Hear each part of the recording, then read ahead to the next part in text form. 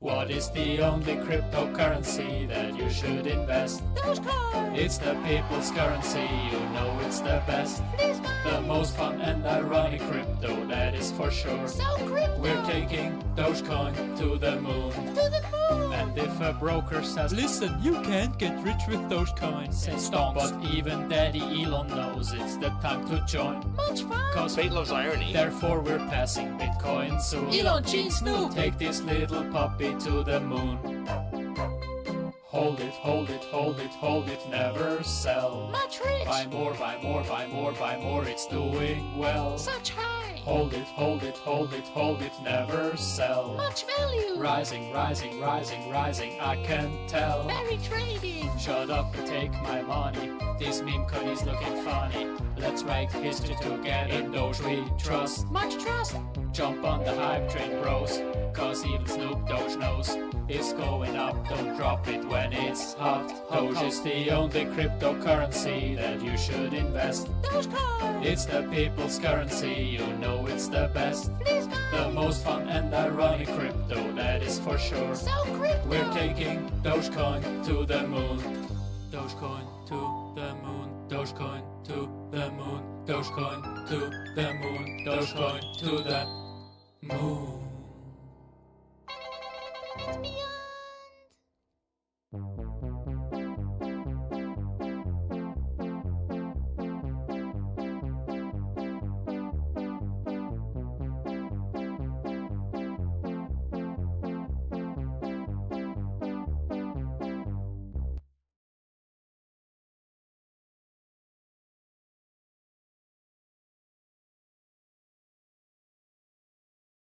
Alright, welcome back to another episode of Dream Tank TV and ReinHardt and Moria Madness. Alright, legit. Alright, so we're gonna go see if anybody's saying anything in the cryptoverse, because we're gonna go ahead and cook real quick. So we'll see what's up.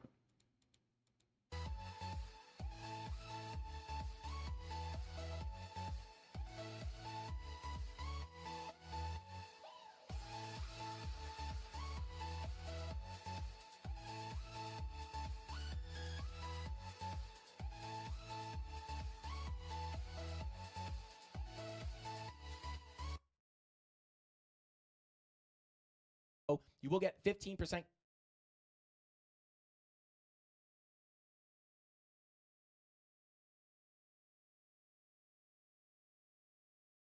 Good morning to the Dogecoin Moon Boys. Welcome to another daily dose of Doge. Can't forget the Dogecoin Moon Girls and the Dogecoin They Thems. We have a beautiful world, so we want to include everybody. I know Davy Boy doesn't like that, but too bad, Davy Boy. Welcome to the crew. Some of the viewers are starting to make some money, yeah. Unfortunately, I think I'm still in the camp that's really just going sideways, but some of you are doing very well. We're approaching the halfway mark of October. Big shout out to our boy Rob G. Hopefully he didn't listen to the Discord and start selling and cheating, because used car is starting to pull away. Rob G is going to have life-changing money if he just holds on. Can't tell him to hold on, though. Not financial advice. You got to do what's best for you. If you feel like you want to cheat, then by all means, you got to cheat. Always consult your financial advisor, which is not me, and make your decision based on what you feel will happen. You are responsible for your own decisions, but Rob G is slowly climbing up the totem pole, assuming he's still holding used car. What is used car? You might be asking, why is this guy talking about a used car? Well, if you don't know what used car is, it's actually Dogecoin inside of a Honda Civic. So that just goes to show you the power of Dogecoin and the daily dose of Doge. Yeah, I'm starting to get some pep again. Top is in, fools. I'm starting to get bullish. Every time I get bullish, we go down. I'm starting to feel it, fools. Anyway, we're approaching the halfway mark of October. We've been making the case for the past however many weeks that once we approach around October 11th to about October 16th, somewhere in that vicinity, we should look for a nice little move. Now, I am going to talk about a little bit of altcoins today, but I'm going to explain why. The first one we're going to be talking about is SPX 6900. If you don't know what this is, it's basically degenerate coin. But people in the chat were shilling this, very few people at that, but I would have never bought this coin. but it just did a 76. Actually, it's still climbing. It just did an 86x and 86x in a month. Oh, wow, it is a month, actually. 1 month, 86x. You might be asking, why does that matter? The reason it matters is because, not for nothing, but this coin actually had the same move, well, similar, not the same, last year, where it flipped bullish halfway through September, and then it pumped 16x into October. The same moves are starting to occur for similar coins. Now, obviously, the majority of the market is not moving. And again, if you're a Dogecoin holder, you might not care about all of these BS coins. But the reason I'm showing them to you is because people are starting to buy the degen coins, okay? And that's relevant because what is the ultimate degen coin? Dogecoin.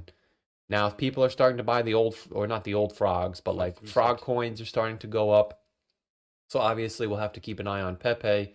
And if Pepe starts pumping, then you'll know that Ethereum is getting ready to pump. Now you know where I'm going with this. Once Ethereum starts pumping, probably, hopefully at least, around this middle mark of October, once Ethereum starts pumping, the Bitcoin dominance will fall. And when the Bitcoin dominance falls, we'll get our Dogecoin to the moon. See, you got to give me a chance to explain everything. I don't try and talk about rubbish for no reason.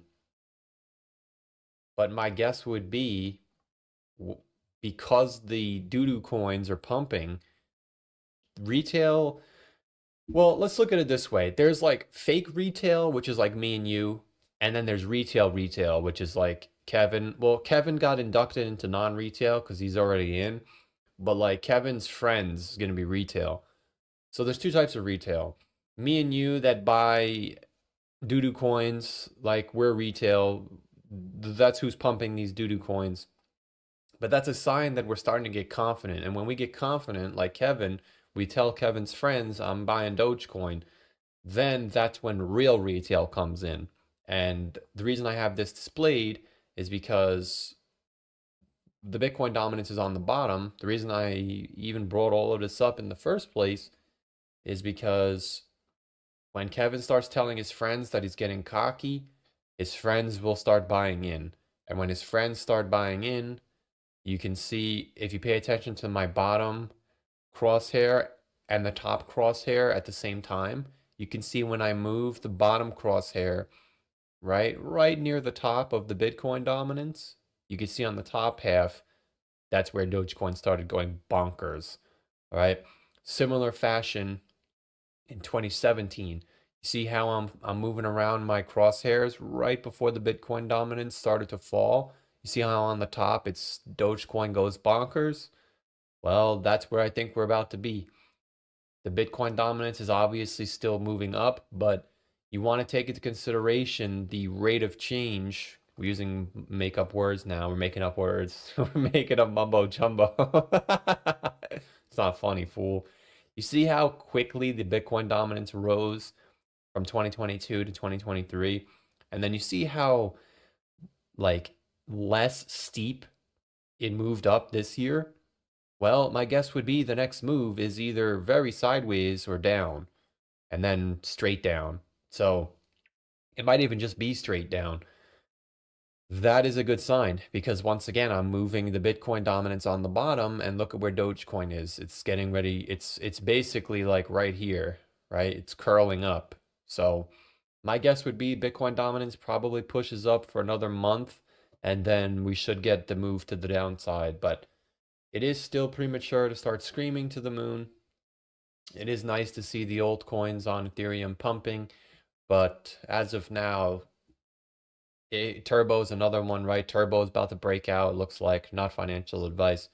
So I think the bulls are slowly coming back. That's the whole point. I think we're just going to have to wait it out. As far as Dogecoin, unfortunately, Dogecoin does only move up when retail is really in the market, which obviously they're not yet. Oh, I don't want to lose my chart. Which obviously they're not at the moment, but I still think 100% we're on track. I think this green box will end up working. I think this is exactly what's going to happen. And I think by the end of the year, Dogecoin is back up to 20 cents. And then, like I say every video now, whenever we blow through the red line, that's where you get your giant old season, and it doesn't really last that long, right? This one was 122 bars, sorry, 126 days. Obviously, 126 days starting from January would be about April, somewhere in April, right? Well, actually, 126 days would be May. So obviously, there's a lot of variables there. Maybe it's shorter, right? Only 100 days, or maybe this breaks out before that. So I don't know exactly what it's going to look like, but you get the idea. The biggest moves don't really need that much time. All right, and then obviously we don't want to ignore the first one either, which was 256 days, which would be your beautiful argument for a 4-year cycle.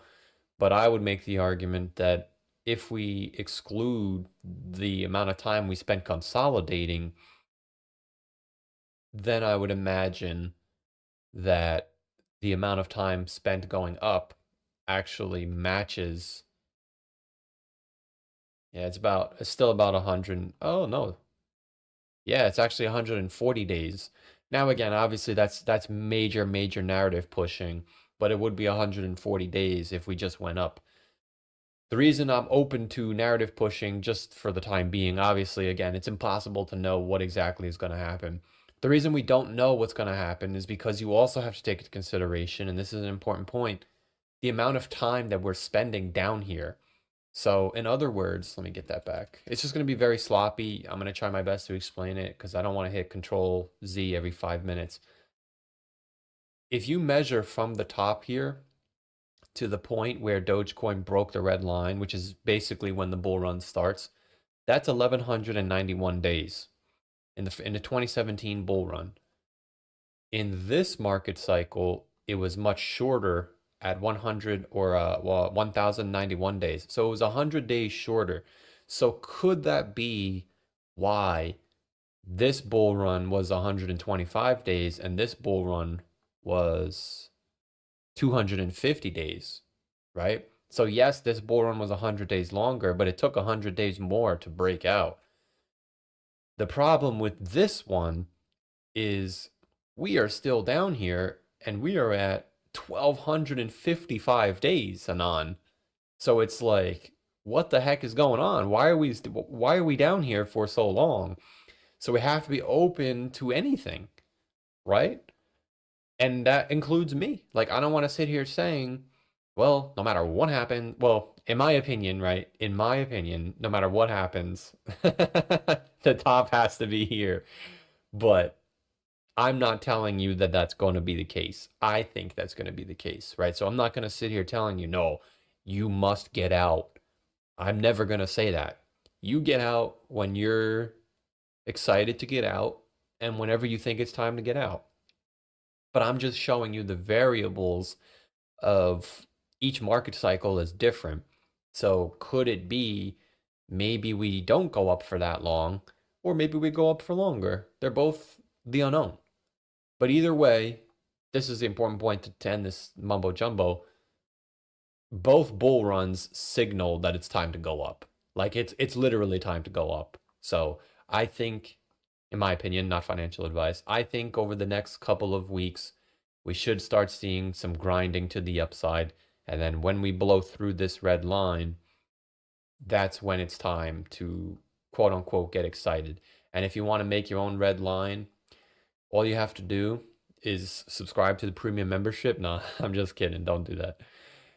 All you have to do is get your fib, connect it from the all-time high to the low of that market cycle, and make sure you put your fib on, it's going to say based on log scale, uncheck that. And that's how you get your own little red line, right? So the reason this is important is because just draw this on your own little chart if you want to, not financial advice. And you can see basically when it's time to get excited, because you can see that whenever we break this red line, it's to the moon, right? And unfortunately, we are not even close to our line. We're way down in the dumpsters with Kevin and the tribe. We're not even close. So, yeah, unfortunately, it does seem to be that this is some majestical amount of accumulation, right? But it is what it is. So I can't make it go up. I do think that we are still forming a nice uptrend. So I do think we will go up. And ultimately, I would make the case that as we head into the middle of October, the end of October, November, December, I think we're going to blow through this and ultimately get a move like this. So that's pretty much it. As always, everything in the video is just my opinion. It is not financial advice. And another daily dose of Doge in the books.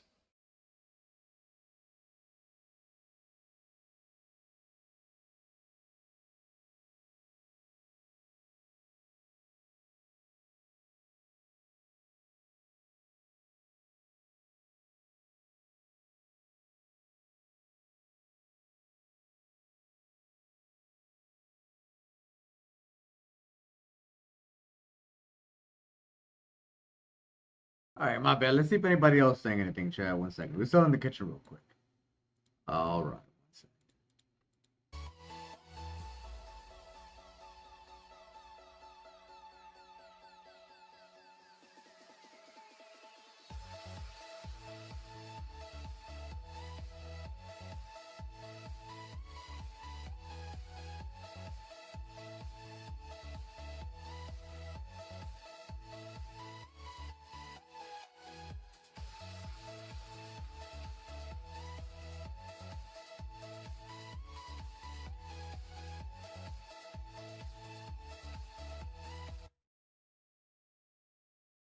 Level, if we are going to 40K, guys, we have to break $55,000. This $55,000 level is a decisive loss, not a quick wick and a quick regain of it, right? Or reclaim. Not a quick dip and a reclaim, but a decisive break below this level and an inability to get back above it is what would call for the 40,000s, in my opinion, in which case 47K would be the next stop. But too soon to call for that, simply put, because... Hey, yo, shout out to you, Scott Seymour. Yo, cheers. Everybody cheers. Says, come on, Doge, get this train rolling, yo, fast. Right, shout out to you, Scott Seymour. Hell yeah. We're going back in the kitchen, though. We got to finish cooking. And then we're going to come back and see what's going on. Hope you're doing good, brother. Hell yeah. Like, oh, I'm willing to let it ride down a little bit. That's not the case, right? What I'm looking at is the golden pocket. Because if we are going to continue this uptrend, this higher low will likely come in at the golden pocket or 786. I would really ideally like to hold that golden pocket. Right? So once we start losing this zone here, technically, definitely not looking towards 40K for above the value area low. If we break below that, we have this zone here to hold us up. We start losing this, that's where it's like, hey, you're playing with 55K, which again, is that macro value area high. Where is it? Right? And then this is like that 786 is really the level that would loss of that level would call for 47K, in my opinion, right? But way too soon to call for that. Right now, I'm looking for higher low, bigger move to the upside. If that changes, I will change my plan, and you better bet your bottom dollar the Mafia is going to be making money no matter what happens. All right, let's go ahead and continue on. Shout out to all 918 of you guys tuned in right now. Smash that like button if you have not already. Every 100 likes we get gives you guys some free chances to win some free crypto on Friday night's live stream. Shout out to Captain Kirk. What is going on? Welcome in. Show Captain Kirk some love, who is really Sergeant Kirk, technically now, I think. Correct me if I'm wrong, Cap. What is going on, Cap? Good to see you in here. Let's see. Do I have an update on the 2-day and 3-day money flow? Weekly money flow still up? Yes, I will update you guys on that right now. If you guys want to see your favorite altcoins, go ahead and drop them in the chat right now. Rob the Crypto Snob will count up the votes. Rob, let's do like 3 alts tonight. Maybe I'll freestyle some of them. I will look at Turbo. I missed that one last night. I will catch it for you guys tonight. Let me take a sip of the water, guys. Let me take a sip of the water. Shout out to JJ. JJ's Cryptic Corner said, Frankie, love the stream. You were talking about being able to profit take the other day. Loved it. Just started streaming myself. Would appreciate the shout out. Well, shout out to JJ. Shout out to you, bro. Take those profits, my brother. Take those profits. There's your shout out. Shout out to JJ's Cryptic Corner. Shout out to you, bro. All right, let's see. Bada boom, bada bing. 58.5 is a magnet. Oh, baby. Oh, baby. Have a look at Rune. Yeah, spam those altcoins, guys. Yo, shout out to Crypto 101 said, love. Look, Mr. Calf, we're not losing any more zones. Don't ruin the party. No. Not ruin the party. The party is still on. Party is ruined, in my opinion. Not even ruined yet. But once again, party is... The cops get called at 55K. But there's still a chance for the cops to knock on the door and tell us to turn the music down a little bit and we can behave ourselves and they'll let us rip again, right? But if we start, if they start... Here we go. We're gonna plot this out. Where's it at? Macro VP. This, we get down here, the cops get called. The cops are getting called. Right? The cops start knocking on the door, and we open the door, and we don't let them in, they might shut us down. We might go to 47K. So, but again, I am not calling for this. I'm not even looking at this just yet. Just someone brought it up, so I wanted to look at the lower levels. Right now, very simply put, there's your main range. Last line of defense before we could start worrying, in my opinion, is don't lose that 786. Coming in right here, 55.2. There we go. Shout out to Crypto 1. Crypto 101. We're going to keep the party going, baby. I'm not leaving. I'm not leaving.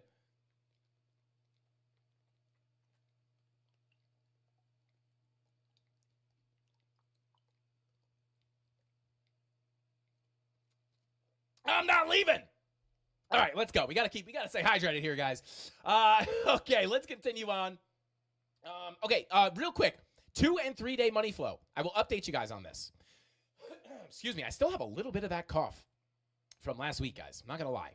It doesn't I'm not sick, but I just can't clear the throat. Here's the thing. It's in the red. That's a fact, right? Money flow is in the red here. This takes time to develop, though, right? This takes some time to develop. So, could it come up, cross into the green? Sure. Could it come back down, come into the red? Sure. Is it going to take a lot of time for that to develop? Yes. Is that hard to pull a conclusion from? Yes. But binarily, right, from a binary aspect, it's in the red. We have to keep that in the back of our head because as long as this money flow stays in the red, the continuation of the overall downtrend is still technically in play, right? Till we break above that trend line, right? I'm not a big trend line guy, but in this for this specific point, right, or this specific reason,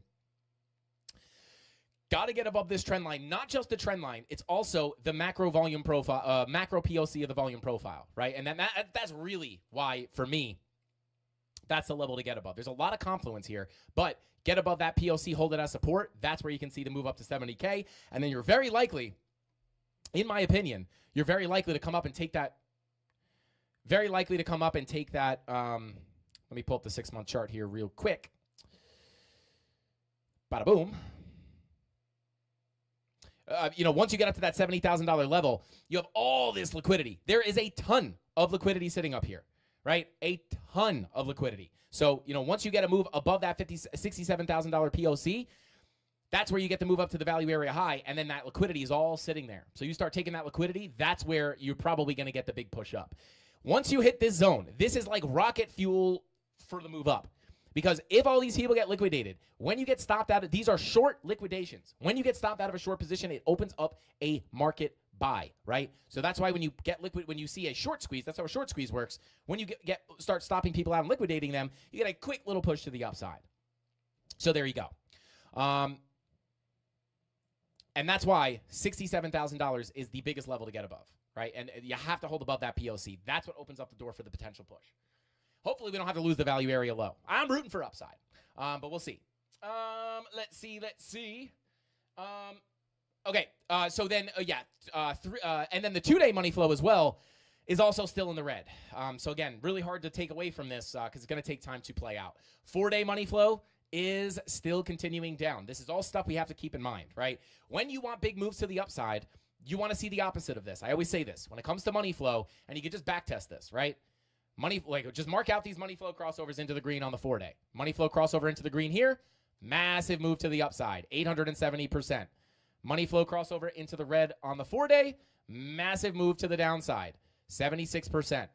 Money flow crossover into the green on the 4-day, pretty big move to the upside of about 57%, right? Then we faked out into the red. Once you got your next money flow crossover into the green, massive upside of about 181%. So you want to see the money flow crossing into the green, not coming down into the red for big moves up. This would be more indicative of a pullback, right? Or, I mean, honestly, backtesting it, some kind of a big move down, right? But it is not crossing over yet. This is not necessarily this is typically where price starts taking off. So again, I am being very cautious with this money flow, but I'm also not making huge bets on huge moves down because of it. Because if we're going to see high time frame money flow fake out into the red and get another move back into the green for a big move up, something like what we saw here, I think this is probably a bit more likely just because of where we are in the cycle, right? Get the crossover into the red, it kind of just fakes out and then comes back into the green for another big move up. I think that's more likely here because this is just simply usually the part of the cycle, even if you get a little turbulence, like this is typically where things start having fun, right? But we're going to play it day by day until we see that crossover into the red. Like we'll cross that bridge when we get there. It's too soon to call for that, but it is still there. It is still there. It's just not as much of a worrying situation because we're now at higher prices, because we're seeing a potential higher low form here. If we come down to 57K, which could change the overall market structure to the upside, it'll break this downtrend likely. So yeah, playing that by ear. Weekly money flow also coming up really nicely, which is interesting because the way this weekly money flow has been coming up, I would think that the 4-day, the 3-day, and the 2-day would be coming up more aggressively, showing signs like that on the weekly. But also your VWAP is coming down, right? So sure, your money flow is the overall trend, but if you get that weekly red dot, still could have some sideways or a little bit more downside before the push up. But again, we'll be trading every move from now until then, and I will keep you guys updated as new information comes in. But let's see here. Monthly VWAP is coming up. I said this the other day on the live stream. I do think, regardless of what happens before we get this monthly green dot, whether we get the pull back, whether we get a small pull to 58K and then a big move up, whether we consolidate before a big move up, whatever happens, this VWAP is the thing to watch. Once you get that next monthly green dot, I mean, last monthly green dot was basically the start of this move to the upside, right? That last big move. Whoops, come on. What are we doing here? Get over here. That last big move to the upside of 181% was right on that green dot on the monthly. So once we get that move and that green dot on the monthly, probably going to be a pretty nice move, right? So there you go. Bullish long term, just looking for shorts in the short term. Short term, long term. So there you go. Let's see. Bada boom, bada bing. Shout out to Crypto 101 said, Mavia, check if you smash those like buttons or not. If not, we may lose those zones as karma. You know what I mean. You know what I mean. Smash those likes. Yo, what is... Oh, yo, that emoji is wild. Smash that like button, guys. We're going for 550 if we get it. I mean, should we up the ante here? I'll give $100 in someone's favorite crypto. Let me know. Tony D, can we do a poll? Can we do a poll of what coin? Let's do... Solana, I don't know. Solana. Thank you, Rob, for those altcoins. I will go ahead and pin that. Thank you very much, my friend. And thank you for your service, Rob. Let's see. Shout out to Ahmed. Said, what is the best AI coin for long-term investment? I would say. Shout out to Mikey20. He said Render. Yeah, Render's good. I own a bunch of Render. There's a lot when it comes to AI, to be quite honest with you. But yeah, shout out to Tony D. Thank you for dropping that poll. $100 in Ondo. Let's go. I don't know, Tony. Take whatever everyone's spamming right now. What do you guys want to get given away? Do you want Solana, Render? What do you want? Arrow? Let me know what coins you guys want. And then Tony, put some of those in the poll and see what everybody wants. Safe Moon. Shout out to Kyle. Fun fact, guys. Frankie Handles doesn't win all of his trades. That's obviously unrealistic, but I also do get absolutely destroyed sometimes, like when I bought SafeMoon 2 days after it came out and turned $100 into 14,000 or 15,000 and then watched it go all the way back down to 0. Do not be like that. Shout out to Mrs. Candles. Oh, she's looking a little shy. She's out of here. She's gone. Okay. All right, Mrs. Candles didn't want to show any hand today. Come on, Mrs. Candles. We need the likes, Mrs. Candles. They love the hand. Anyway, let's continue on. I'll take a quick look at Ethereum, or Erythrium, as your grandmother might call it. Let's take a look here. What is this? What is going on? Why won't you... What? Confirm... Oh, the heck? Never even seen that before. Okay. So Ethereum, same thing stands for Ethereum, guys. Honestly, not a lot to update here. Again, a lot of the altcoins are going to A lot of the altcoins are going to follow Bitcoin, right? Obviously, things are some things standalone. Turbo, Sui, a lot of these things will move on kind of on their own thing, on their own time. But for Ethereum here, same plan as before, right? Got the move down to the POC. We got the retracement. If we lose this POC, I would much rather see a move into the value area low where we have the 2 dailies and the 786 Fibonacci retracement, right? Once you lose the POC, you're looking for the value area low. Once you lose the golden pocket, you're looking for the 786. Luckily, those are all in the same exact zone here. So we come down here looking for longs. If we don't get the confirmations for the longs, I will be looking lower to these potential next levels, right? You have a monthly naked point of control at 2032. And you have these kind of like untapped wicks. These untapped wicks, as I've been saying, like even before we got the big move down here, these untapped wicks are somewhat suspicious to me. These are suspicious to me. It doesn't mean you have to come take them, but it is, and technically it's not impossible to bounce from here either, right? But you have the daily red dot printing again, 16-hour red dot printing, 1 hour money flow in the red. Where's the 45-minute money flow in the red. So yeah, there's no guarantees we get down there, but for me, if I were looking for a long on Ethereum, I would much rather come down to this level rather than long the POC. You could have already longed the POC, and again, you wouldn't be looking at this as a massive rip to the upside, but rather a lackluster retracement to put in a lower high and continue to the downside. So I'd really like to see ETH come down there, and that's where I'll be looking for longs. If we don't get the confirmations, looking lower to those next levels. Key level, like real big level, if we see some kind of like, I don't know what would bring us down here, but if we were able to see a really big move down, monthly naked point of control at 2032, I'm not calling for that level. I'm just saying that's worth having. Monthly naked point of control is a strong level, right? It's a very important level to watch. So, if you're looking for like a, oh my God, mommy, help me level, that's going to be it. Let's see. Shout out to Golden said, yo, shame, Tony D. No BTC on the poll. Yeah, shout out to Golden. You guys are funny, man. Let's see. New coin called BTC. Shout out to Gen Z. Wow, you guys want Bitcoin? We can give away Bitcoin for sure. Let's see. Okay, so let's move on to Arrow. We got Arrow, Caspa, and KDA. Let's get it. Shout out to Kadena. All right, let's see. Arrow. Let's take a quick look here. Where's the live stream chart? Let's pull up Arrow on the live stream chart. Let's see here. Bada boom, bada bing. I don't think that's our current. Is that our current chart? Nah, here it is. Okay, so yeah, I mean, these are definitely the levels I would look at, right? This is kind of what we've been looking at. Let me just see something here.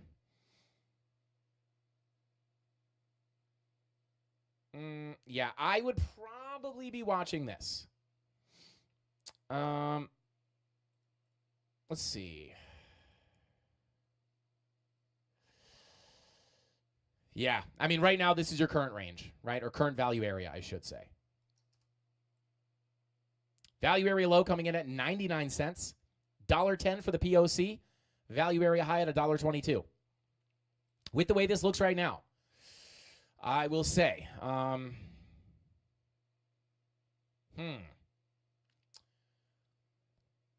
let's see here. I don't love that we didn't tap this value area low, but it is a key level. It is definitely a good level. So I would say, let me see this range. Let's make sure this is pulled. Doesn't really change much. Move this up slightly.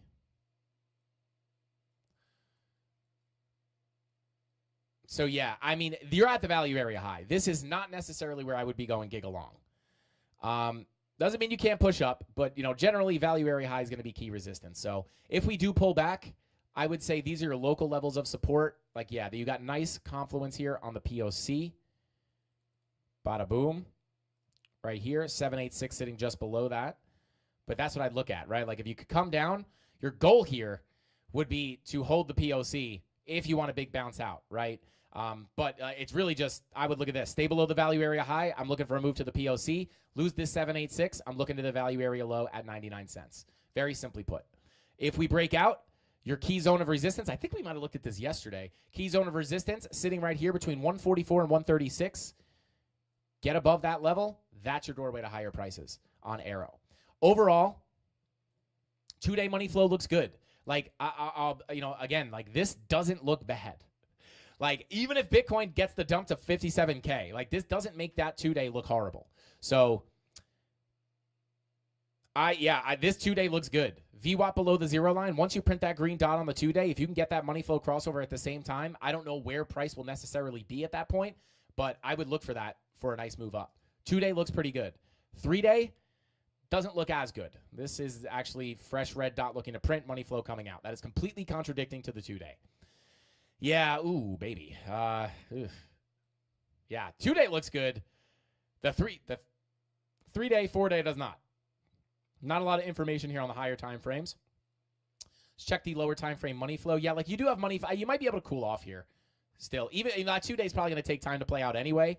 But, money flow trending down on the 6-hour, 4-hour money flow about to cross over into the red. I would look for a cool off. These are the levels of support I would look for. In the meantime, POC, value area low. So there you go. And then, if you did wind up getting a nicer move to the upside, right? Let me see here.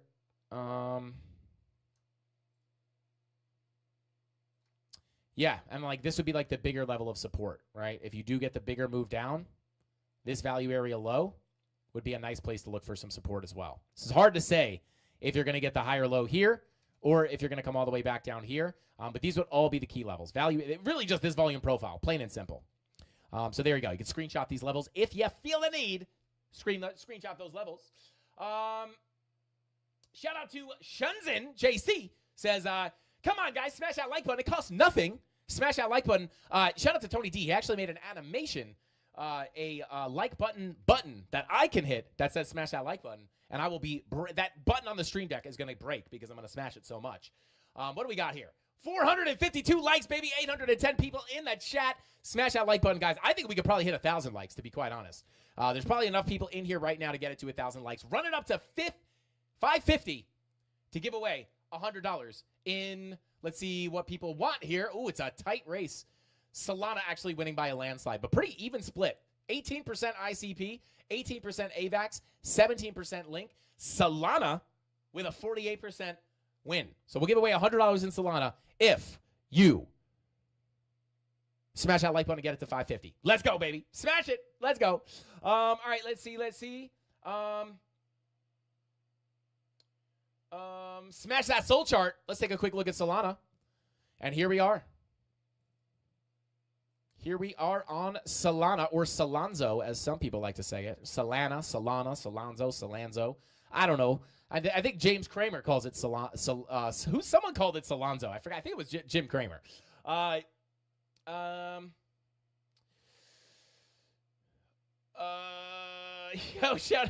out to Kentucky. He says, I'll smash every video you put out if Arrow does a 30x. All right, let's go. Arrow to the moon. Let's get it.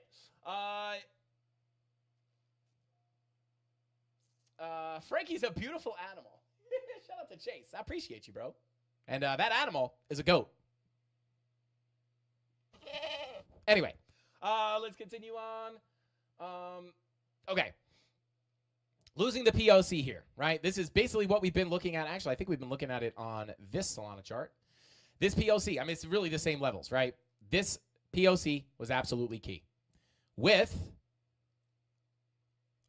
daily money flow coming out. Let's see the 4-hour real quick. 4-hour, yeah, I mean, you lost the POC, right? And our kind of overall thesis on Solana right now was rotation from the low, right? Deviate from the low, get back above, stay above it. Next likely place for price to go is the POC. Flip the POC, get a move up to the value area high. Reject the value area high, come back down to the POC. Now, not impossible to just bounce off that POC. However, because we didn't get the full rotation, in my opinion, if we're able to stay below that POC, I'd be looking for the daily at 131. Lose that, come down to the value area low at around $125 for Solana. That is what I'd be looking for. Very simply put. And to be quite honest, I mean, daily money flow coming out, 16-hour money flow coming out, 12-hour money flow coming out. It's obviously going to take a bit of time to play out. 8-hour money flow coming out. 6-hour money flow crossing into the red. Yeah, this money flow is kind of chopped up, to be honest. Yeah. 5-day red dot printing. Is it a blood diamond? Oh, baby. We got the 5-day blood diamond here, guys, on Solana. This is not a good sign. This is the first 5-day blood diamond we've had on Solana, at least here on the Bybit perp chart. Not good. If this confirms, this will likely have the power to bring us back down to that value area low. But at the end of the day, just playing that volume profile from the lows to the highs, looking for longs at the lows, looking for shorts at the highs, very simply put. So there you go. Watch that blood diamond. That is not a pretty look. 6-day red dot also printing. No blood diamond, though. Weekly red dot also printing. So, yeah, not impossible to kind of bing bong around here, right? Now, even on Bitcoin, right? Like, same thing with Bitcoin. Just because we're looking for potential dump down to 57K, that doesn't mean that we're super bearish on Bitcoin, guys, right? In the grand scheme of things, if we come back down to 57K, like, it's just part of the range, really, at this point, right? Like, 57K, back up, right? Like, we could just, it's pretty boring, right? Like, a dump down to 57K is not that scary. I know a lot of people get nervous over these moves. I know a lot of people are like, oh, my God, 5% dump. It's going to zero. What's going on? That's why you got your boy Frankie Candles here to help you out. But, it's not, it's not that crazy, right? Again, until we lose 55K on Bitcoin, wow, got that line almost exactly at 55K. Until we start losing that macro value area high for the move down, this is where we lose this low. That's where I'm worried about Bitcoin. Not up here, not at 57K, not even close. So I would actually like to see the bigger move up, even if the move goes down to 57K. All right, let's see here. Bada boom, bada bing.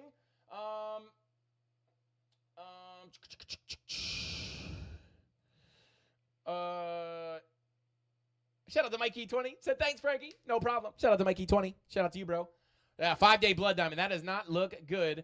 Shout out to Bento. Shout out to you, bro. Said, hey, bro, awesome what you do. Thank you. I appreciate you, brother. Thank you so much for that. He says, what do you think about DOT on the chart? It's my biggest bag. Well, hey, shout out to Bento.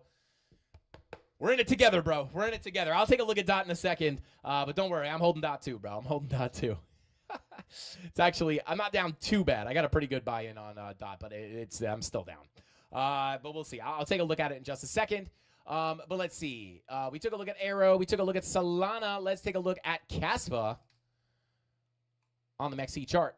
Not on the MEXC chart. Let's take a look at Caspa on the KuCoin chart. Not on the KuCoin chart. Let's take a look at Caspa on this chart.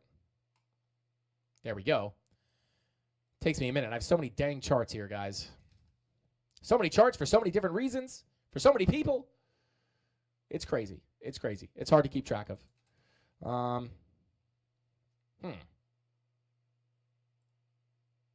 I guess it's the MEXC chart. All right, let's see here. I feel like we have an updated chart on Caspa, but we'll just roll with this. All right, let's see here. So, no. Yeah, this is the one that we were looking at. So, yeah, I mean, you lose the 786. I think you're at risk of coming down to 10 cents. This is what we were looking at last time. I remember now. So, yeah, I mean, hang on.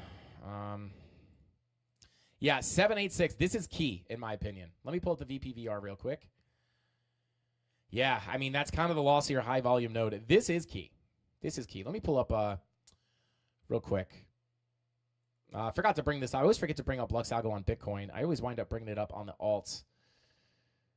Just looking for that high time frame. Yeah, I mean, 4-day. Yeah, this 4-day smart trail. I mean, you've been, as long as you're above this, it's basically up, but you are testing this thing. This is your key level. Like, you flip this bearish, I think a move down to 10 cents is likely. This is key. Absolutely key. Key. Don't want to lose this. You lose this level, you lose the smart trail, you lose the 786. Also, let me organize this real quick.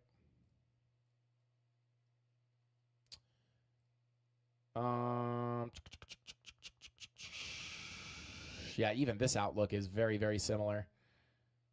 Let me hide this. Drag this in here. Drag this in. Boom. Okay, so.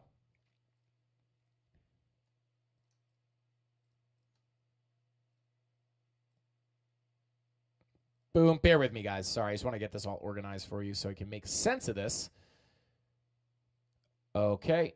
So here we are, right? A couple different contexts to look at here. But either way, they all point towards the same thing, which is nice, right? You want multiple things pointing to the same thing. You want multiple things pointing to one thing in order to call for a strong move, right? So this is your macro profile. Came above the high with, bearish confirmation, right? Higher highs on your price action, lower highs on your Lux oscillator, right? RSI, whatever you're using. In this case, the Lux matrix oscillator matrix. Bearish divergences, back into the range, can't get back above that high. Where do you go? Right to the POC, and now you are holding on to the 786/4-day smart trail for your life. If you lose this level, I think it's very likely to get a continuation down to the value area low at 10 cents. That's how I'd be looking at Caspa. Now, if I hide that, right?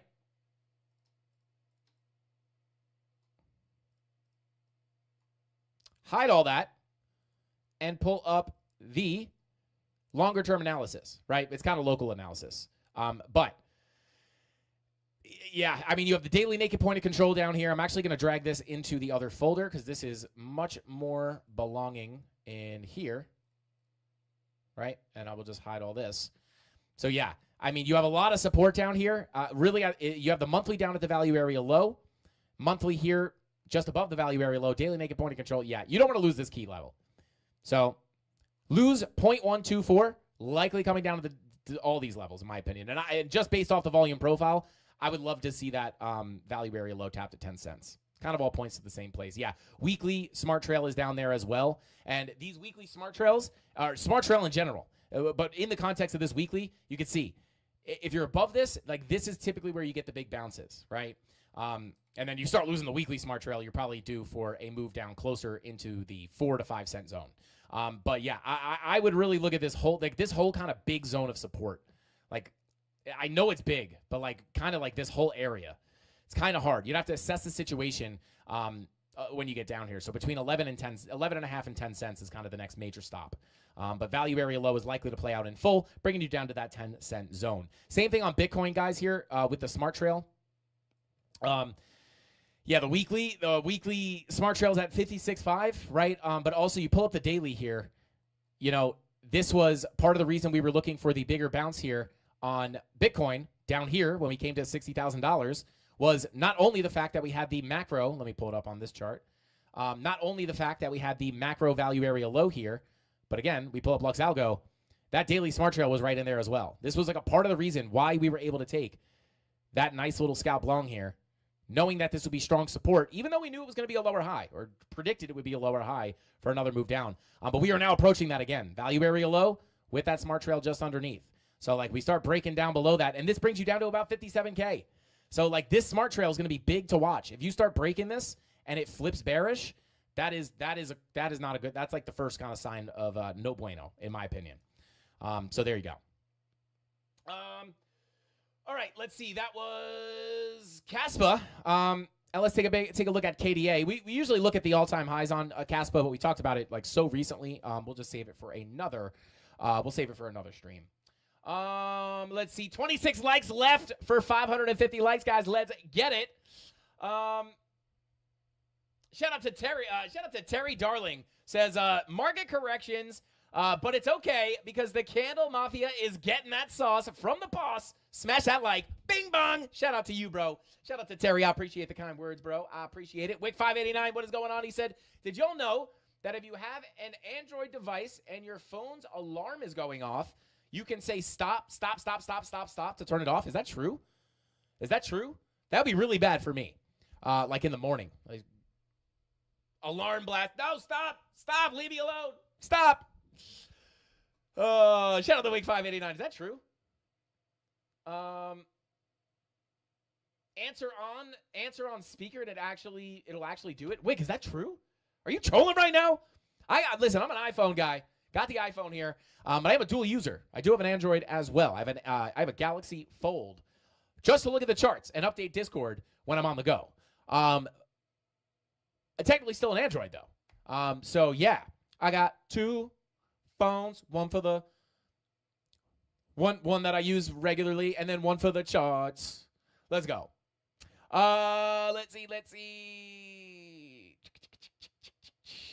Wix Wi-Fi 89 said, did y'all know sometimes you're not even talking to your device, but it's talking to you? Shout out to Wix Wi-Fi 99. Sometimes my phone's the only thing that will talk to me.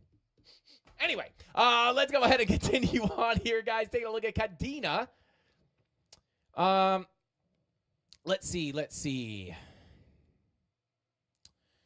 Bada boom, bada bing. Yeah, Cadena. Let me actually pull up this on the live stream chart, KDA. So here we are. Let me just hide the indicators real quick. Okay, so we haven't looked at this in a while, I don't believe. That's Cadena Bitcoin.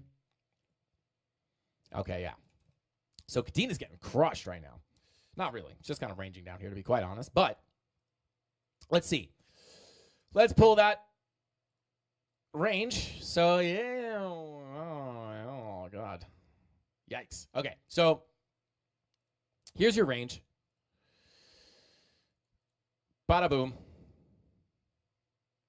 Bada bing. Let's see. Boom, boom.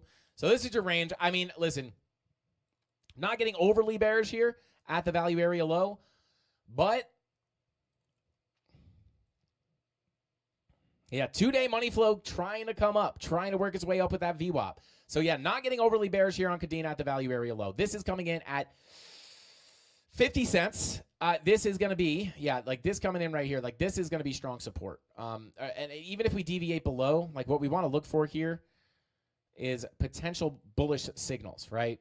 Like if you can get oh baby, like yeah, if you can get that 4-hour bull div to print, it's not even close to printing yet, but if you can get that to print, could be able to give you a little bit of a bounce back to the upside. But I would just be playing this range, right? I mean, pretty simple.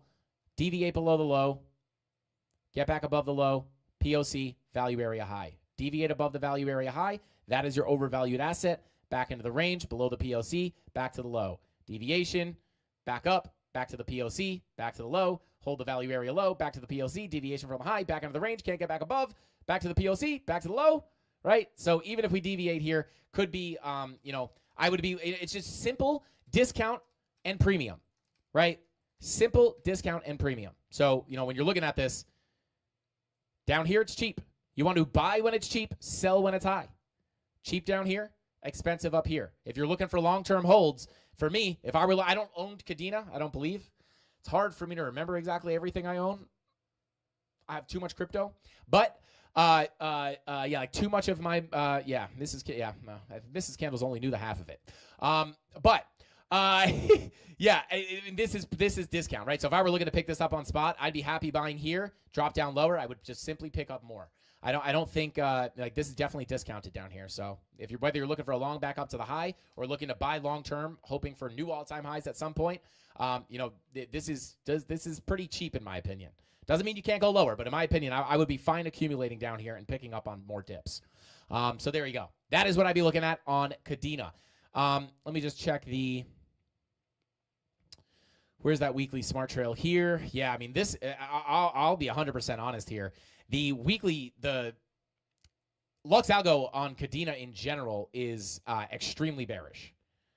Like, just stuck bearish. Like, weekly smart trail is like, yeah, I don't know how much lower this thing can go, to be honest with you.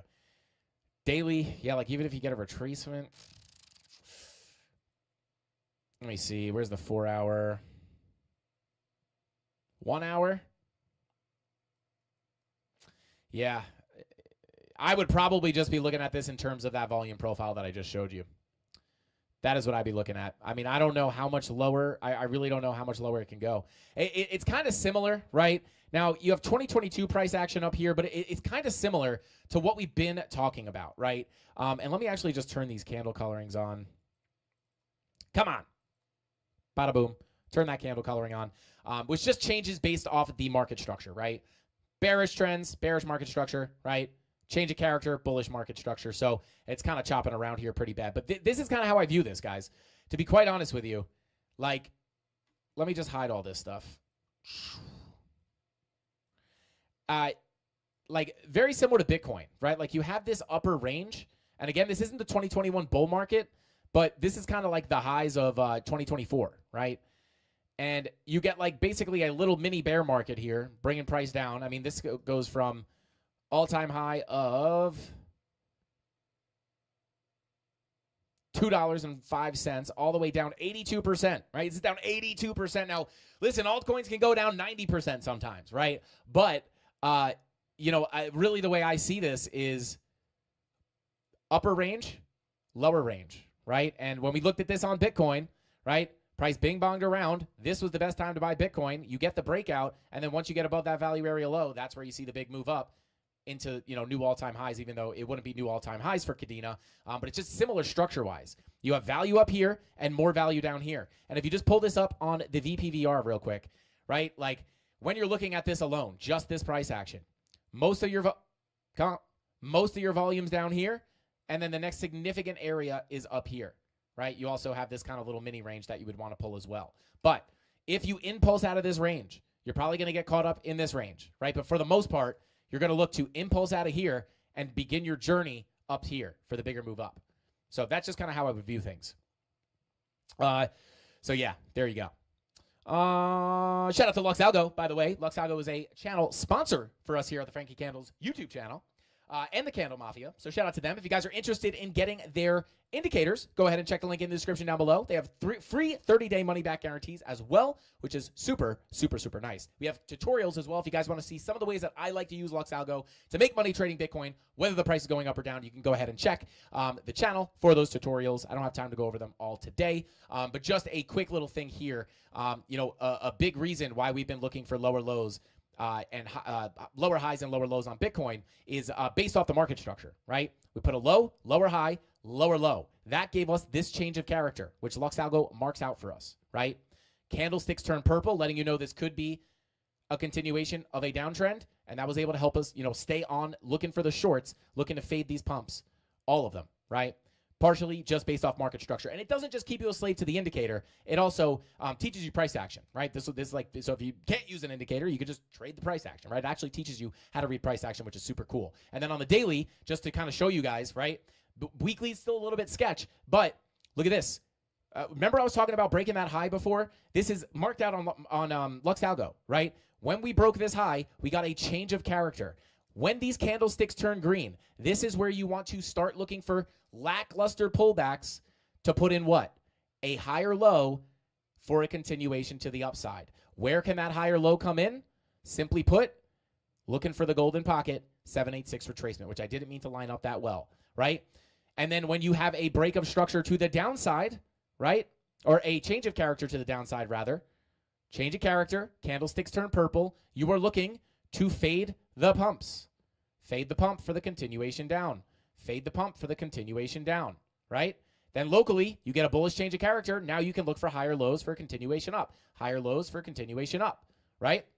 That's just simple changes of character for you. Simple market structure stuff. But again, this is another reason why I'm not just mega bearish on Bitcoin right now, right? Weekly is still a little bit suspicious, but because we broke this high, we could be changing trends as long as we can get a bounce here, right? That would be nice. That'd be very, very nice to see. So with that being said, guys, I think that's all the time we got for tonight's live stream. Shout out to Mads and Lizzie says, beat a computer, Frankie. You want to beat the computer? I need it, though.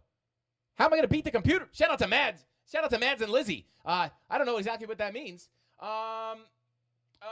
Let's see. Ride with the waves, baby. Shout out to All Set. But guys, I think that is all the time I got for tonight's live stream. Thank you guys so much for tuning in and sticking around till the end, hanging out here with your boy Frankie Candles and the rest of the Candle Mafia here. I don't know why I can never get this hat straight. It bugs the heck out of me. But guys, thank you for tuning in. 550 likes, baby. Let's go. Shout out to the Candle Mafia getting us those 550 likes. I guess we got to give away some Solana. We're going to give away $100 in. So, miracles happen, 4th and 31, but then you get, sometimes you get Alabama Vanderbilt game. And then it's like, oh, okay, Alabama losing to Vanderbilt. It's like, okay, we're going to 58-4 for sure. Yeah. Heart line of channel. Just seems kind of likely and on deck Which means what? Like, it's not really that crazy. It's not like, oh no, we're gonna crash. Dude, it's like, oh no, there's like 3.5% downside potential. If things get bad, then you're talking like 4.6% downside potential if you hit 57.5. And then in between there is when I lose my bet to Mama Ivy. I've got 5 days until I win my bet. We need 5 more days to keep the price propped up to win my bet versus Mama Ivy. My bet was by October 14th, Bitcoin will not have touched 58K. So it's almost like I'm betting on the under. Okay, let's run the clock out, please. Okay, that's not great. I mean, it's just not great.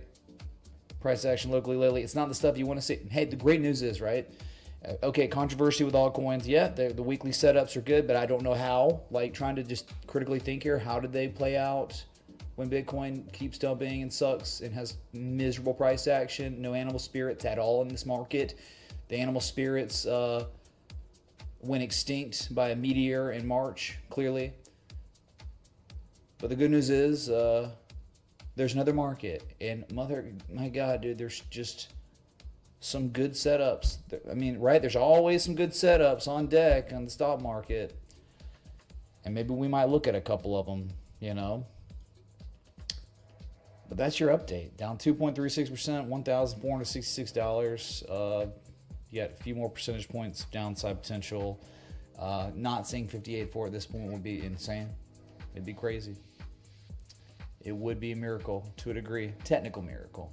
All right. Bitcoin dominance.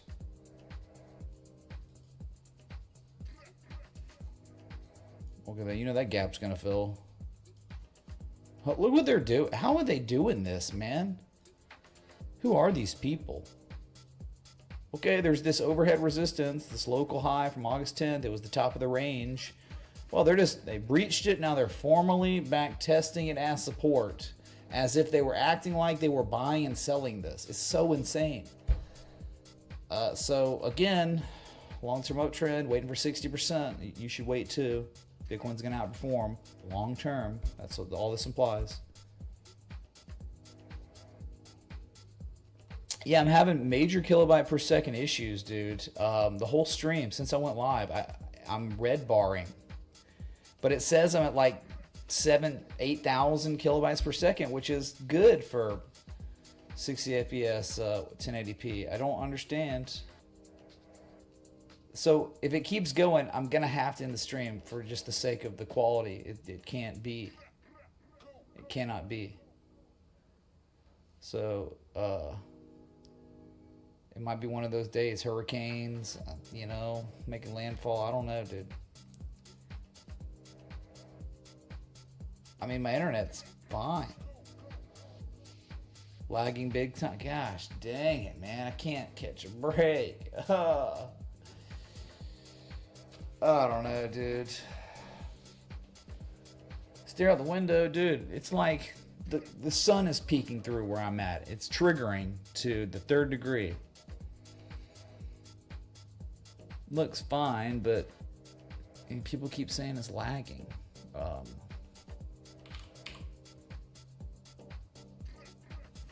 Bitcoin futures. I'm from the future, and I caught follow through on the bearish engulfing candle, which is miserable. Oh my God, look, a lower high locally than the previous high. Still above the 200, still above the key levels, so you're not dead yet, but why are you doing that? Why are you gonna paint such garbage price action?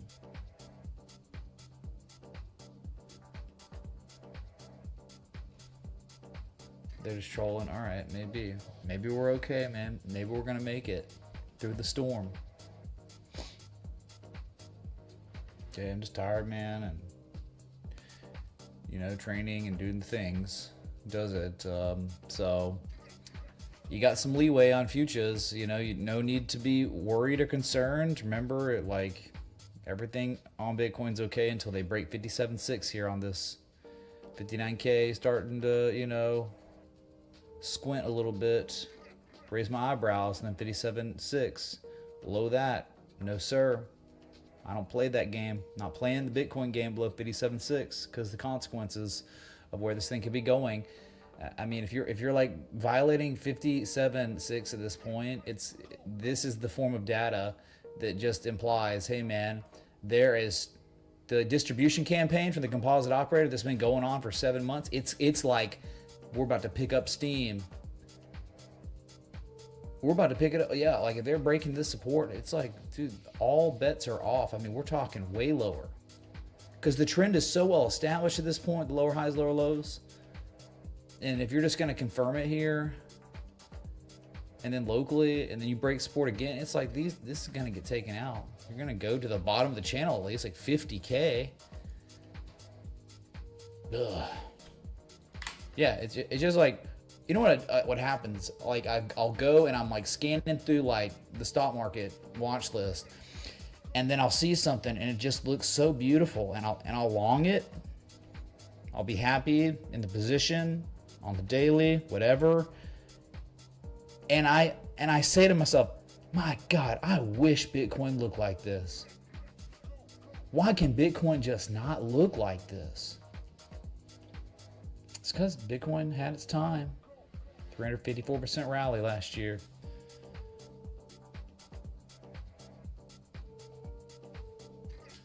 I'm not lagging, hype in the chat. Let's check out the hurricane for 1 second.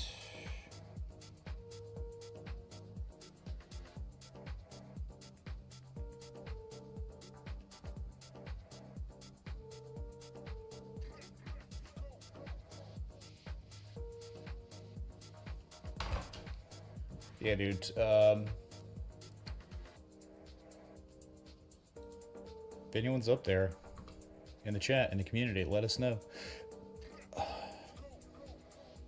As you can see, in the last couple hours of trading on the stock market, that's when Bitcoin sell-off accelerated. If you look above me on the 4 hour, breaching that 4 hour 200 simple moving average, as that was the level of defense from the beginning of the month, October 1st to the 3rd.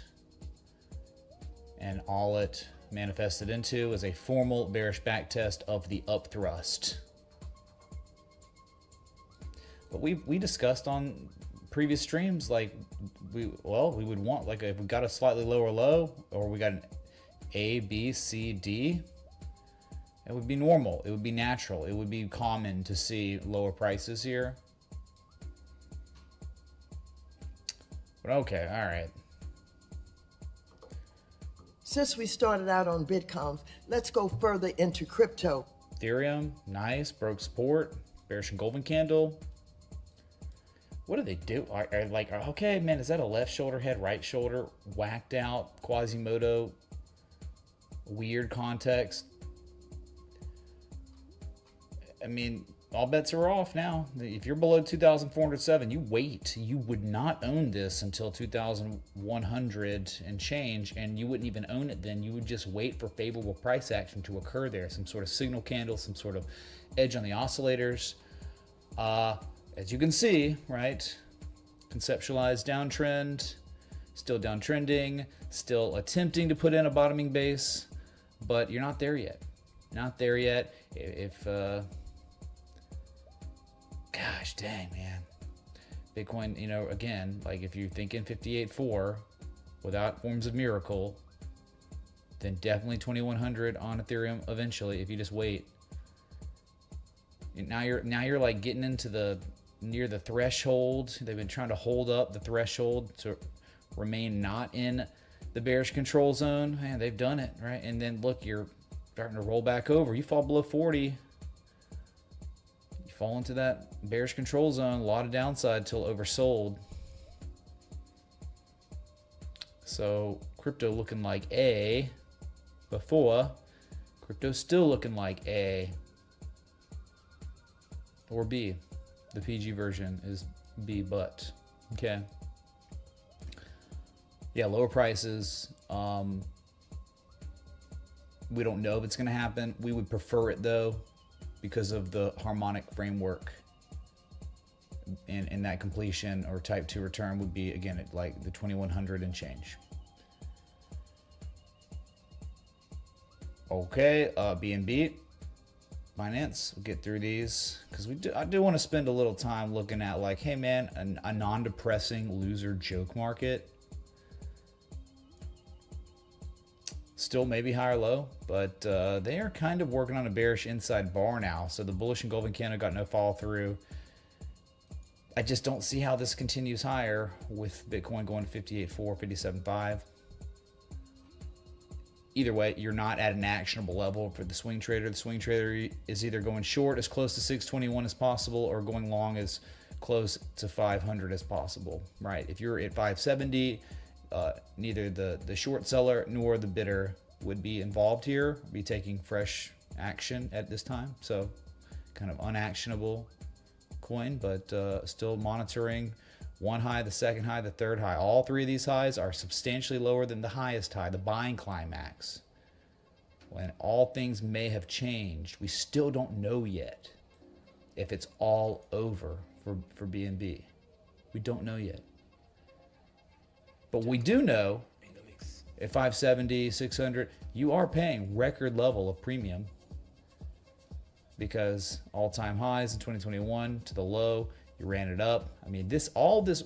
So you had the one up thrust all-time high. Congratulations, type in the chat. But all this other price action witnessed between March and now, it is all happening at the magical Fibonacci node we call the Jesus zone at this point. Patent pending, the Jesus zone. The 88% retrace. Such a lack of demand since the recovery, though.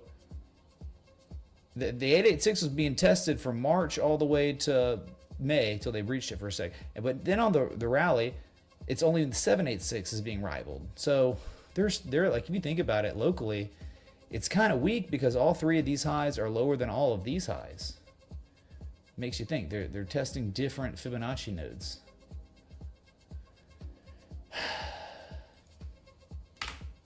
Okay. Solana down 3%. Just get wrecked, dude.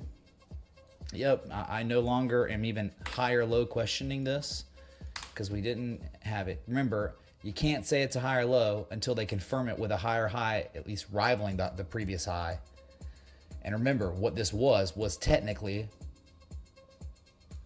by the grace of Satan at this point, I mean, from this high to low, what is it? 88% retrace, dude. The deepest retrace. Not a 100%, not the same high, a lower high.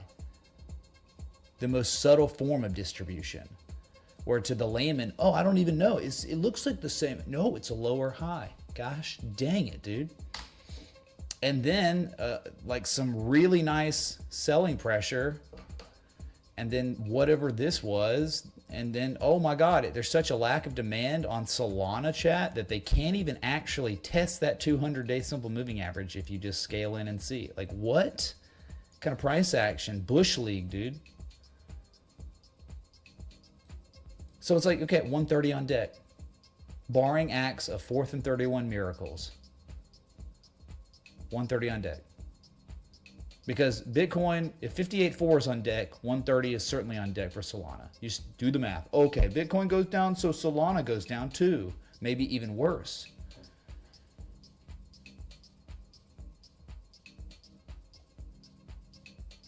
I'll tell you, man. It's a rough market now. It's a really rough market.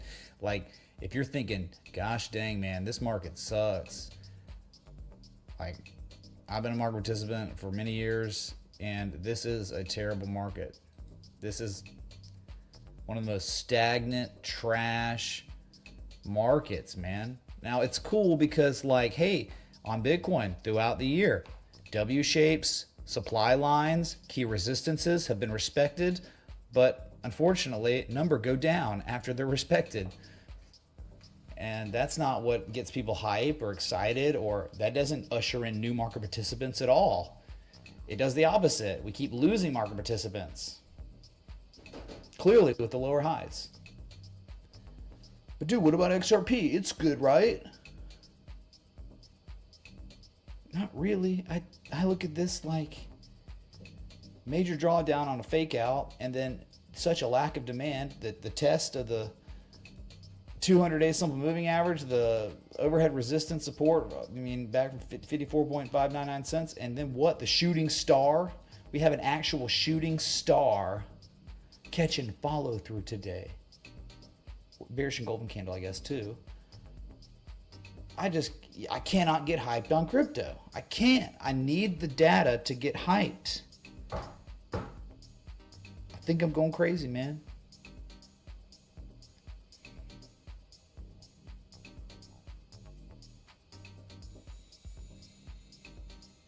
It's just fugly, man. They're trying once, they're trying twice, but there's no indication that this is even done. That this, like, there's definitely demand at 50 to 51 cents. Understandable, we get it. But if there was really demand, this second time, you wouldn't be rejecting the 200 resistance, shooting starring, rolling over, going for another test because what's happening, the sellers are absorbing the remaining demand here because there's probably a lot. 50 cents, major psychological level, as well as a very real level on this chart from history. So can't sign off, can't be like, oh, I'm so excited, dude. I'm not excited about XRP. Give me some price action that would correlate favorably here. Not, this is a joke, absolute joke.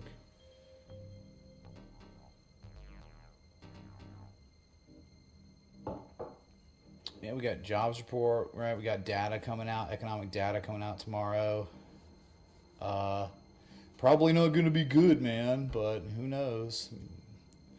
Forget crypto for a minute, okay? Because it's just normally depressing to look at. For now, you know, things will turn around when we get the new data that presents hype, but till then we just gotta, like, understand there's another market and it's not the same color as the other one, as the crypto all-time highs, chat. Up 0.69%. That boy is good.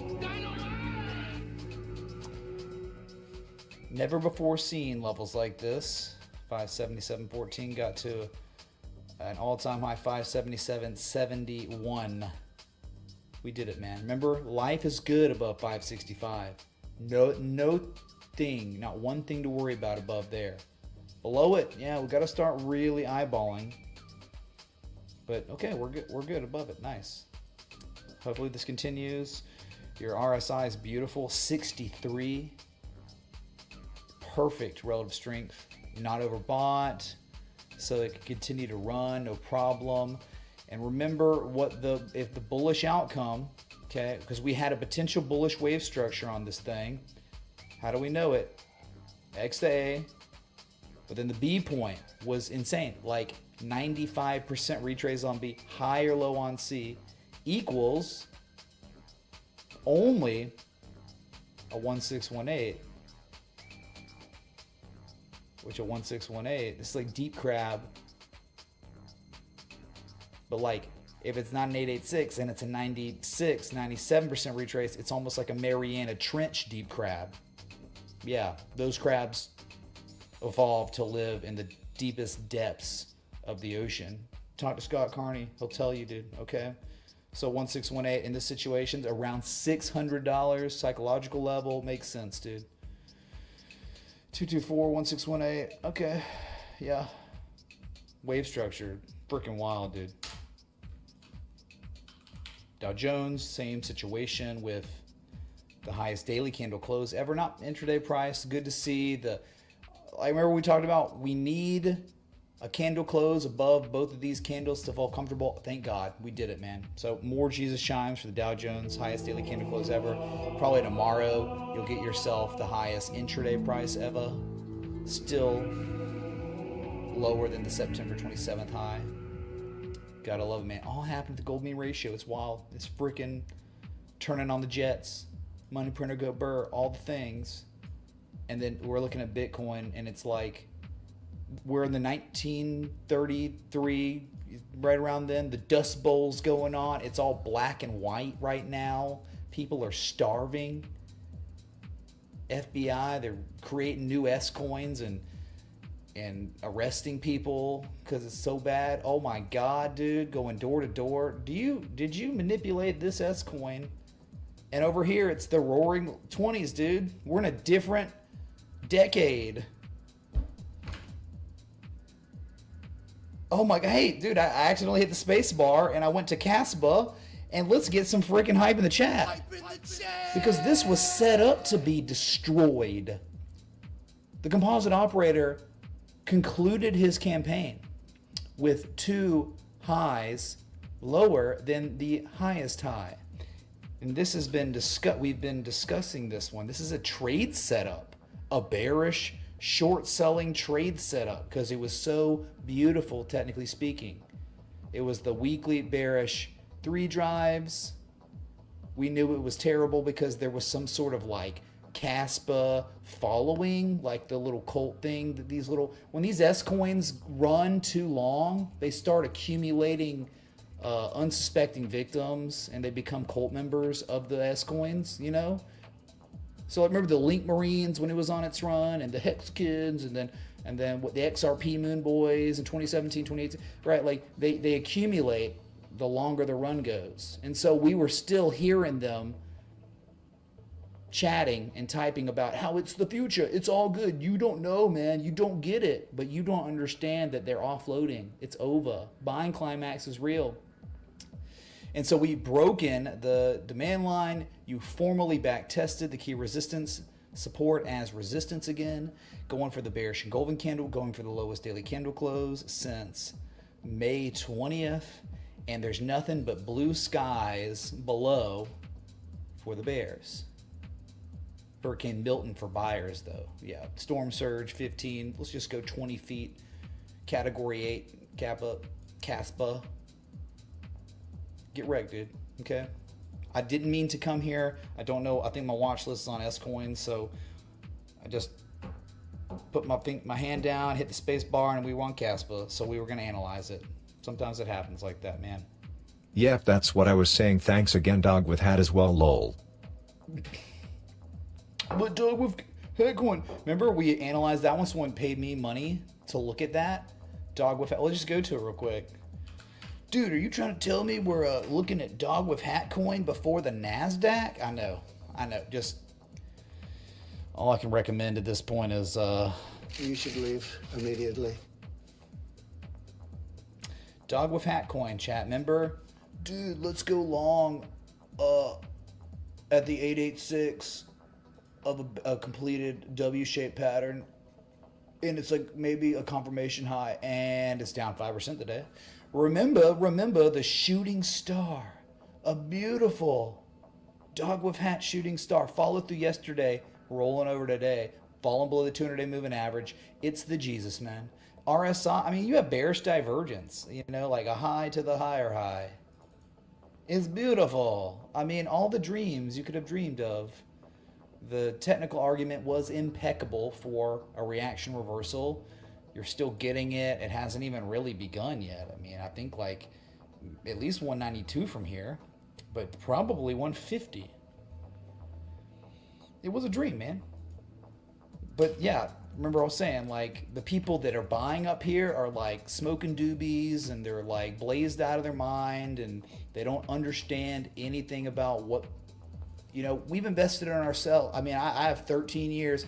I can't imagine how many hours this collective community has put into investing in themselves, identifying these structures, understanding Fibonacci, bearish reversal patterns, and candles. Like, probably a decade, or I mean, not even decade, like probably like 100 years, man, of like people investing in themselves in this world, in this community, and the people that are not in this community that are just like, I'm just buying Dog with Hat coin.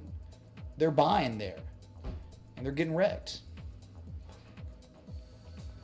Well, yeah, you can be up 600% on it, but you didn't get up 600% by buying it pattern completion zones of bearish W shapes and buying shooting star patterns, right? So that's not relevant to you. We're not talking about people that are up that much. You probably went down here. You'd be like, hey man, I'm buying on a spring back test. Oh, look at this support being recaptured and they're holding it. My God. It's a dragon pattern. Anyway, so let's go to the NASDAQ. Let's get back on track here. Sorry. Sometimes it's fun. Live streams are fun because anything can happen. NASDAQ, this is going, man. This is not valid as a confirmation high. It became invalid yesterday. Well, it wasn't quite invalid yet yesterday. It was good. We recaptured the level. So I feel more confident to believe the gap fill at 18,500 is coming, right? Because of this price action. And again, it's all about 17,937. Below it, above it, hey, you're safe. Bitcoin above 57.5, you're safe. So 18.5 on deck. And same type of like structure, like an XABC. C is completed. You're on the C to D wave, which is going to be a big wave, just like the X to A wave. Positive memo just begun to... Dude, this is like crazy. Look what they've done. They're building positive momentum again. Oh, nice job on your negative... This is sellers. This is about as powerful as the buyers are in the crypto market. Bro, we did it, man. We're gonna... And no. And then look how beautiful the RSI is. They have, Jesus Jones, recaptured the bullish control zone. Blue skies, man.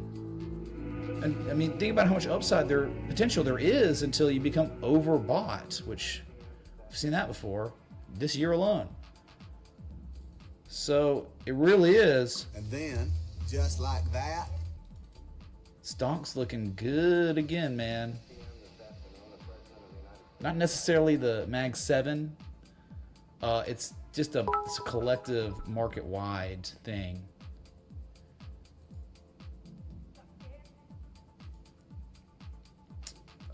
Thanks for the 269 super chat. Thank you, dude. Bonk, scam, joke, loser. If it goes up, congratulations. Bitcoin went up. That means bonk went up. Nice. That's it. That's your bonk coin analysis, dude.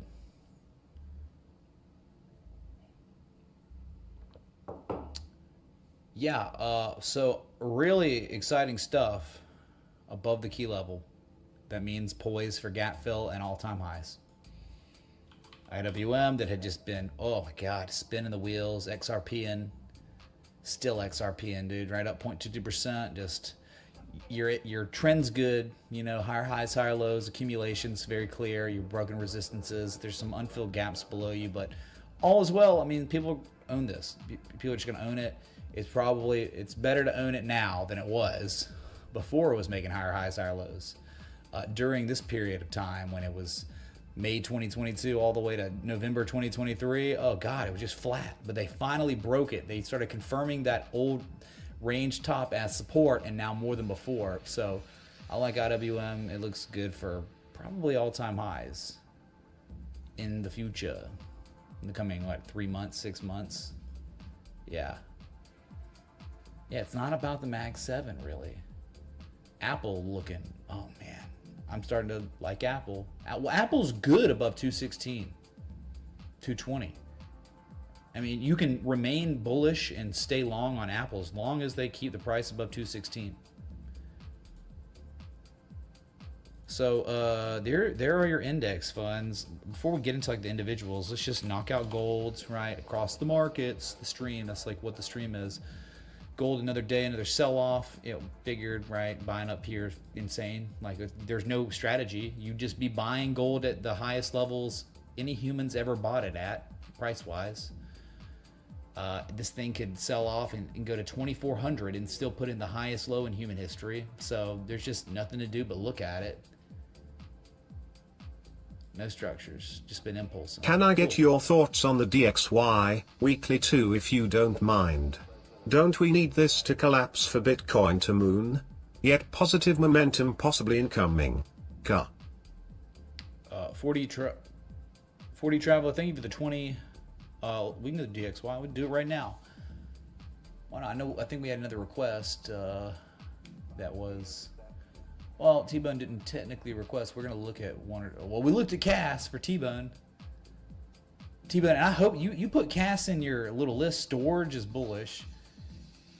Hat is bearish and Cass is bearish. I hope you meant like them playing out in a bearish manner, right? Please, T-Bone Lucchese, if you're in here, give me affirmation that you meant bearish. Okay. DXY, why not? DXY before silver and oil. Just knock it out. Well, look what they did, man. Look what they did. A key level from history, $100. They tested it and tested it, defended it, and it's been number go up. My God, what a win streak. What a win streak. Highest daily candle close in the DXY since August 15th, back above 102.24. Range bound. So you were at the bottom of the range. Top of the range, 105.64.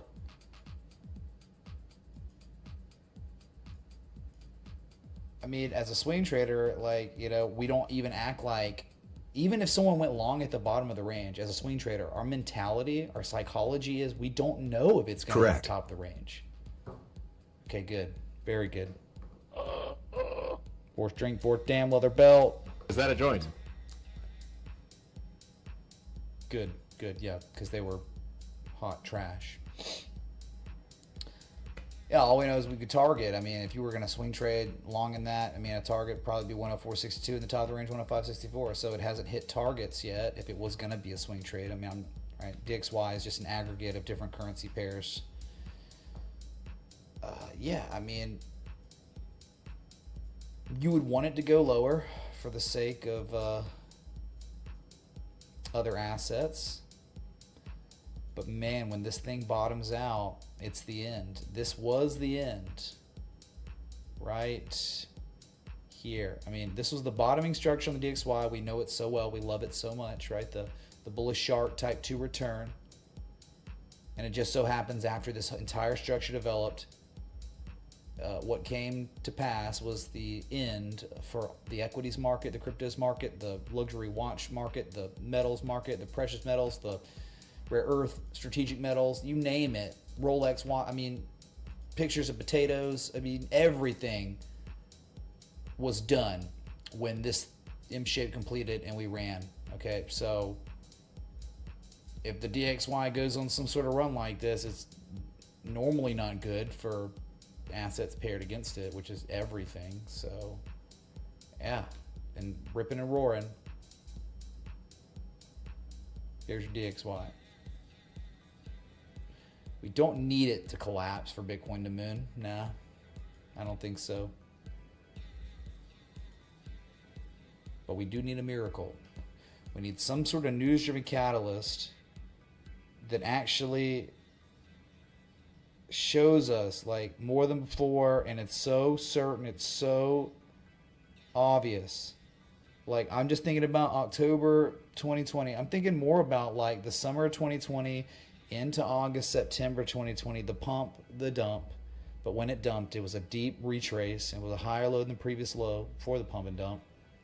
And then a like what, a month or two, month and a half, 6 weeks, and then two news-driven catalysts in that already established uptrend occurred, which was the PayPal and Square news for crypto, and now is where we were gone to all-time highs. We just don't have that same type of structure or price action this time around that we did back then. You're right, that was the previous price discovery run.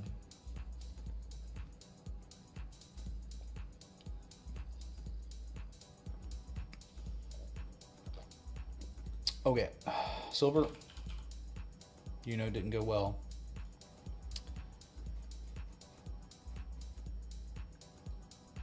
Yep, lowest daily candle close, September 18th, still up there. Just hopefully gonna put in a higher low. This is a long-term uptrend. Monthly is insane. Thinking way higher eventually, but just not now. Too much supply at 32.50. They've relented a couple times, and gotta wait for the buyers to come in and put in a fresh higher low. But just above all, the moving average is really, everything's good, man. Just pulling back at resistance. Go figure. U.S. oil.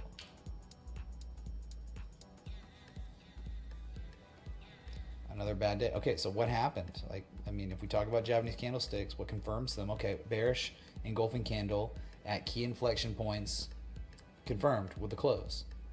But it's not about the candle itself, it is about the follow through. Well, unfortunately, yesterday on US oil, you had a lower daily candle close than the bearish engulfing candle, which confirmed the follow through. So that's bearish bias.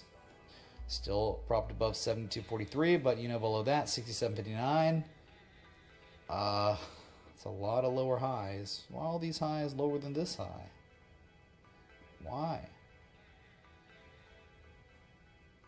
No animal spirits here. Sorry. I mean, I wouldn't be owning oil. I wouldn't be shorting oil probably. I wouldn't be doing anything with oil. I'd probably be like, scanning through equities, looking for the framework. Positive price action correlation to levels, structural developments that are recognizable, predictable, researched, studied, seen by me, seen by you, seen by others. Oh, we'll just go to one. How about how about Square? We'll see here. Well, we got ourselves a lot going on in a very positive way, right? So you have the boom, the bust. But now we have evidence that there is a composite operator accumulating a position. We have favorable price action correlation to an undeniable key level from 2018, 2019. The most recent discernible event on this chart is buyers defending that key level that they have defended many a time. Spoodly super chatted $33.43. Sorry for the S-coin request, silly dragon, silly, but the chart appears to be breaking out, I think.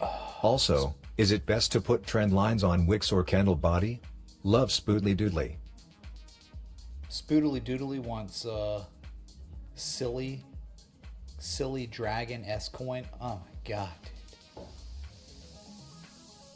We can certainly look at it as long as it's on, TradingView, and probably not gonna like what you're gonna hear when I look at it. Just got this feeling, I got this feeling that silly dragon coin is awful, but I can't be for certain until we look, so we'll go to it, all right? But Spoodily, promise me you'll look at this and you'll reconsider and be like, dang man, you know what, like Square looks pretty good, man. Maybe silly dragon coin's kind of a scam, dude. So, right, they defended the level. It was virtually a spring and a formal back test of spring. And then we got the pattern recognition. We got the bullish dragon pattern. We got the inverse head and shoulders, the momentum shifting structure. We got a break of that dragon. We got a bullish back test of it. So I've seen this episode before. And if it does anything that PayPal did, we're going to $83 to $90. That's the target. So like if this plays out, you got a good 22 to 32% upside. 30, wow, dude, oh my god, you got about 32.33 repeating, of course. Upside potential, man.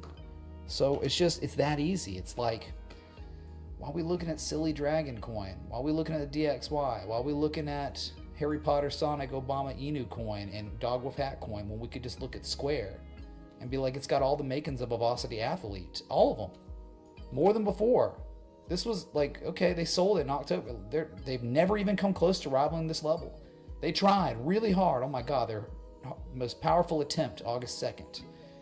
And it's just turned into the most glorious structures that we look for, we covet, we wish we could find on every chart, every time we hit the space bar. So it's there, poised. So maybe we come back in like 6 weeks. Maybe we come back in 2-3 months and let's see if we're at $83 to $90. Because it seems these structures, this price action is implying the probability is greater that we'll be there than we would be at $40.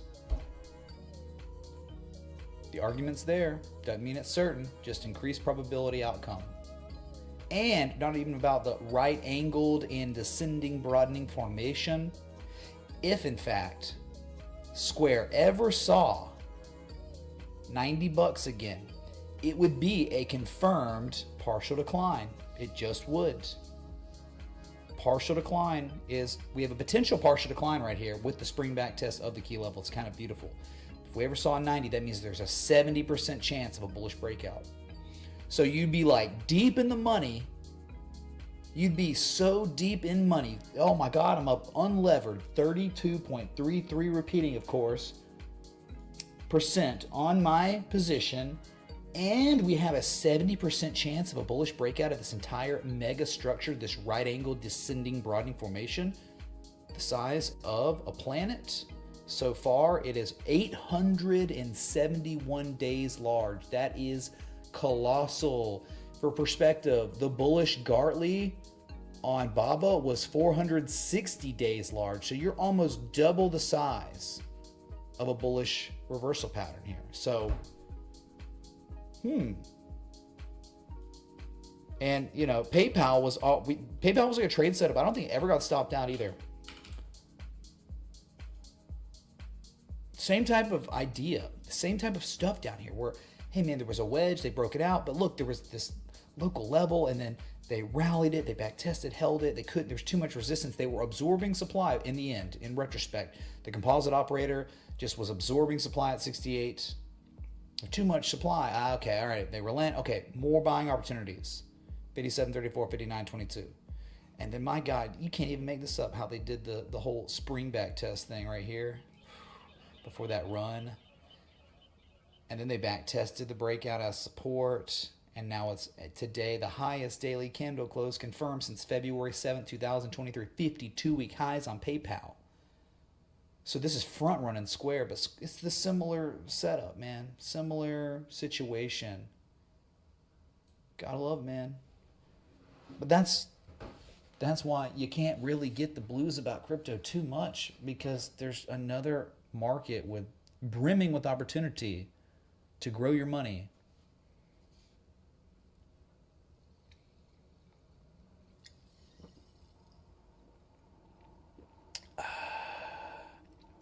Busy lifting drink I'm drinking right now, okay?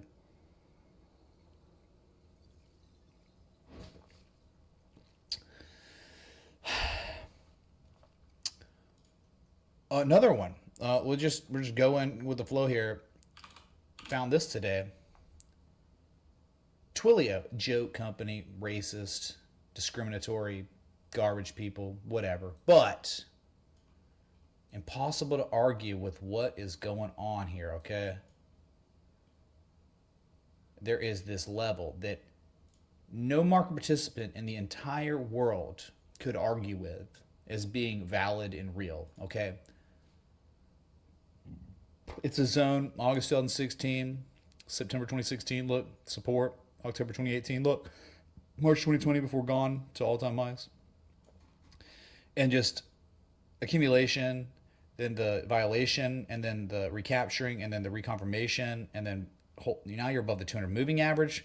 You don't stay above that 200 moving average, but now something's happened. Momentum has shifted more than before on mega breakout watch. So everyone in this entire stream should be setting those alerts around $70.40, because if your alert goes off, we have a colossal breakout unfolding. Or of course it could be failed or whatever, but your target above $70 is $89. I don't think there's any argument, man. That's where you'd be swinging for. If they ever broke $89, you're looking at like 110 to 133. So, gosh dang, man, I wish Bitcoin looked like this. My music stopped, man. Been cut off.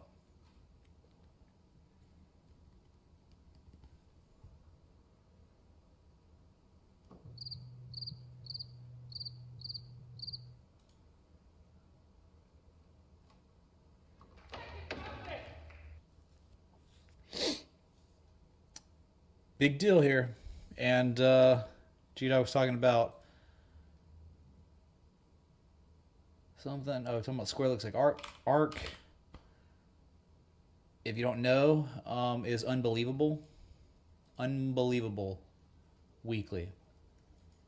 Unfreaking real. Could you take a look at WKSP? Thank you, love your craft. WKSP, Teaser Sports, think of the 20, dude? Yes, we will look, okay? We will look. 2 minutes, 38 seconds till the daily candle close across the cryptosphere. If you're enjoying the live stream and some of these really nice setups, hit that like button, that bell, that sub. Thanks so much for being here. Join the Discord if you haven't. Very active community of like-minded individuals. There are educational resources in that Discord, so if you're trying to get your feet wet in the world of technical analysis and trading, that's the place to be. 49.62 is the level of all levels. Everyone in this frickin' community, in this stream right now, should be setting up an alert around 49.80, 49.90, because if you hear the beep, mega breakout, insane upside. It would say $60 first, maybe 69, 68, but I mean, dude, we'd probably be using Fibonacci here. This is the weekly. So, okay, what's the common retraces? Common retrace zone, the golden zone, gonna be between 79 and 109. It means I'm gonna feel most confident probably with the 618, because that's where, look at the confluence, you know, the 618 confluent with all these levels here. So a 106 target eventually. Oh, if it's the weekly, you're not, you're like position trading. You're not swing trading. You're probably holding this for 6 months, dude. You're just holding it, getting paid on the way, ups and downs. You're not too worried about it. You just hold on. You're looking at the weekly. Oh, is it violated? I mean, this doesn't become invalid pretty much till 37 is violated. So you're falling below that, and that's real bad. So Twilio is part of ARC. Oh, it's one of their major holdings. Go figure. I think so, yeah. So just know, like, right, there's opportunity out there, man. I know it's not in crypto. It's just not. Like, maybe the altcoins. If we ever get some positive price action on Bitcoin, it's just a garbage market. No animal spirits at all. It's just bad. Dude, I'd rather own Nvidia at 132 than I would crypto. Just, I don't know what to tell you, man. Like, crypto's a garbage market. Most of the time it is. We're waiting, dude, for a reversal. Like, the most clear evidence of a reversal would be Bitcoin above. Oh my God, we wake up tomorrow and Bitcoin's at 67K. I think that's when we start getting the party started. You're only $7,000 off, but that is what we need, and we haven't done it. So, and there it is, chat.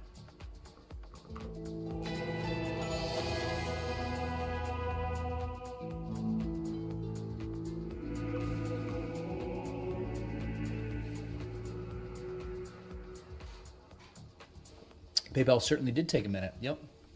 Because that trade set of entry was on those first tests, not the second ones. So that is, man.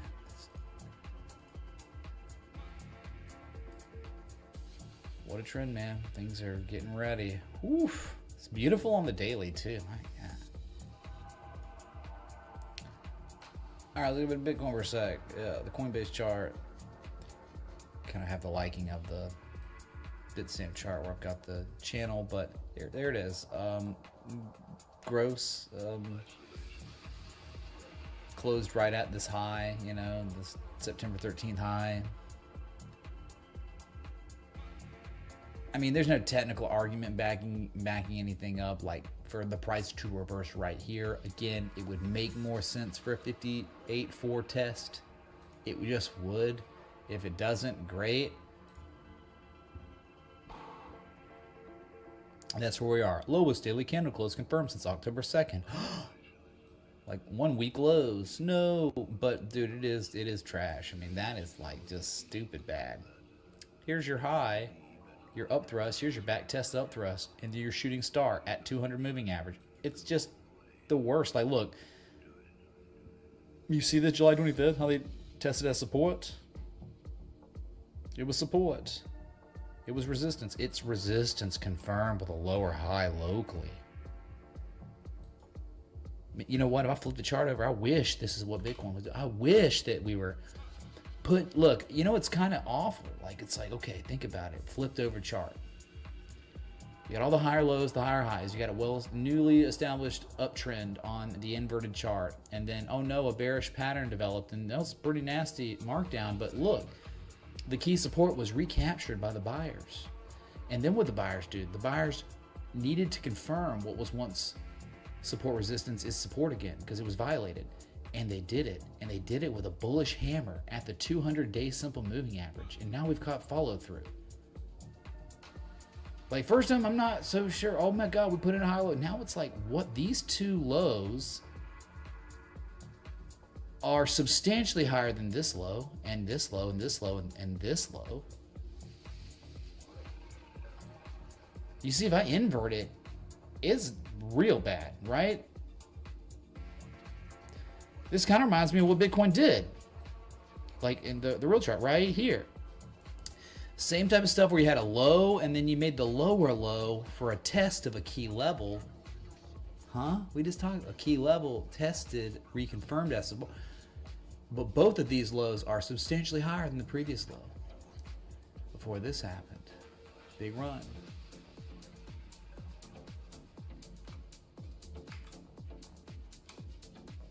Alt shift right arrow to get back. Does anyone else get a little weirded out? I mean, anyone else out there that studies price action? If I flip the chart over and I paint it out like that, how does that make you feel? What kind of emotions are evoked? Just curious, man.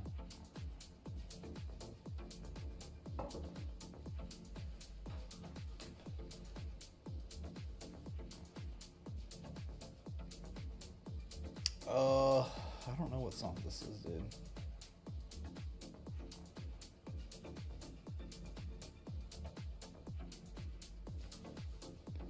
Then all right there, this is all information. This is all information. And the information is bad.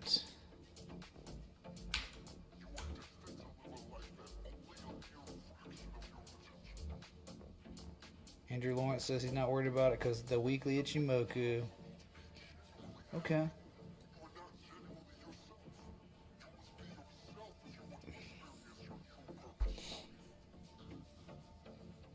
Up thrust, back test of up thrust, shooting start. Most recent developments. Not great. Sorry. 58.4 seems almost imminent after that price action, but we'll see. Miracles happen, dude. Nothing's certain.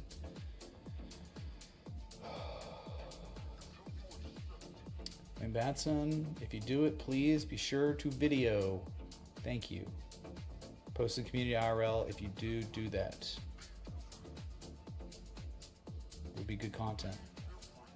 Total with a bearish engulfing candle confirmed today. A breach of the equidistant channel trend line. Heart line would be 1.959 trillion, which would pretty much be on deck at this point. Beautiful channel, terrible price action.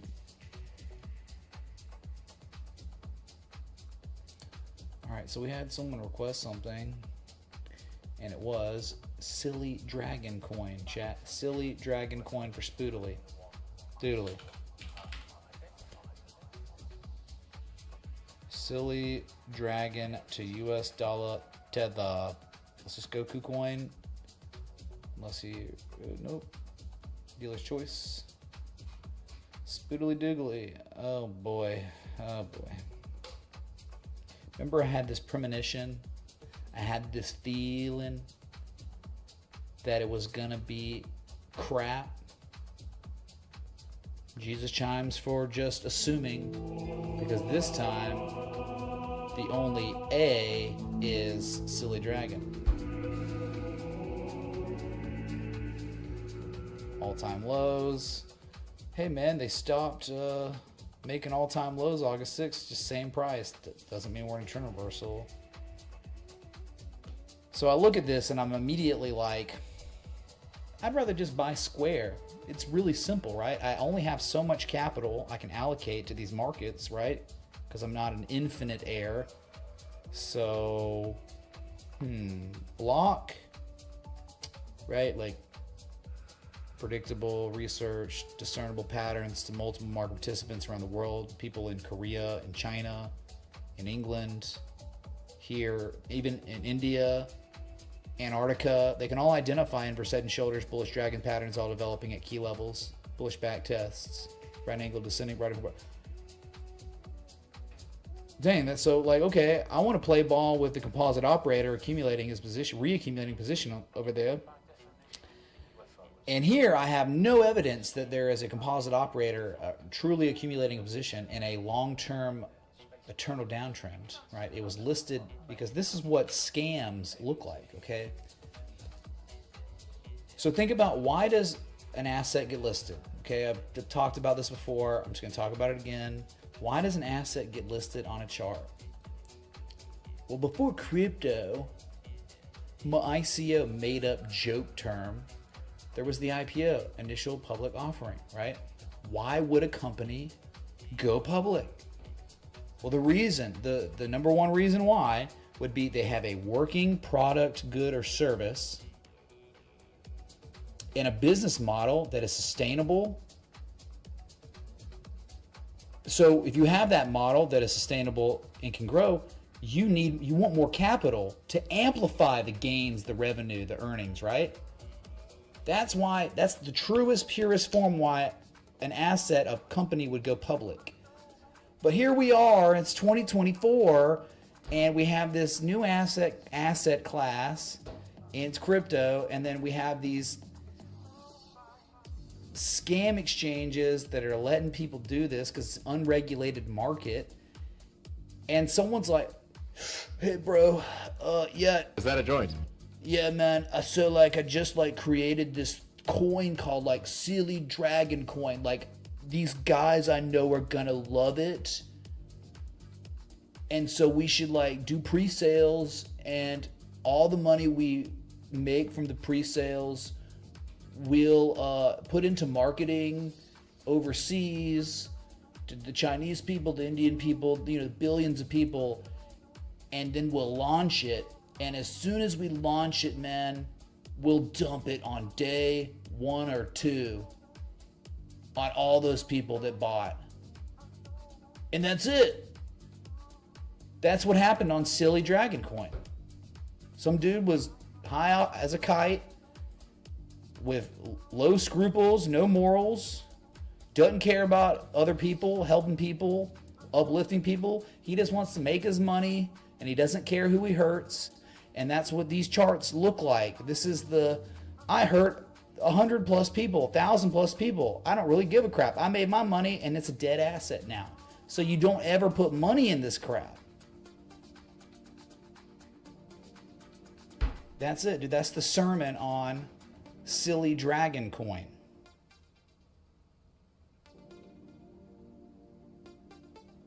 Does that make sense? Or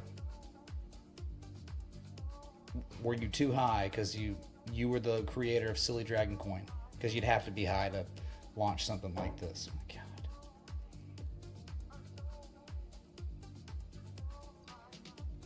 God. Ecolab in the chat. Yeah, dude, Andrew. Ecolab is money-making machine.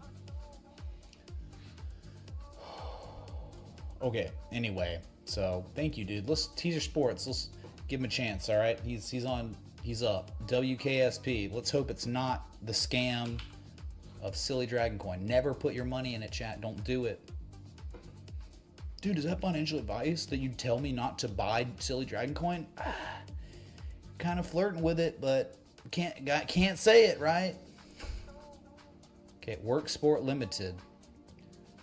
Oh, you know what, man? It's not much better, is it? Good God. Yeah, it's at the basement, probably for reasons. It's visited this level January 2017, January 2019, February 2020, and here we are. Oh my God, I would just be like, nah. Like, Teaser Sports, I would just be like, no. I'll just buy Square. I'll just buy Twilio. I would have just bought Baba. I would have just bought Home Depot. I would have just shorted Caspa. I wouldn't be like, I'm going to buy Worksport Limited. But hey, man, if you want to, 430,000 volume, 30-day average. See, you're not even at the volume you want either. So he requested it for a reason, and it's because, hey, man, we are at the basement. Certainly, you are at levels where historically it rallies. Don't know how long it would take. I mean, there's probably an M shape. Oh, I see an M shape, dude. 100% M shape. Oh, maybe 97%. Okay, but it's like, what is it? You know, like, you could almost be like, it's a bullish bat pattern. You can get away with it with these anchor points. So an M shape at key levels, but it's Worksport Limited.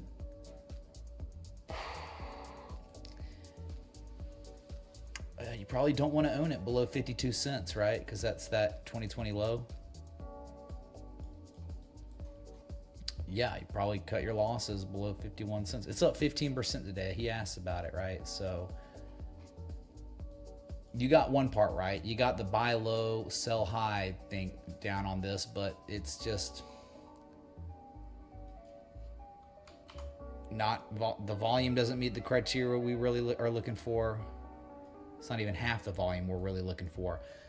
If you were just going history, like if this was just a range, any asset, any market, any given day, you know, if you were targeting, it'd probably be like, you know, $4.20, $5 targets, right? Long term, if they did defend it and they confirmed it and you started running, I mean, seems like historically that's kind of where it ends up going to, right? That's $5, which is crazy because that's like obscene S-coin upside.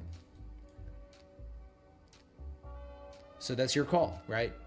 Anyone can go long at bottom of potential ranges, sure. Just know you may never get to your targets, or it could take forever to get there. So yeah, I mean, it's a better request than Silly Dragon marginally because it's the bottom of a range. Someone could construct a trading plan down here if they wanted to, sure. Go look at the all-time high of this thing. Do I want to do that? Oh my God. Okay, so Worksport Limited at one time, what? It was Bitcoin at one time. $63,512 all-time high on Worksport back in January of 1999. So from 63,000 to 56 cents. That's crazy, man. I don't even know what to tell you. This is stuff I'm normally not interested in.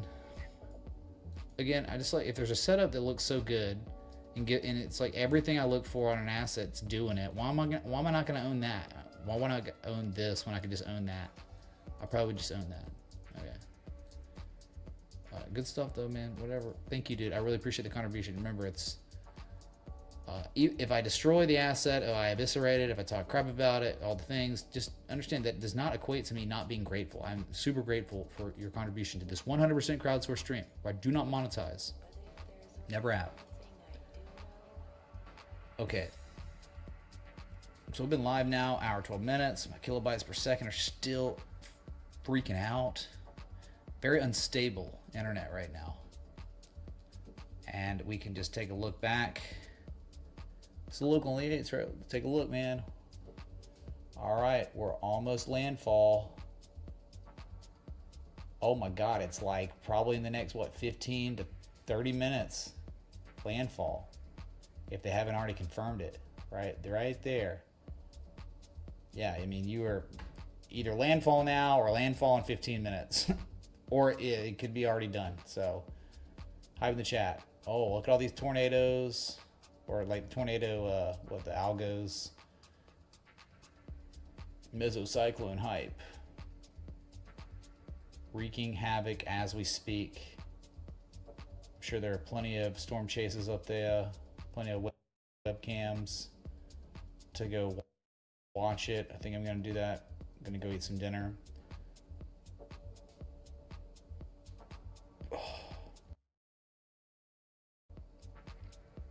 Yes, everyone should be safe. They should have already been out of there.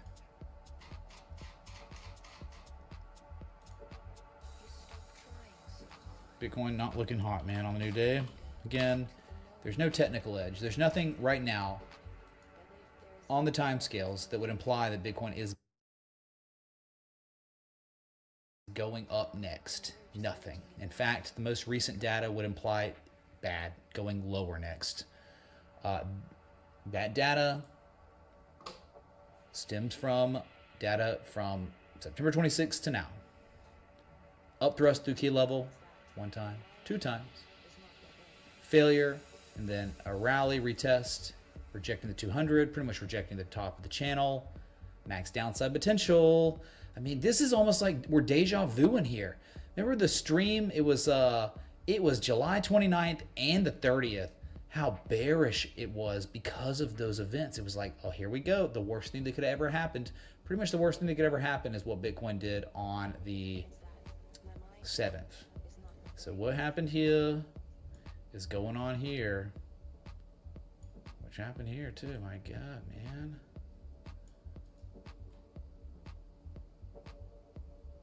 So 58.4 seems on deck. Miracles happen, but it seems probable that's the level Bitcoin's gonna see next for a test, and we're just gonna pray to God that the test is successful. Otherwise, you don't want to know.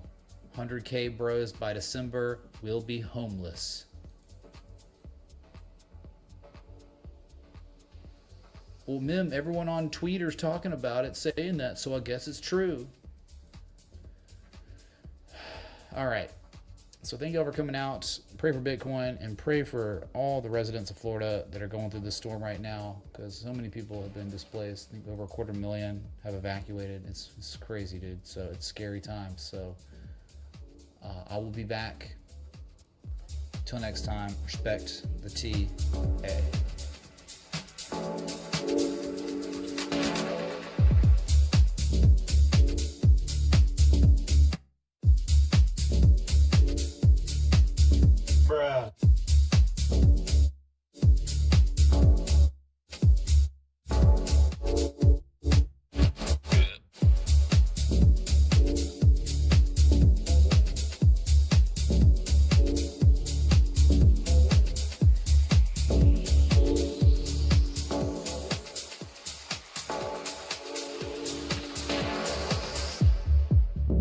Alright, 1 second, everyone. We'll see if anybody else saying anything.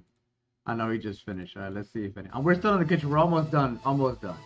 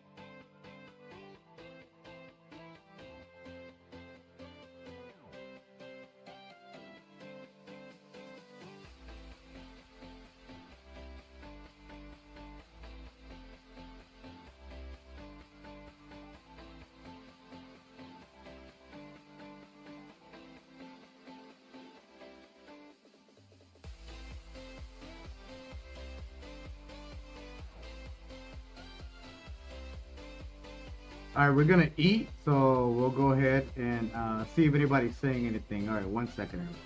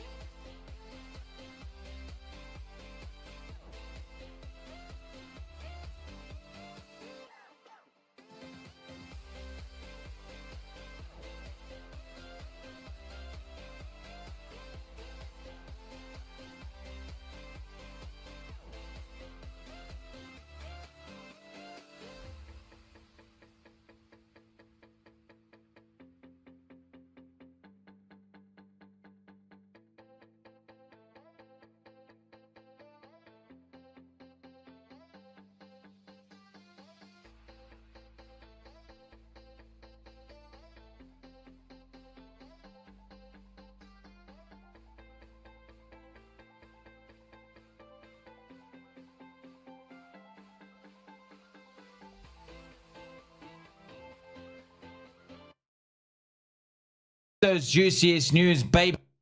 Welcome back to Crypto's juiciest news, baby dolls. I have breaking news for you, which we're going to go through. The FB, you know that third letter, the fancy banana investigators have been exposed for launching a crypto shitcoin and trapping people with it. They have been trapping market maker and trading services, and they are doing arrests. They've actually arrested GotShit, which is a hedge fund, which is actually behind some other scams.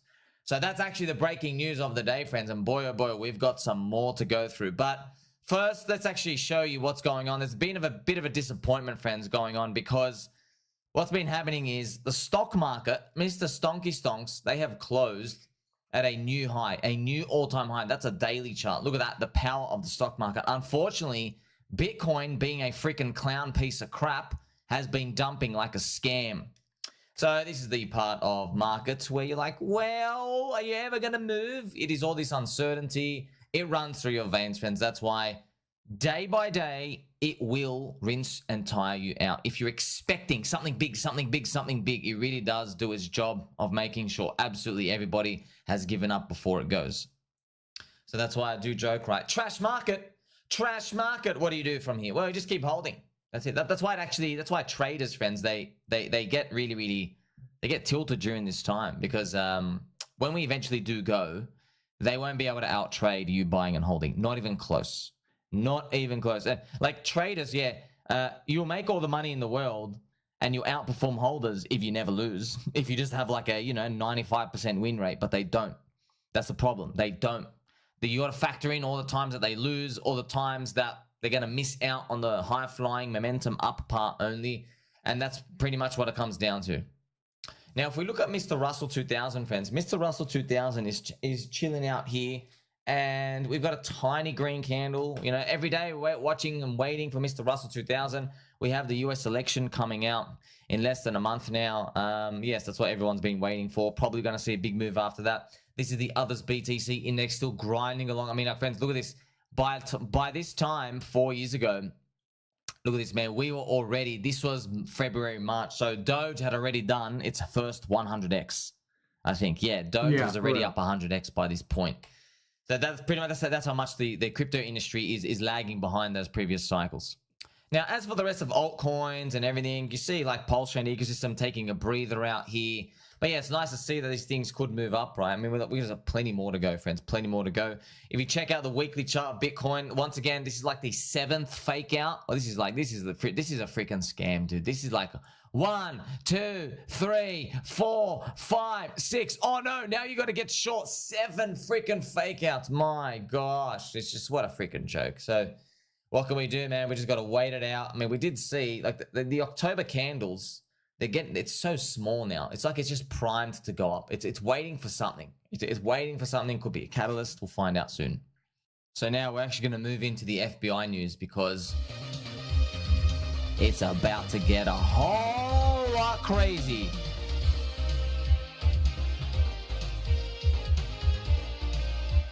Check this out, friends. Next fund AI. We're gonna have some fun. So the fancy banana investigators, they made a crypto shitcoin, and it was called Next Fund AI. Now, immediately when I heard it, I thought, bro, find me the ticker. I want to get long. We're gonna have some fun. Okay, we're gonna have some fun. Hey, Mr. FBI, we're watching you. Huh? We're watching you. You know there are some implications for this, by the way. So they hired crypto firms. So they made a token, and there are many people, friends, including Crypto Kobe. He said this is not their first operation. They are already in here. In fact, there are fancy banana investigators, feds. There are Fed influencers. Yes, there are people out there, and they're watching others. They're trying to get into the circuit where everybody's doing the scam pumping and dumping. And a lot of these people, they're doing undisclosed shillings, you know, making the videos, undisclosed things. I guess there's been some, like, you know, bad things going on, but it's going to happen in the bull market. Right now, you know, they need the money to come in first. Now, one firm that got arrested, they're called Got Shit. Okay, so this means, friends, Got Shit, because of these implications, you were caught by a Fed agent. Okay, so Gary Gensler, now he has to fine the fancy banana investigators from the US government. He has to fine them $12 billion. That's what they asked for Cripple. They asked, hey, we want to sue you for $12 billion. So, why? They released an unregistered security onto the marketplace to trap people. To trap people. Are you allowed to do that?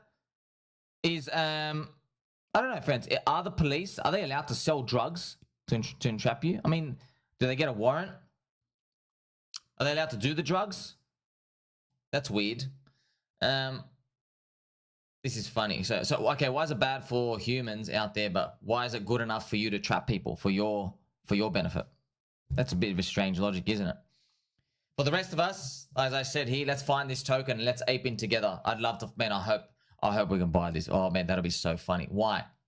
Because if we lose on the token, we can all sue the fancy banana investigators. And they are legally not allowed to rug us. That'll be a hilarious punt. Okay, look at this. And look at, so yes, the FBI created their own coin called the Next Fund AI token, enlisted services of firms indicted to catch them. So they're actually doing that, friends. They set up these honeypot traps. Now, if you remember who these guys are, Got Poop, they were behind the tokens water, tea, and beer. They actually got listed on Bybit. And they stole $40 million from people.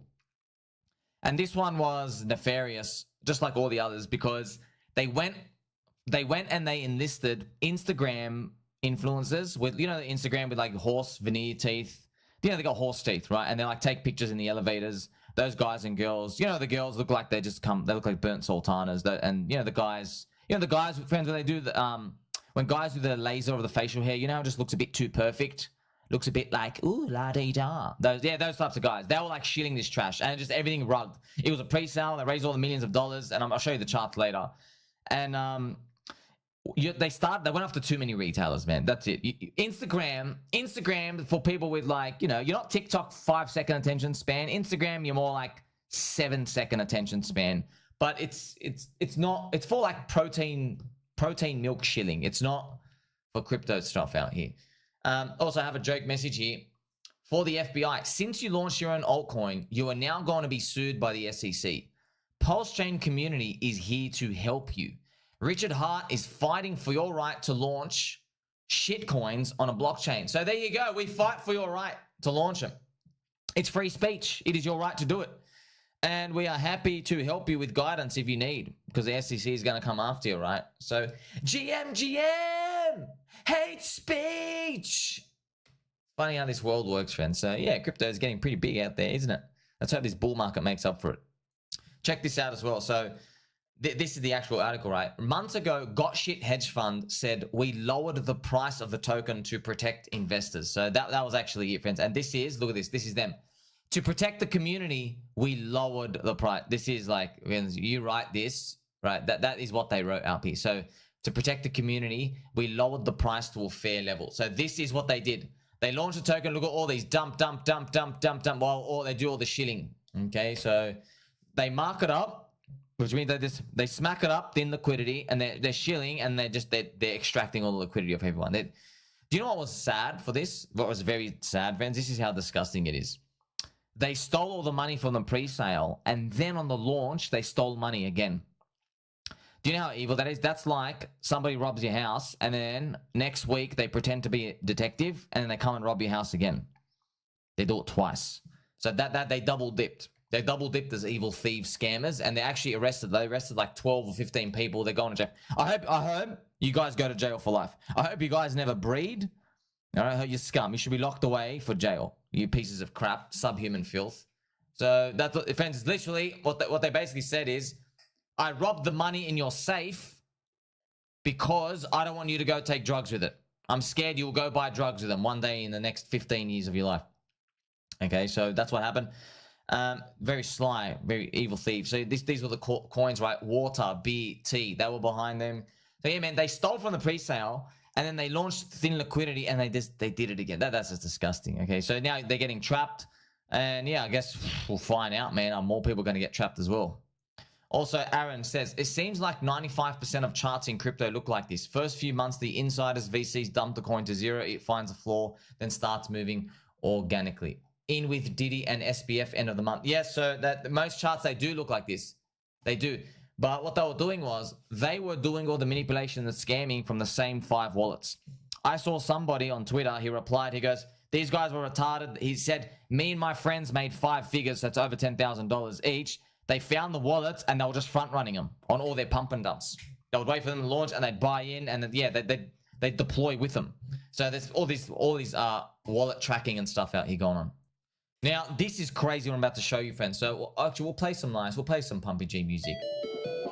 Because this is a pump you might not want to see. See that?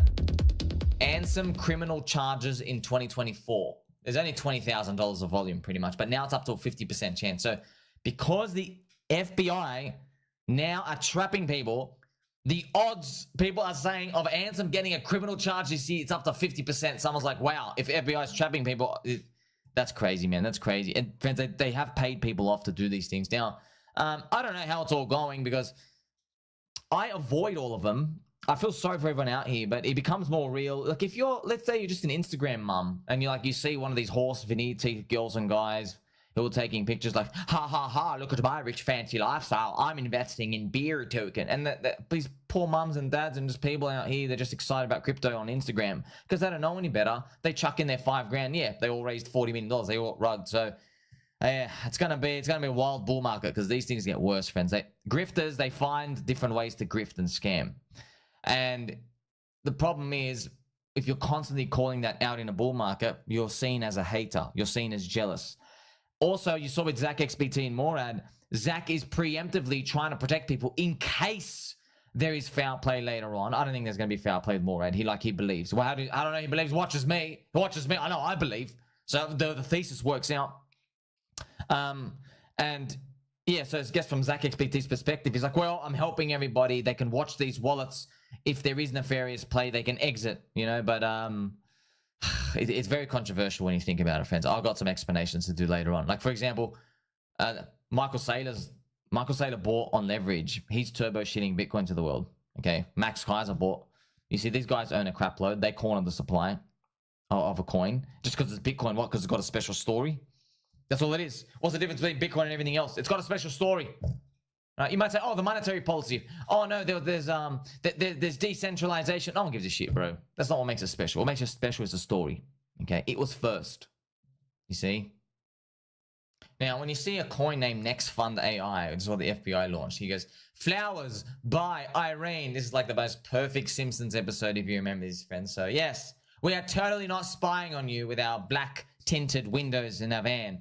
Now, this is interesting, okay? As they get exposed for launching a crypto shitcoin, meanwhile, we were out here believing in something, friends. And, this is... Shout out to Andre for making this. This is hilarious. This is exactly what was going through my mind. If that's the castle you want to defend, who am I to say anything about that? I support you. if that's the ticker of all the words, philosophies, memes, cults, communities, if that's the word, sir, that you were going to charge forward with in this bull market, fart. All right. Fart it is. It blows my mind, man. It just blows my mind. Friends, Andre, every day I'm waking up, he's got a new video made about me, and I'm looking at it, I'm like, bro, you are putting a lot of effort. A lot.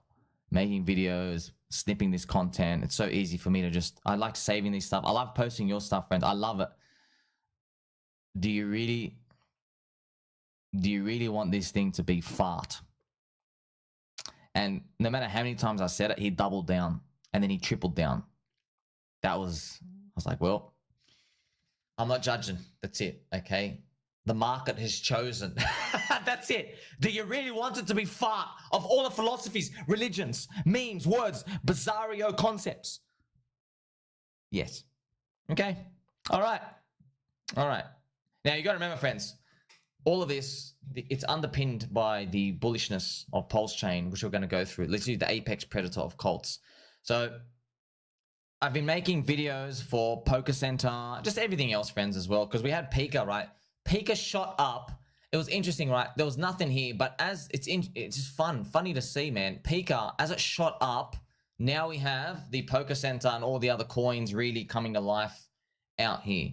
And like I mentioned, it's all because of Pulse Chain, the opportunity we have on Pulse Chain to do that. And obviously, I've also made a video as well. What makes Pika special, friends? This is the first ever documented meeting between humans and a Pokemon. So if we're going to make an ecosystem out here, I mean, like, it's natural. I didn't choose it, or it's just happening. People are popping it up. What I'm doing is just trying to guide and help people, because if you're putting in a lot of work and no one wants to get rugged and abandoned, we have to see what works out there, markets, what gives things value. And what gives things value is lore, stories. That's creating the meme. The meme's got to get so powerful it becomes a cult. And remember, it helps that you're on a cult chain. Like, that's the biggest blue ocean of all, right? So Pika's a spear. I'll just throw out suggestions and stuff here, because I don't want anybody to be cannibalizing, number one, because there's so much money out there and adoption out there in the world, number one. And number two, I'm just trying to help with people preventing themselves getting vampired, because the last thing you want to do is just get vampired over and over again, because if you're just going after a Pokemon name, it shouldn't just be that. There has to be something more. Now, obviously, the Pokemon names are good because they hit everybody, and there's so much culture and videos and pictures already made out here. But I'm just trying to flesh things out here for you, because we're going to move into, like, you know, Morad and the memes and all the pyramid structure I'm going to get to it. Now, you need more than just the name. You can't just the name's very, very important. You can't just be the name, oh, this is a Pokemon, I like this Pokemon. Yeah, but that's flash in the pan stuff. Then it has to develop into something else. It has to keep going, right? And then that's up to the market. What are people going to do? Are they going to, like, friends, I'll just give you an example, right?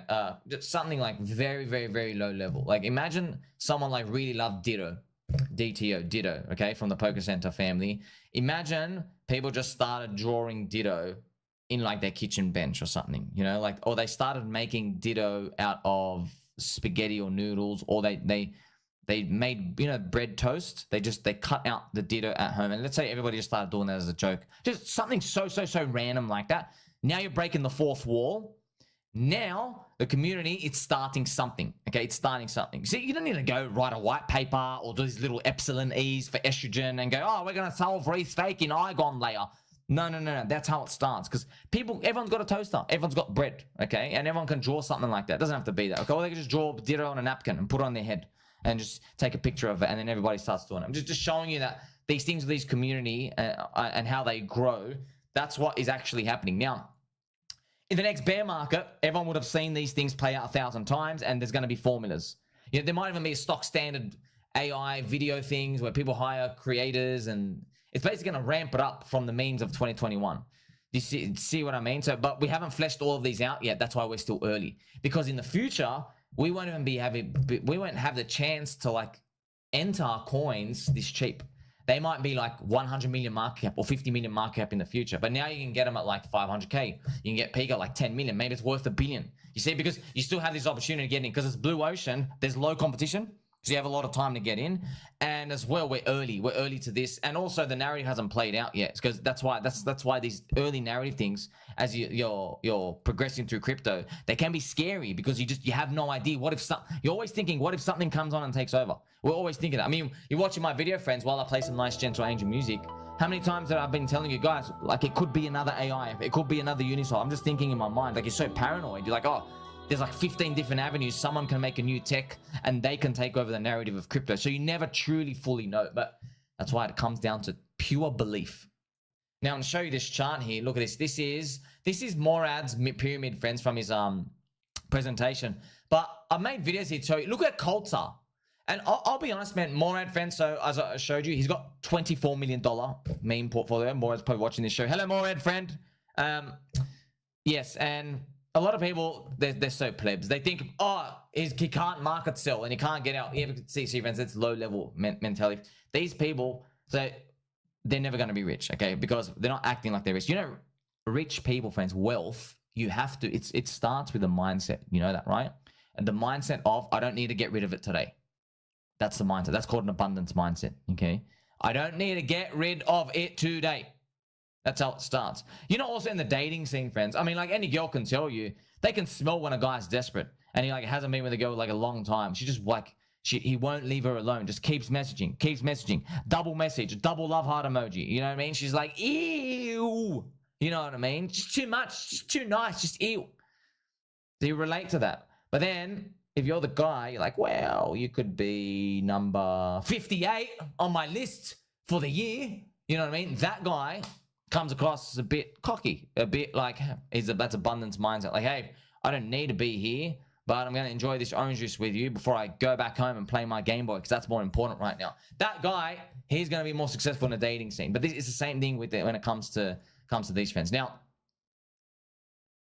looking at this pyramid, Morad's memes, friends, it's funny. His presentation was about cults and everything, and I looked at the coins. I know all the coins. They're not cults. All right. It's interesting because he put cults up here, but it's an ascension, right?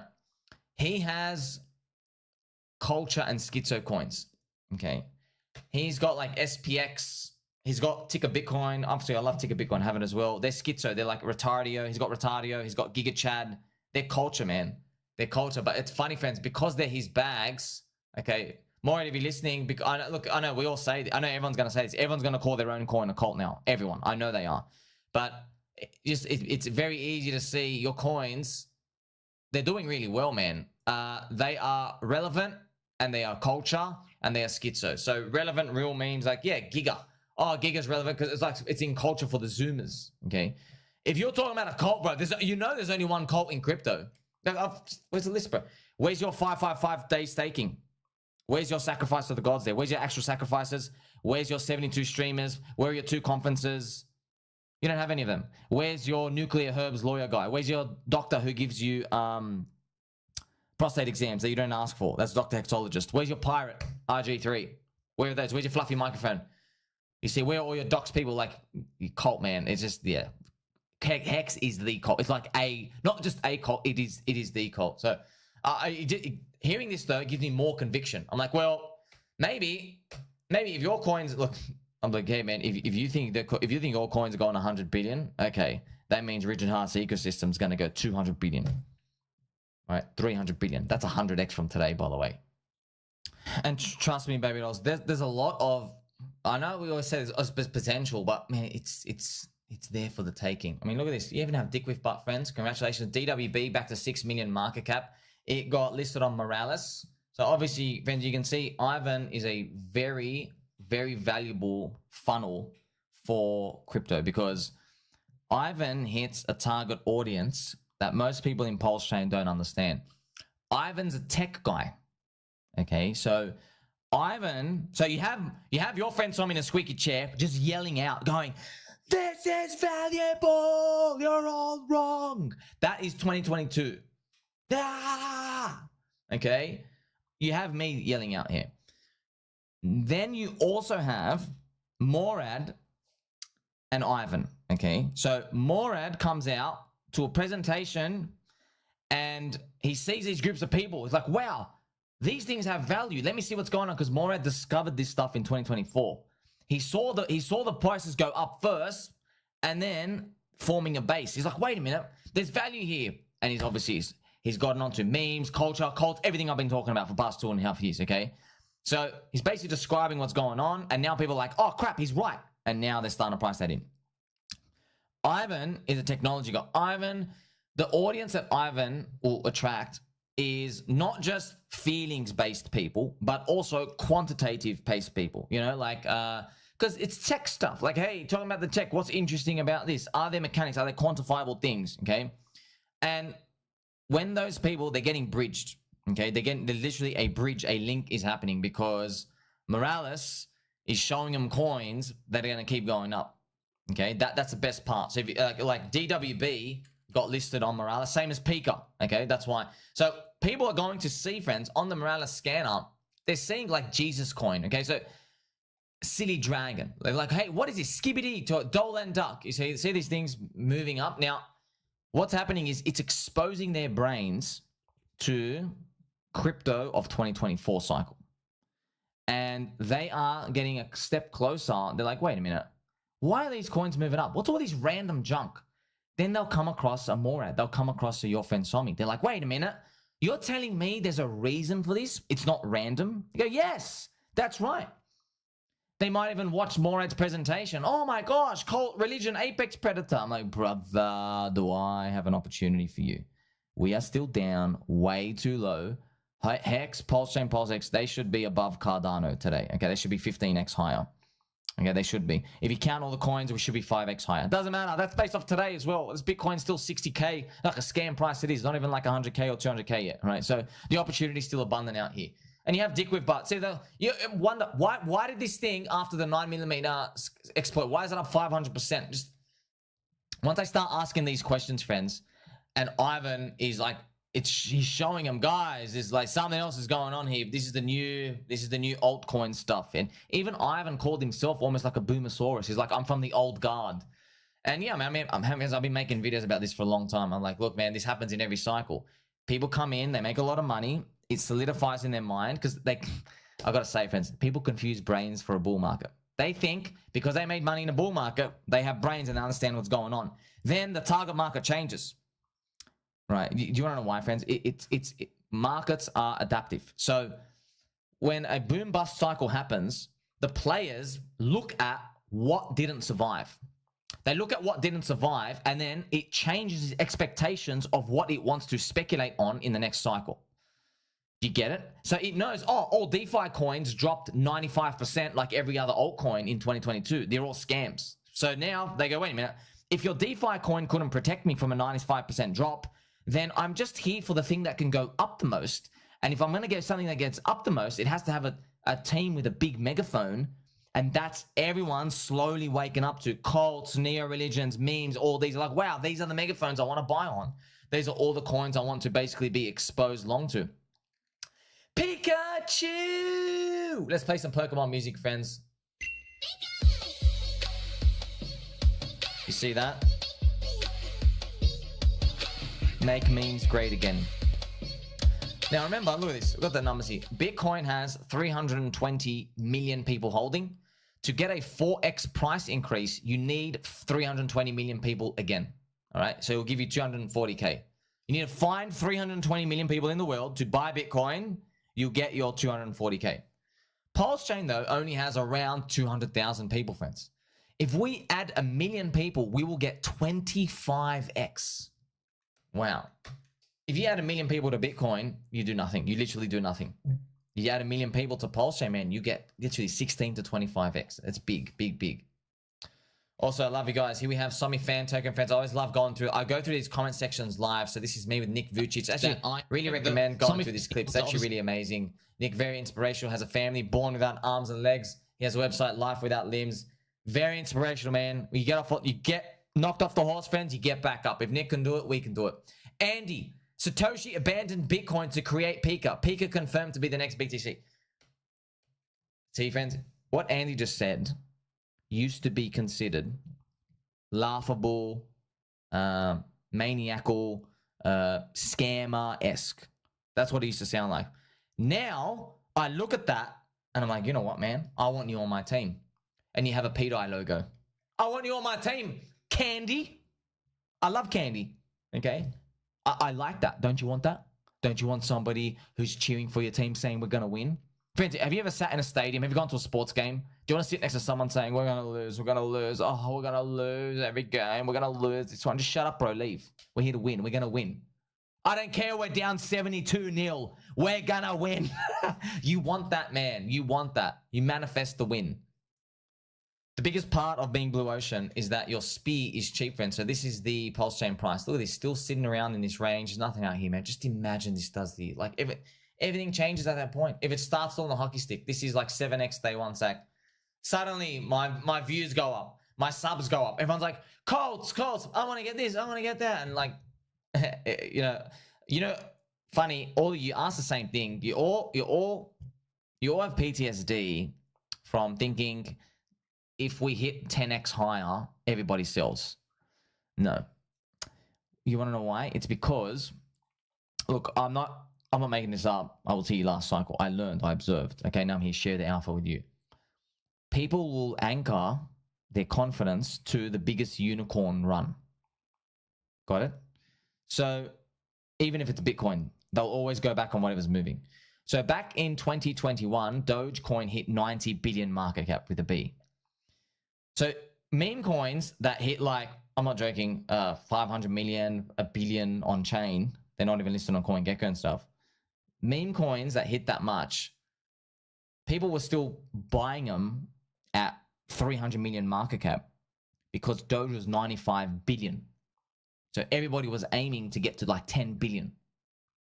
You get it? So if we did a 10x, let's say Pulse Chain is now 9 billion market cap. Solana's probably going to be 200 billion. So people are going to be saying, man, if Solana's 200 billion, we should be able to get to 100 billion at least. You see what I mean? The bar always gets raised. So people's expectations of targets, it doesn't actually matter. It doesn't really matter. Okay. What actually just matters is, like I said, when you run out of buyers. That's what you're looking for. When you're looking for signs. Oh my gosh, how do we run out of buyers? That's what it's about. I want to share this funny photo, friends. This is when I sliced my finger.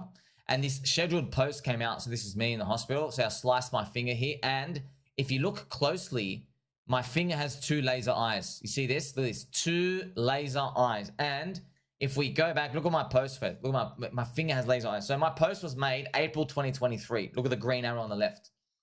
April 2023. And I actually wrote in my post. So it's a scheduled post. So I just sliced my hands in the emergency room right now, but my finger has Bitcoin laser eyes. Look closely. Was this enough to send us into a bull market? Bitcoin's price today is $30,000. I am posting this to October 2024. That's where we are today. So these scheduled posts, friends, I forget about them. I don't look at them. I don't know they're coming out. They just appear. I'm like, oh, I made a scheduled post like before, and I'm reading it. It's like I totally forgot about it. Okay, laser eyes. You see all the laser eyes. Here we have 30K. So imagine, look what happened, man. That actually takes me back now. Like, there were people saying 30K was too high because the Fed was raising rates still. Do you remember? And now we went up to 60K. How about that? What if we go to 120K? And that's pretty much it. That's the bull market, friends. Now, baby dolls, when it comes to like altcoins and targets and everything, I want you to remember that, look, trading and holding long-term, they're completely different skills. All right, this is the hex price chart. You can actually put it on a linear. It doesn't even matter, friends. We're looking for a big pop-up. Big pop-up. I don't care what it does, okay? This is the court date coming in. And we're looking for a recovery, but we probably need the rest of the market to wake up. So let's look at this. There's a picture, there's a video actually from Eric Crown that is circulating all over Twitter. So it's posted by multiple people. And Eric he gets the hex chart. Let's look at it on. Watch. Yes. There's no amount of soundboards and infographics and words in the English language that can describe what this chart looks like. So basically, he's just obviously saying, hey, the hex price chart looks bad, but friends, what I'm going to do is I'm going to play some Pikachu in the jungle music because I promise you, the cycle is repeating. Watch my bull market evolution guide. Friends, I got goosebumps. I have goosebumps right now. Okay. 4 years ago, I'm going to share with you this story. So I saw this video. I'm like, oh my gosh, it's happening again. Okay. I'm actually going to bring up the Bitcoin weekly chart, and I'm going to bring you back to 4 years ago. I know where I was. I know what I was doing. And I remember during this time period, okay, I was watching Eric. Someone sent me an Eric Crown video. Okay, they watched me. I think it was Sean. I had a friend, Sean. And Sean was watching Eric. And he said, yeah, Eric's cool. I watch him. And so I just watched him for an episode. And coincidentally, during this episode, I forgot somewhere during this period here, okay? And you got to remember, this is what Bitcoin looked like, okay? This Bitcoin looked like this.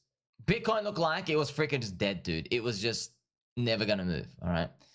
And remember, Eric came from traditional finance. So he's used to the stock market, you know, going at 2x every 10 years, right? And he have Bitcoin, all these pump and dumps, and no one knows what the hell's going on, right? And like, it's so early. So I'm gonna read this out for you. So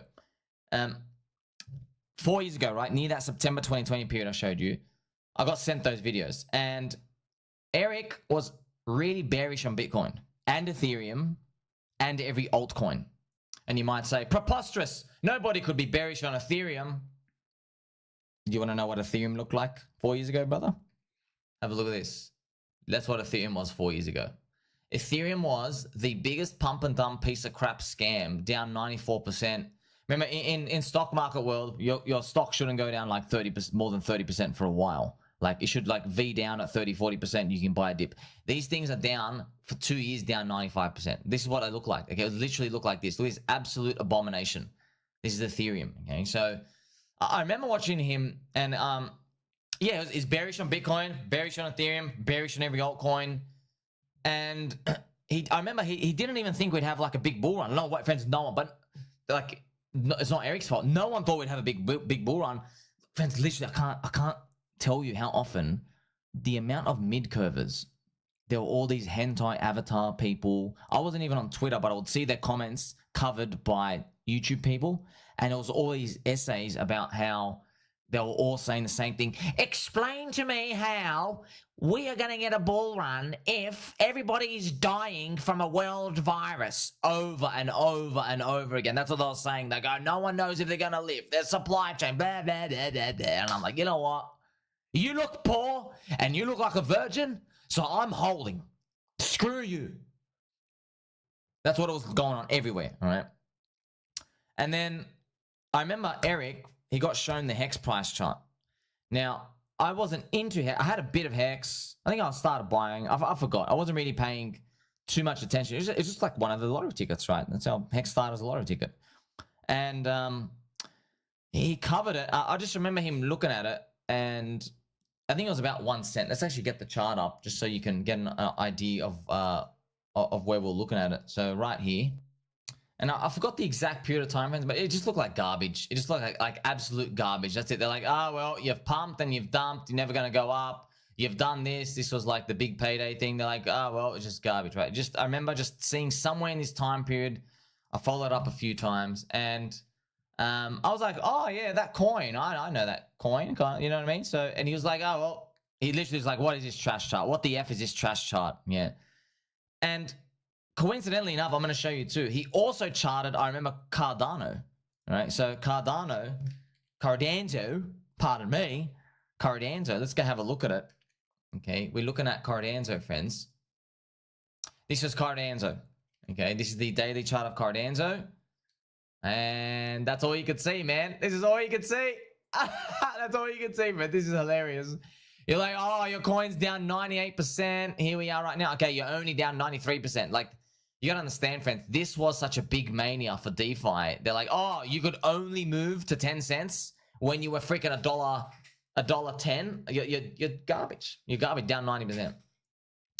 So I watched all of these, man. You gotta imagine, man, what happens next. Bang!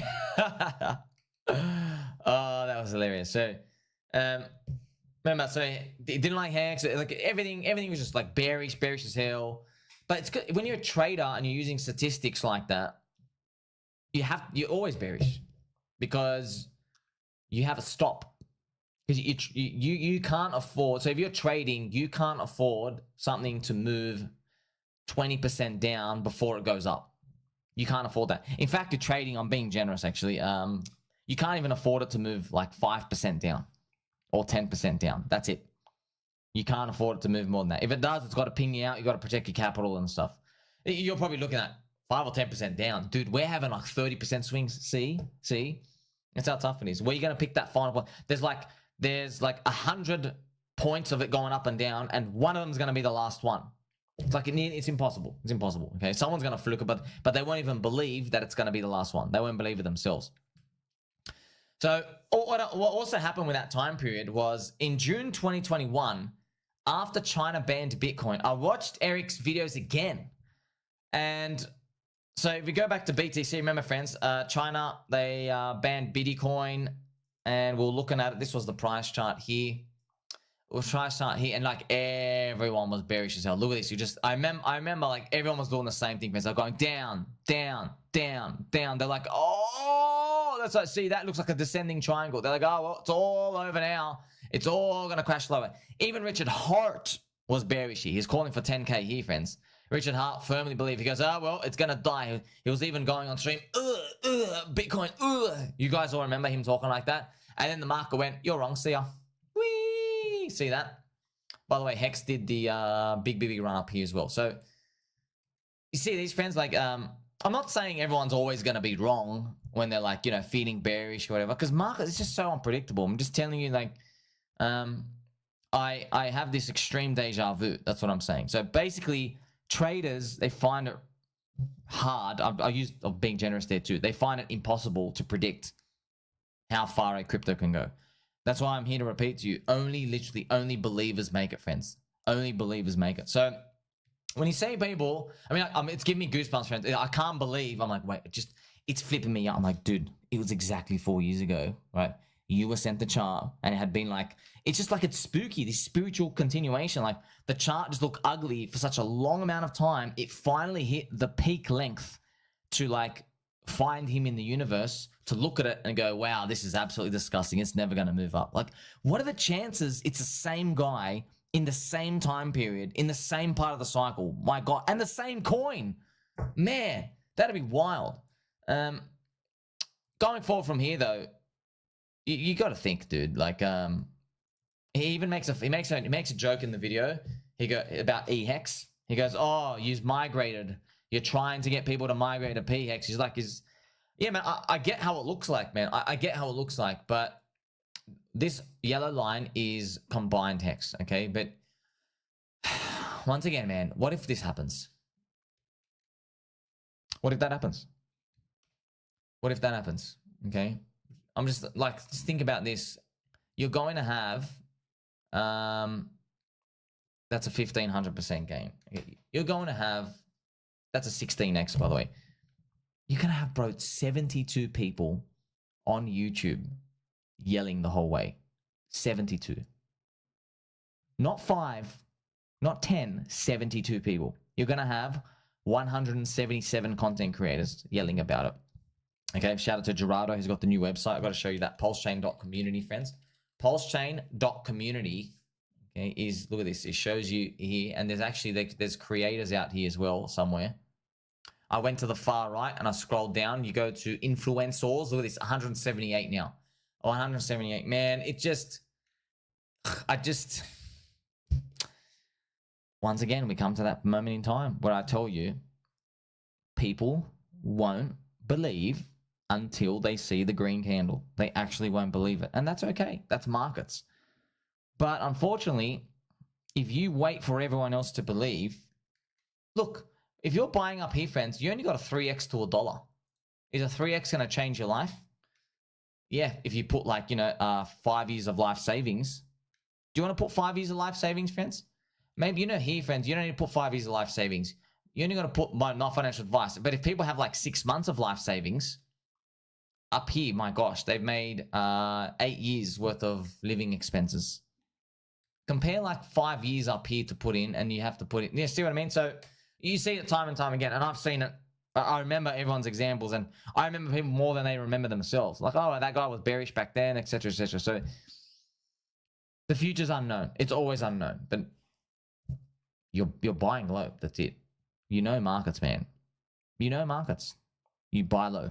You get in the depression and you buy low. Yeah, you want to sell high. You want to get in, but don't worry about the selling high. You can't do anything if it's up and you don't have anything. You can't do anything. You need exposure first. Worry about the selling part after you're long. Make sure you like, subscribe, belly button, all. Don't forget he loves you. Almost done, Edie. 1 second, everybody.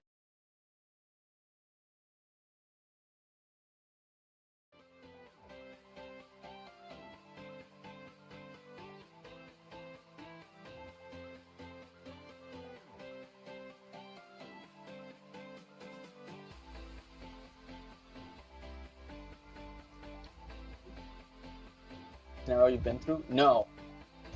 Because I couldn't leave? We couldn't leave. Okay. Okay. Almost be in a good spot. Damn. Yeah, not that fancy.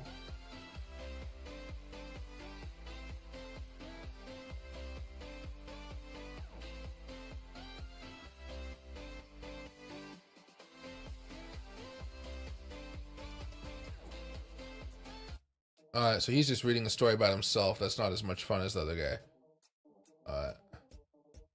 It's crazy to see how some of these larger channels just, you know, you can how do you say, you know, you can make content about anything on YouTube. That's great.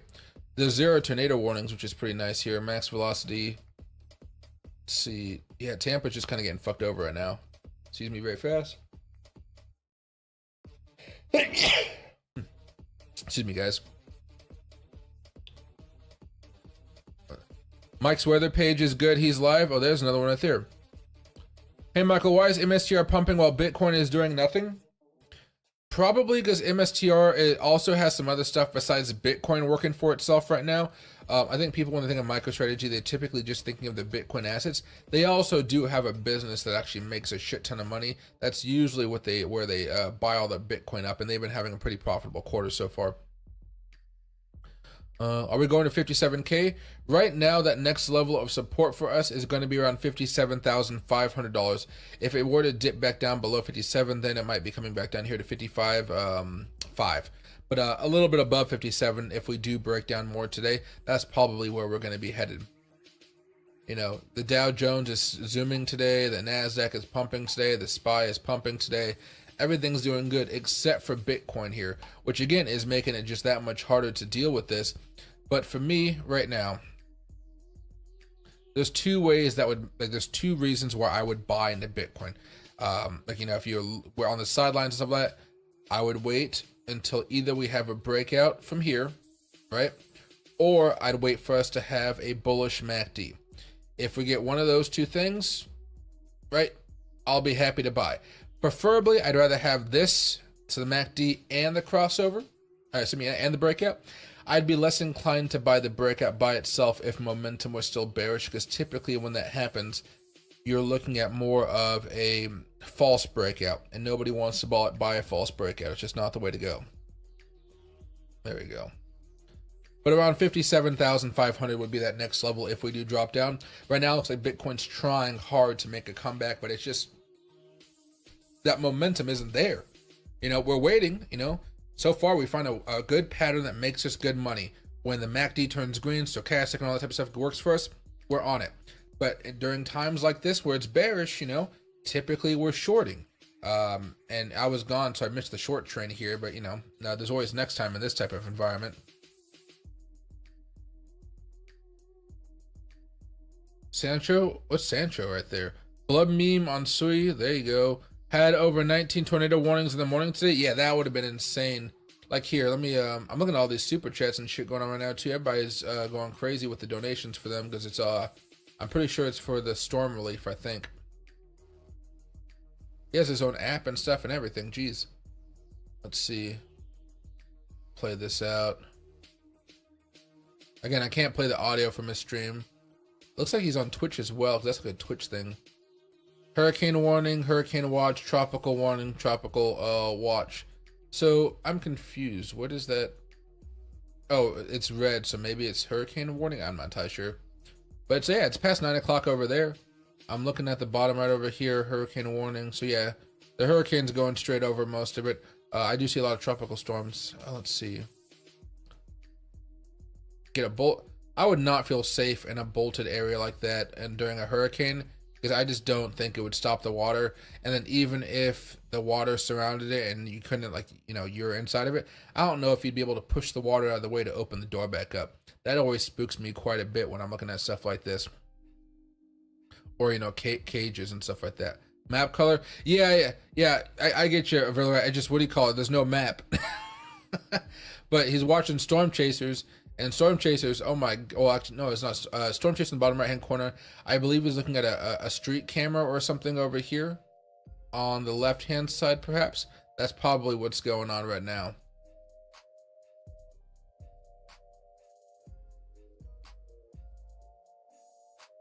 Let's see it here. What do I think CPR will be, good or bad? I think it's going to be good for us right now. Right now, the consensus is... All right, hey, yo, cheers, everybody, yo, cheers. Cheers, beautiful. Yo, definitely cheers, hell yeah. And the trading economics forecast, I would say the consensus is more important. But they're both 2.3%. Last month we had 2.5. Go over here to the past 5 years. If we go to 2.5, it'll be the lowest we've been since February of 2021, basically. Which, again, we haven't had inflation low in a very, very long time. The scary thing is we are dropping quite fast right now, which is a little bit more concerning. Typically, when we have those fast drops, you know, the economy isn't looking as good like we had back over here or back over here to 2008. Those fast drops don't usually work out too well for us. So we definitely need to see the economy slow but not break. And if we see rate cuts happening, I think that still bodes well for Bitcoin at this point. See, you sneeze twice, he's drinking your beer. Oh, there we go. And hey, Mr. Mime, happy to see you, my man. We're just chilling right now. There's not really much happening with Bitcoin besides, you know, continued bearish stuff. We're trying to see if we can get a short-term reversal here and have Bitcoin possibly pop back up to above 62,000. And then, you know, after that, we'll have to wait and see how that turned out. But let's see. Yeah, we definitely have an opportunity for a breakout here soon, but it wouldn't happen until Saturday, though. Saturday. And today is Wednesday. Oh, Wednesday, Thursday, Friday, Saturday. Yeah. A nice breakout wouldn't happen until Saturday when the market's closed, but we can definitely get a breather beforehand. But let's see.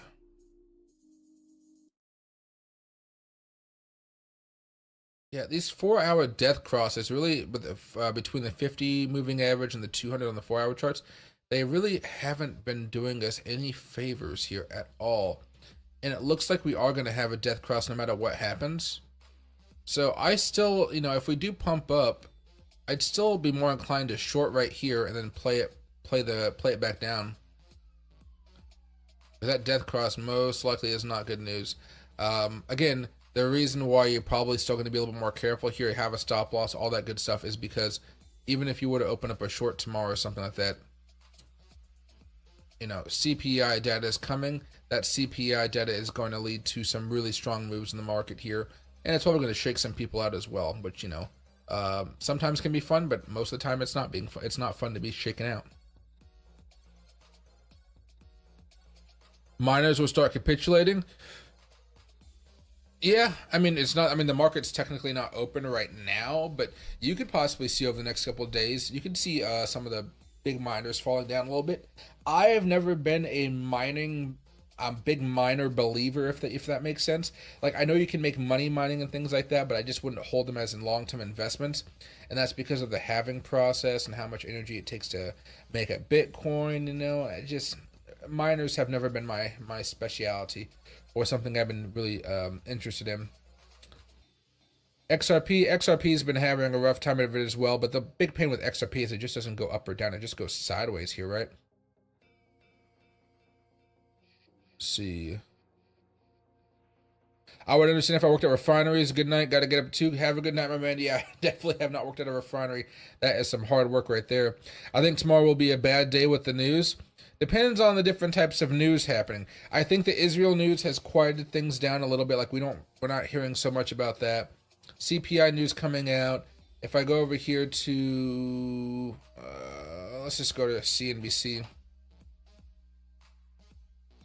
Let's see. Makes kind of landfall as a Category 3 storm.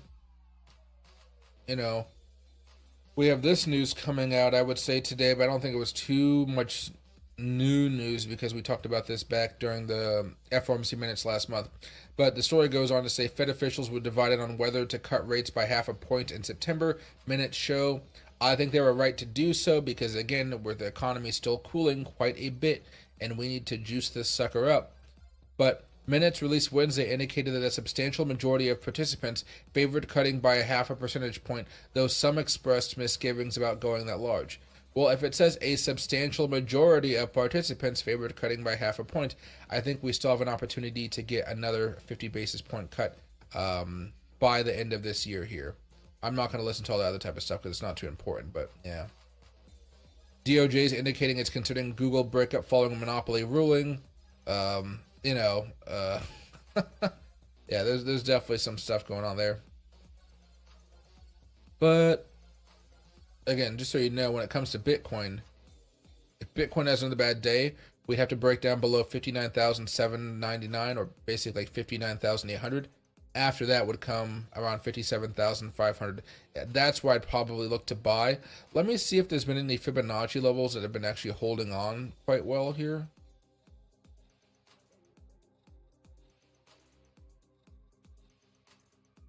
Let's see. Okay, so we did have a break there. We did have a break here temporarily, but then we bounced off of it, came back down again, and then you might look at this Fibonacci level kind of around 59,000 perhaps. That might be helpful to see. Let's see. 4 hour worked out. Yeah, I mean, we just really got punished down here over the last few weeks. There's nothing that can be make that look any better here. Let's see. There you go. Yeah, definitely not good news for the next few days. Now, what I want to do is any other news, just so I know. Amazon tests adding robot warehouses to Whole Foods so shoppers can pick up the orders at checkout. That'd be kind of nice. Let's see.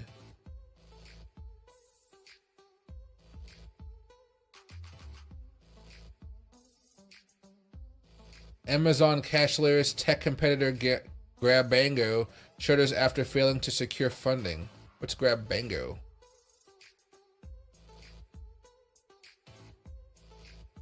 Check out free technology. And eliminate lines and save people time.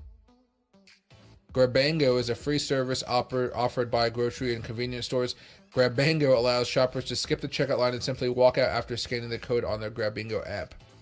No, see, no, you can't trust people.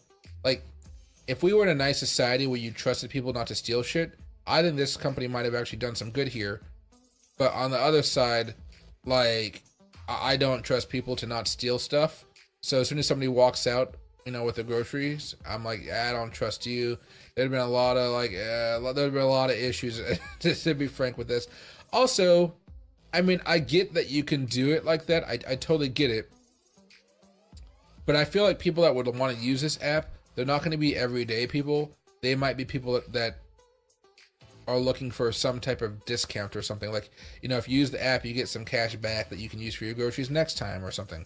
Which again makes it kind of difficult. I just don't know how this would profit besides knowing what you maybe buy and then selling that data, you know, to some conglomerate that wants you to go buy some of their stuff.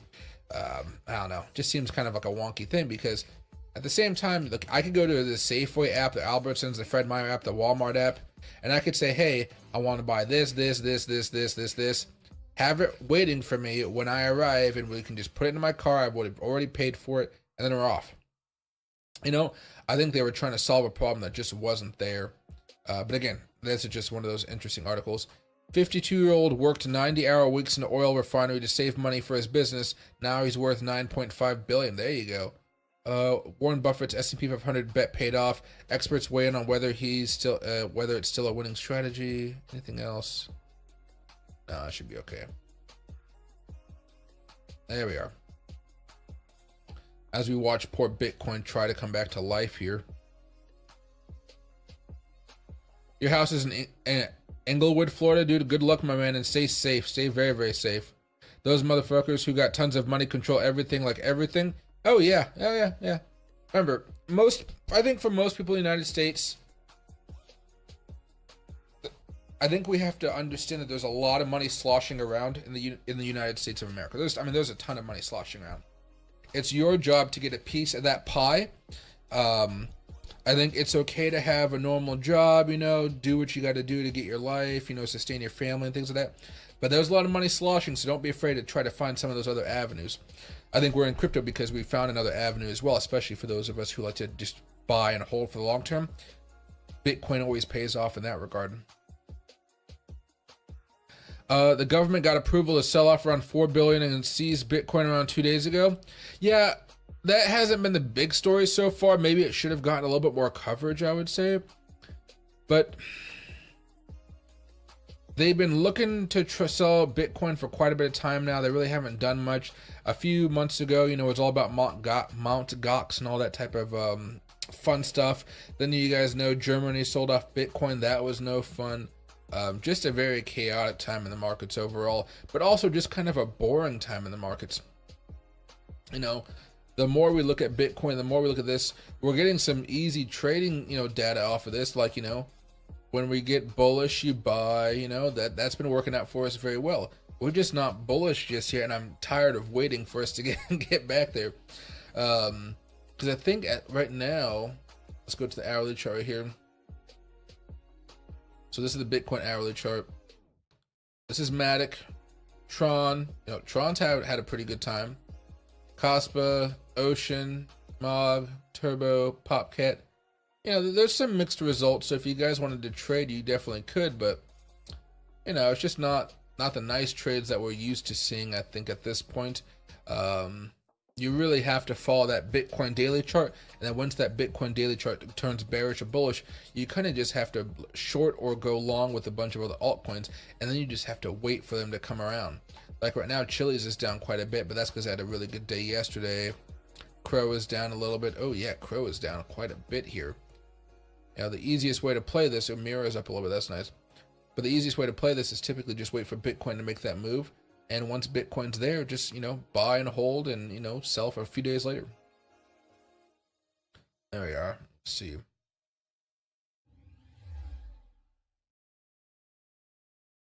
Let's see if there's any more news about him. Anything else? Oh, no, can't have sound. Yeah, I don't know who'd be driving on this type of stuff. That'd be so scary. That'd be so sketchy. So sketchy. But for those people who do it, good for them. Hope they're making some good money out of it.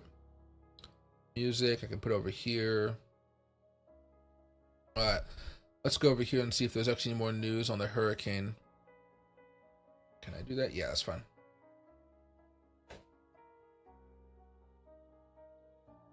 So,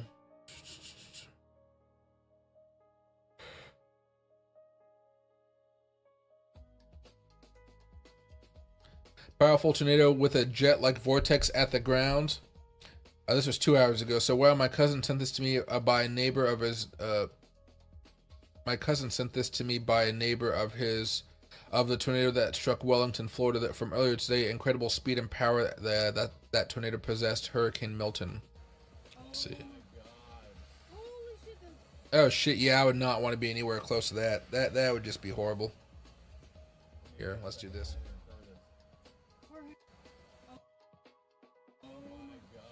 Yeah, it's not something you want to be. You want to be in a cop car just fucking going for it.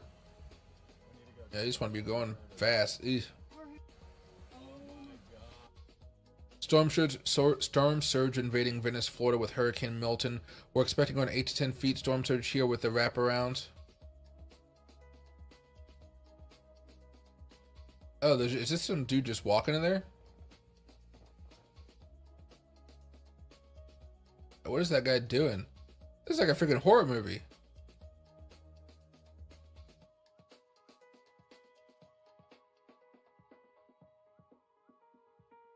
I get, if you put your head underneath the water, do you feel the breeze?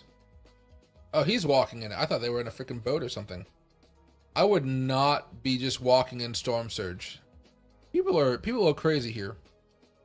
And hey, Zecker, is inflation going up? I hope you're wrong, but you know, right now we're kind of towards the end of it, so it's okay for it to be a little bit sticky. But I'm hoping it goes down to back down to that 2.3% consensus.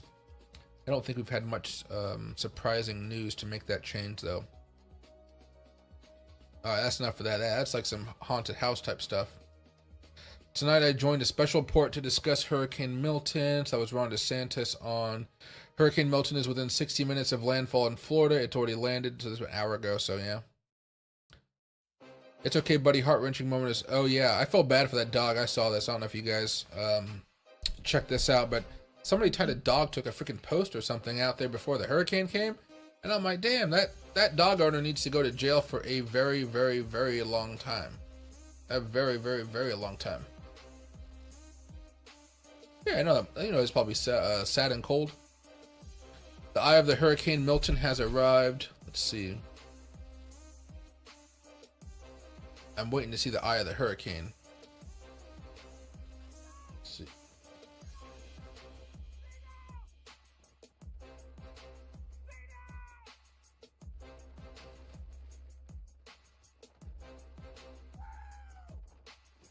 Ooh.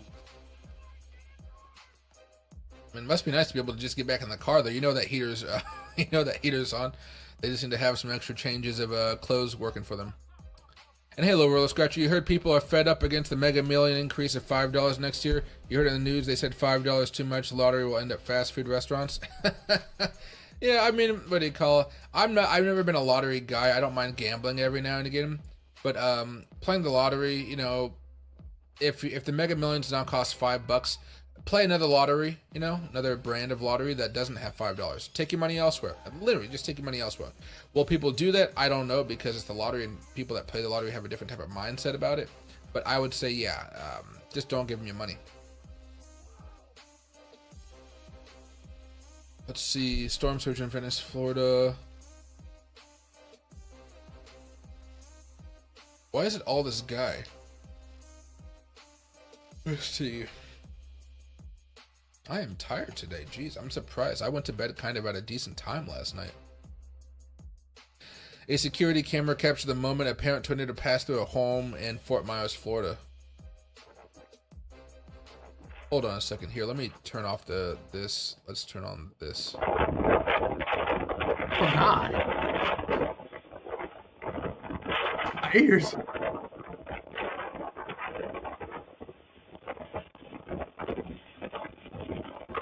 Yeah. That's crazy. There we go. Would not want to be in that at all.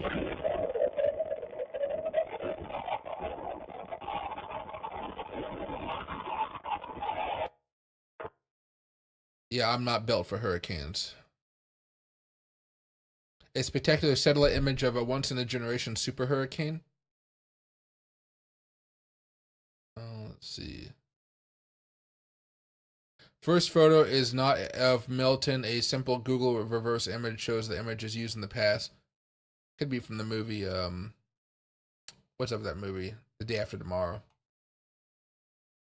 Remember that is a freaking just massive hurricane right there.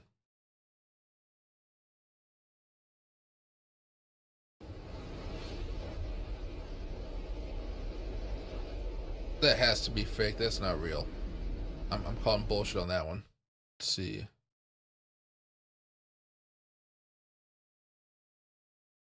Okay, if the pixels aren't going to be working, I think that's fine. There we go.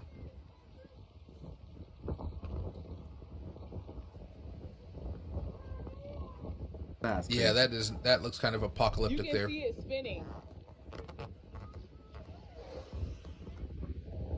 That means get the fuck out. Let's see. Do I expect more lottery players investing in Bitcoin and crypto? Not really. I mean, crypto people are a little bit different than lotto people, in my opinion. The water in Tampa Bay has been sucked out by Milton. Hopefully it doesn't come in as fast as it went out. Oh.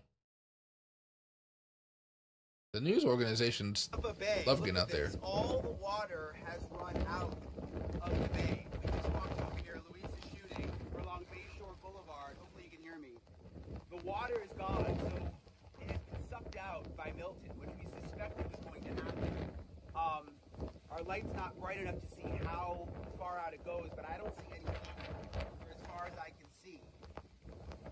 Yeah, that'd be so sketchy as well. Storm surge in Punta Gorda, Florida. 5 feet plus in the past 30 minutes. Yeah, you definitely need a boat here. Post tornado as well. I mean, yeah, some of these houses just look like they're fucked up. Hopefully there's insurance for them, because, and I know insurance, oh shit. I know insurance is going to be expensive. But I mean, can you even go back to that house and live in there afterwards, you know? Let's see.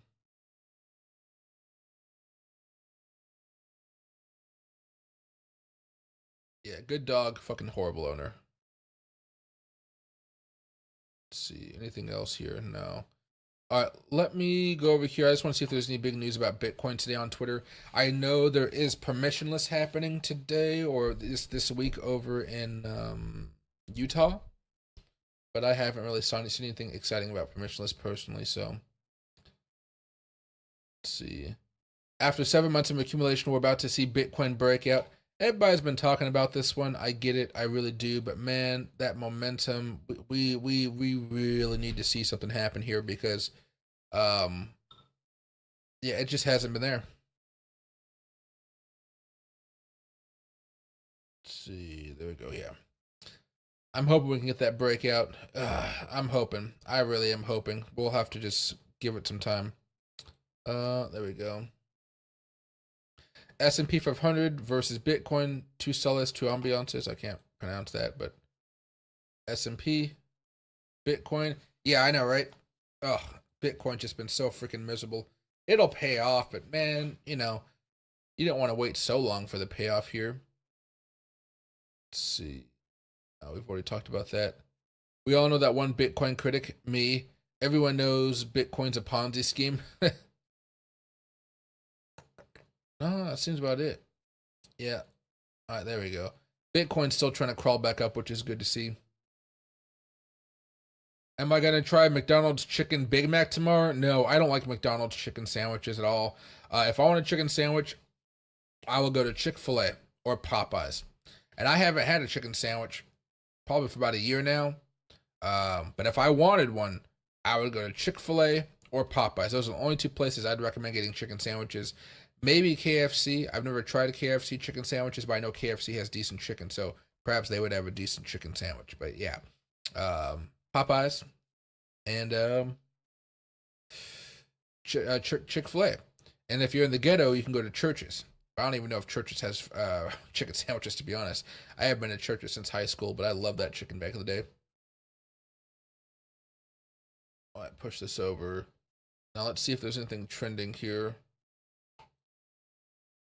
Stanton, Phillies, Lindor, Survivor. No, Bob Costas, Judge.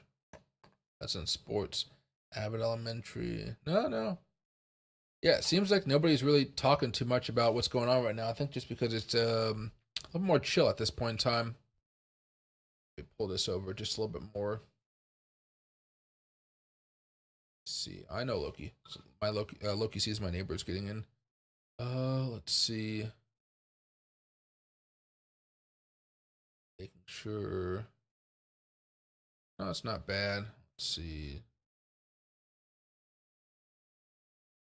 There you go. Okay. That's fine. Make sure I'm not missing any of you guys' message right here. Why do people not leave the place? Not everybody can afford to leave Florida, right? It's expensive to pick up your stuff and go. On top of that, let's see if I can actually do this.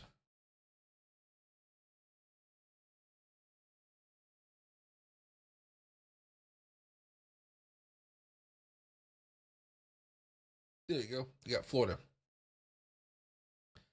Right now, it looks like it's passing through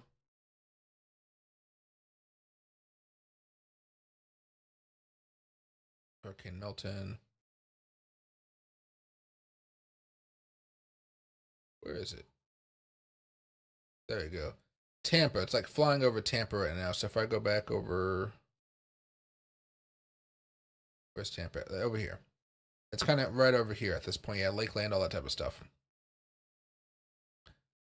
They just had another hurricane go rolling through Georgia here, which is really, really bad. So all the infrastructure right here is really fucked. It's just more of a hassle to get out right now. And sure, there are tons of people who are taking the, you know, the advice and leaving at this point in time. But there's just a lot of people that just don't have the means to leave, you know? Let me see if I can find, I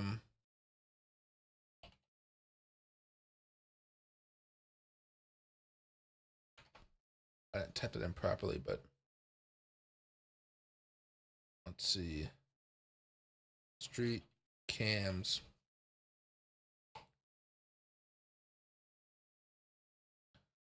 Well, that's not giving me anything right now.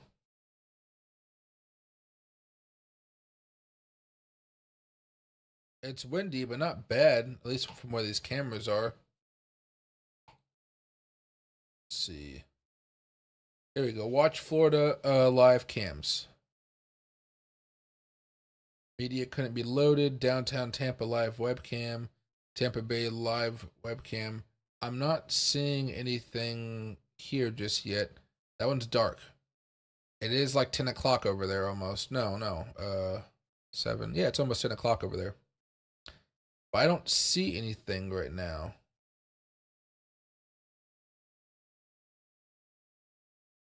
So maybe their cameras are broken or something because there's no signal coming in. Oh, there's a signal. Or so many people are watching them right now that they're just glitching out because these are local news and people normally don't care about the weather in Palmetto. You know what I mean? Yeah, nothing really good happening over there. Let's see. Florida traffic cameras. Let's see. Tampa Bay. I guess we can try this one because it has some light in it. I'm not seeing any movement here though. Oh, show video. Nope, it's not showing me video. Oh well, I tried. I'm not going to stress out about that right there. Pi had news, your thoughts, please, and thanks. Pi actually had news. I haven't heard about Pi in forever because they just don't do anything. Pi Network. So Pi Network fully diluted market cap is $3.9 trillion. That's not the real Pi Network here. There we go.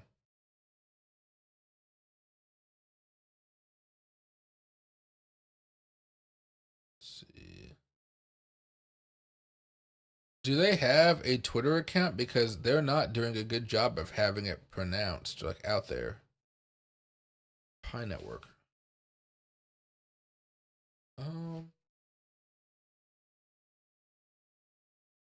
Pi Network on Google. There we go.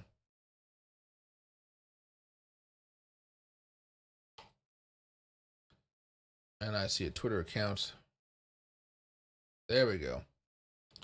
So, any news today? So the last pinned post was September 3rd. The last news they talked about was October 4th. So it's been a while since any news came from the official website here, okay? So, apply to the Global Pi Influencer Program to expand your reach and contribute to Pi's growth as we approach open network. If you're a passionate influencer ready to elevate your impact and grow your influence, go to the Pi mining app to learn more. Interesting. Let's see. Maybe they have a YouTube channel that works out. They haven't posted in 3 months. 3 months. December 31st, 2024. Let's see. It looks like this was posted about 8 days ago here. So important grace period update. Let's see if this says anything here. Deadline to submit your important grace period update. The deadline to submit your KYC application within the grace period has been extended from September 30th to November 30th, 2024. That's 2 extra months. But don't forget, the final deadline to complete your mainnet migration is still December 31st, 2024. Miss either deadline and you could lose most of your Pi balance except what you mined in the last 6 months before your Pi is migrated. Why the extension? Okay, so that's like the most news we have about Pi at this point in time. I haven't heard anything else. It's fine. Looks like they're trying to do something here. Whatever they're asking you to do, I'd move your crypto over there. I don't know if it's going to be worth much at the end of the day here, but, you know, in case it is, might as well follow the rules. Let's see. Yes, my news is on the actual app. Oh, that makes sense right there. Okay. Let's see. TikTok Live, maybe you will find something. Let's see. Oh, I wish I could do TikTok on this computer. That'd be so nice. Or I wish I could stream it. There's too many weird things on TikTok where YouTube will like legitimately like get pissed off. I'm not so large as a YouTuber that I can do some stupid shit. Did I withdraw my money? Yeah, I did like a 5-10 minute talk about this at the beginning of the stream. But as far as Fairdesk and JumpX, because they are shutting down due to like government regulations and all that good stuff, I am moving all. Well, I have moved all of my money off the exchanges. When it comes to like JumpX and stuff like that or Fairdesk, they don't really have a big cap of how much money you can pull out daily. So, well, I'd say by that I mean most of you guys should be able to withdraw $20,000+ every day from JumpX, even up to I think $50,000. Maybe it's like $200,000. But you know, everybody should be able to pull their money out there very easily. I just don't want people to wait so long. That's what I'm concerned about. Let me push this back over. There we are. But yeah, I would find another exchange. I mean, if you guys are looking for a new exchange right now, I have BYD5 below, and then I have Weeks below. Both are great exchanges. They've been around for a while. But I know some of you guys like the ones like Binance and KuCoin and BitGate, and I completely understand. It's just that the rules are so weird nowadays about which exchanges are allowed to what countries and stuff like that. Drives me absolutely nuts because I kind of want to have all of the exchanges back in the United States because I know a lot of people liked Binance. I liked trading Binance back in the day. I liked doing KuCoin back in the day. Then I liked doing BitGate back in the day. And like the more I fall in love with exchange, the more likely it's going to be that they end up getting pushed out of the USA. And then let's see, get out of Garbongo. Pi Network, that doesn't really matter as much right now. Yeah, and I think we're good there. Anything really making a move today? Not really, though. Popcat's up 2%, but you can see that doesn't really mean much after that big of a drop. FFIE, Matic. Spell, yeah. Jet, yeah, mostly everything's just getting pushed down right now. Not the end of the world, but definitely just kind of painful because we're waiting for that CPI data to come out tomorrow. That CPI data is one of the only things that can really save Bitcoin at this point. There we go. There. Okay. But okay, everybody, it looks like the chat's died down a little bit. I'm a little bit tired here. I'm going to end the stream today, and I'm just going to go live around noon tomorrow to talk about CPI data and such. I'm hoping that I can make it into a long stream where we just like talk for a couple hours. I know the hurricane's going on tonight, so for all of you guys out there, be very, very safe. I got to try to find a way to get the conversation picked back up. Welcome back to Cryptos Are Us. I'm George. We're all George. So I am offsite today. I'm going to explain why. But first of all, let's talk about Bitcoin. What the hell happened? Look at. Okay, that's his audio, not mine. Just so y'all know, that's definitely his audio. Where we are right now, 60,500. Kind of sucks that Bitcoin took another dump today. Why are we going down further? What is going on? Let me try to explain what happened today and what to look forward to. Is Uptober canceled? Well, first of all, this is kind of frustrating. I've expressed this already. Today, the broader market was great. Dow was up 431 points. NASDAQ was up 100, right? And NVIDIA and tech, they didn't do so well today, but overall today was a green day. And that makes today more frustrating. Why didn't Bitcoin follow? Why didn't crypto go up? Well, there are several reasons why. First off, we did have the Fed minutes, and this does show that officials were kind of divided about the 50 basis point cut that we had. A lot of people thought it should have been less. So this does make it seem like the liquidity injection that a lot of people are anticipating, well, it does seem like it may not be as much as anticipated, right? And we know the next one, which is coming out next month, is probably going to be a 25 basis points. So it's not as much as we thought for this year. We know it will continue, but it's not as much as we thought, right? So, that kind of dampened the mood a little bit. And because of it, right, the DXY went up a lot today. In fact, the DXY has been going up for over a week. So what this says is a lot of investors are starting to get not as bullish. They're not turning bearish, but not as bullish. A lot of investors are now turning to the dollar, right? And because of this, I think Bitcoin and crypto has suffered a little bit.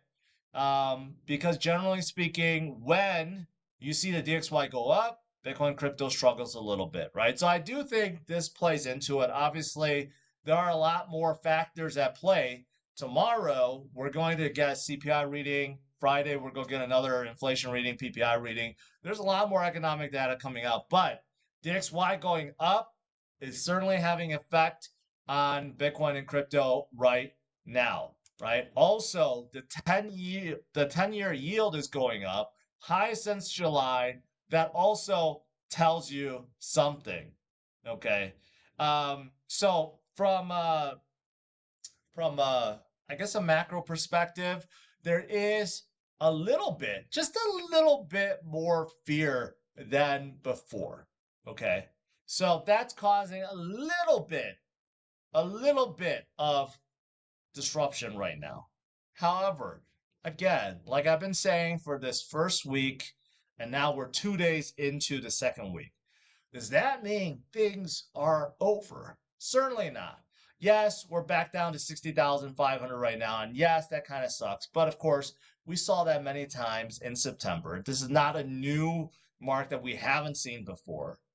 And of course, the fundamentals are still growing. Okay. In fact, I am here in Salt Lake City actually attending permissionless for a couple of reasons. Number one, to see the crypto crowd here and see the projects that are here. And number two, because there is another IFC fight. But there are many in the space that are building. There are many that are excited. Okay. Van Eyck is one of them. They are now going to invest in early stage projects with their new $30 million fund.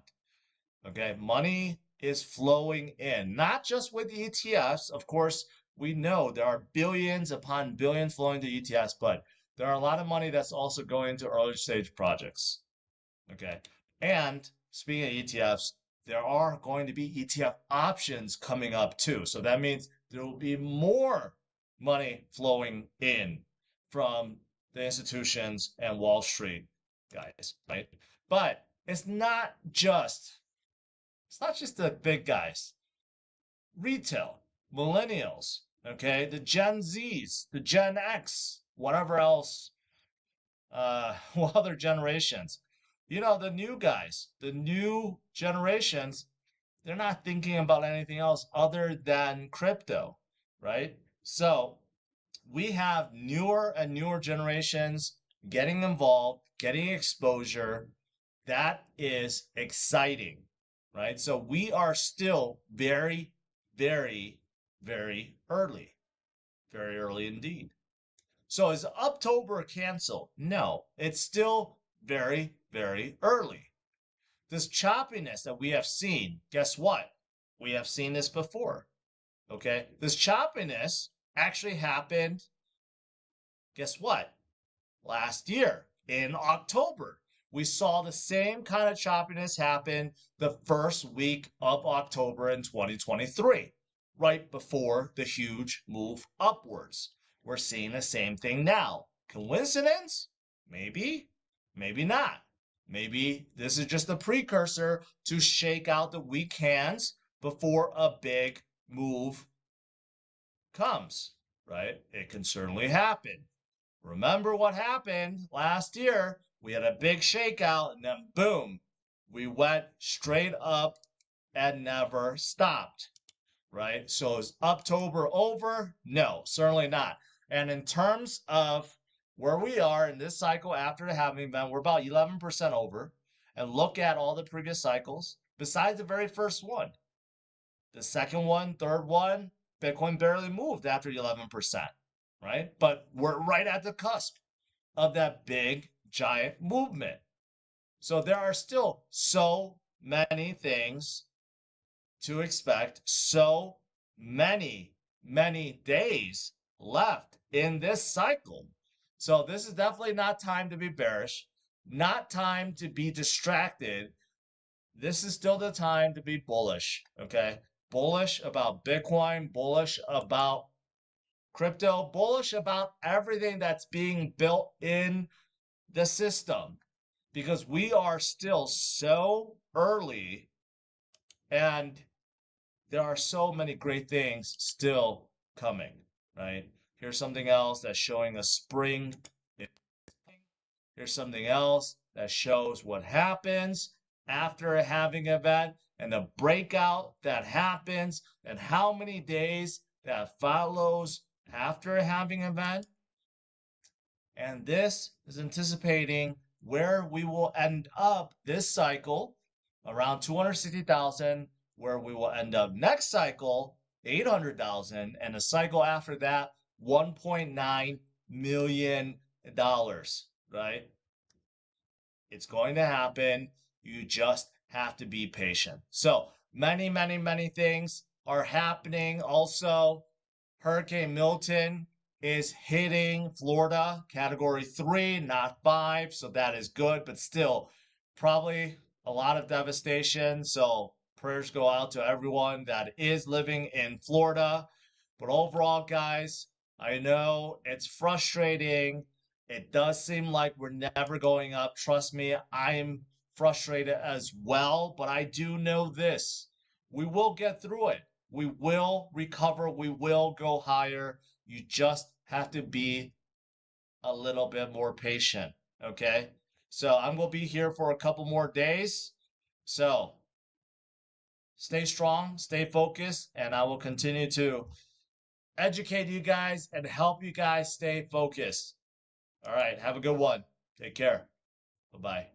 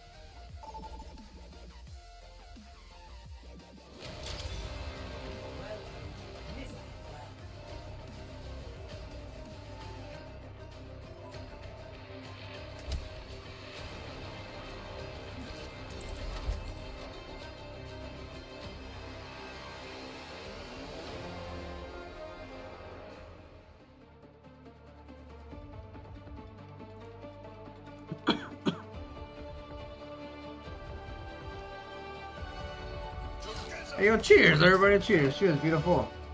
Separate cheers, baby.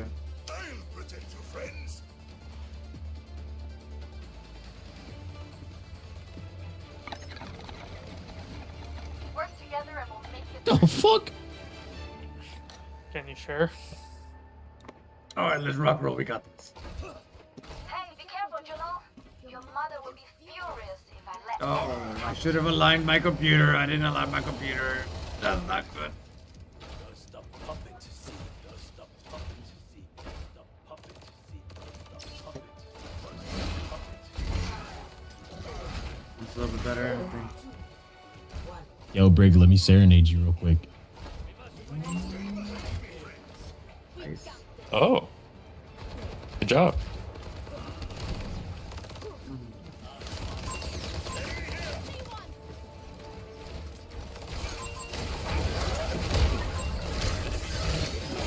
He just, I feel bad.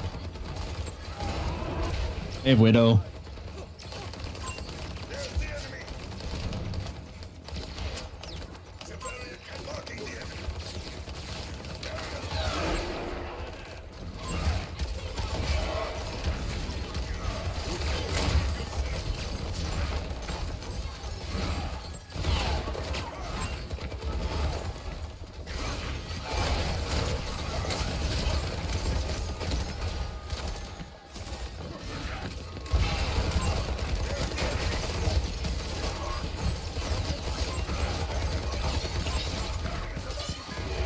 Hold on, what y'all doing now?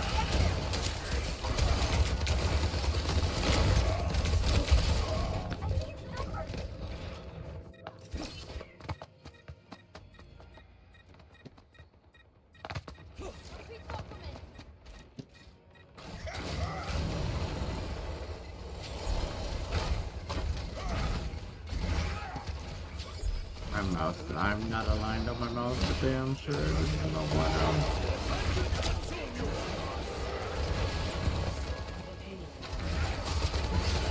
Damn.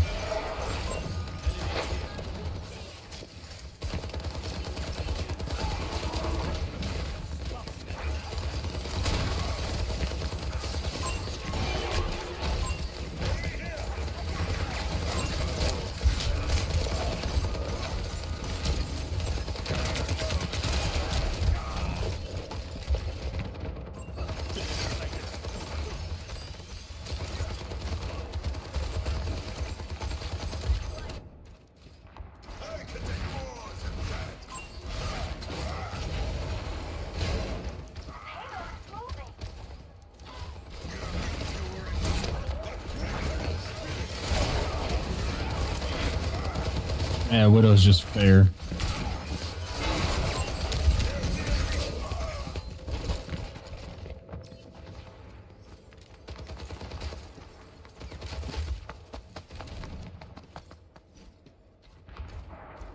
Dive? Yeah, I'm gonna attack the Widow.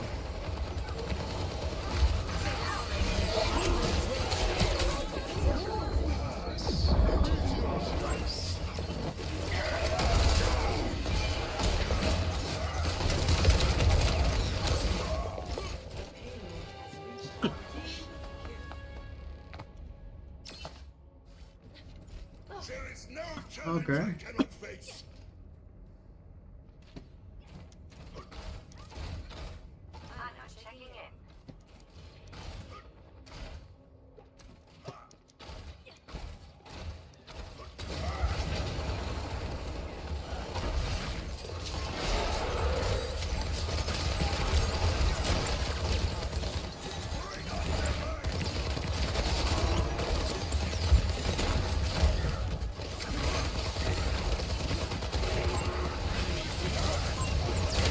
Put a one, absolutely.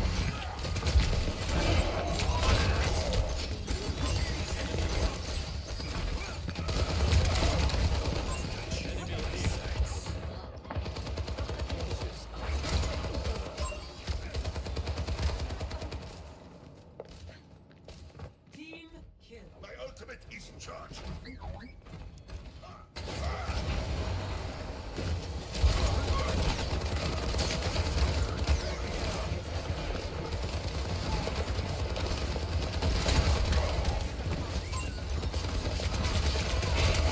Oh shit! My bad. Vengeance consume you!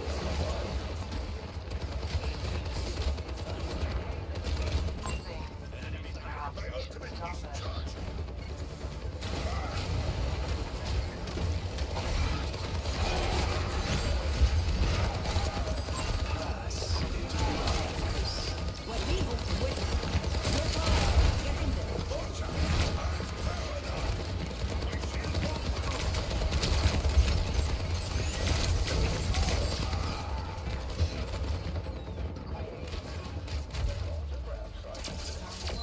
Meteor strike! Score 0-3. Switching sides. What's this? Prepare to attack. Select your hero.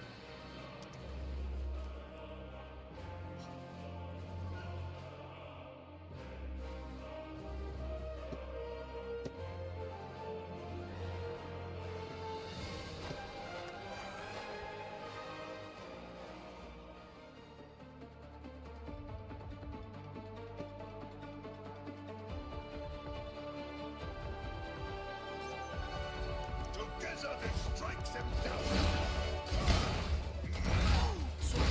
Something is wrong with my phone. It is so slow. Nothing. I know.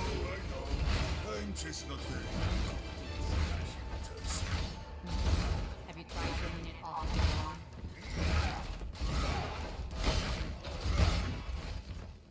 I never asked my father his opinion. Now he is beyond my reach. I'm sure he was proud, even if he never said it. How would you know? Trust me, I know. 5, 4, 3, 2, 1. Attack commencing. Capture objective A.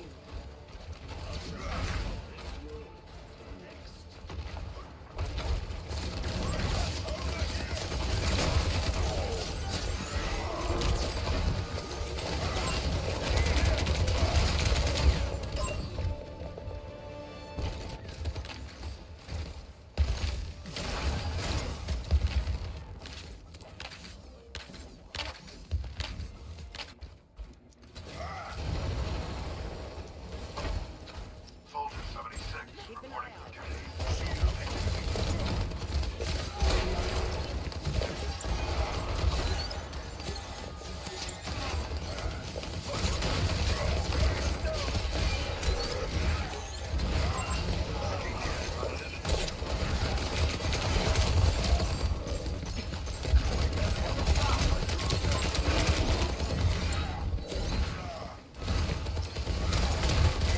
Why did it stop healing me? I heard the heal and then it just stopped healing me. Fucking Anna.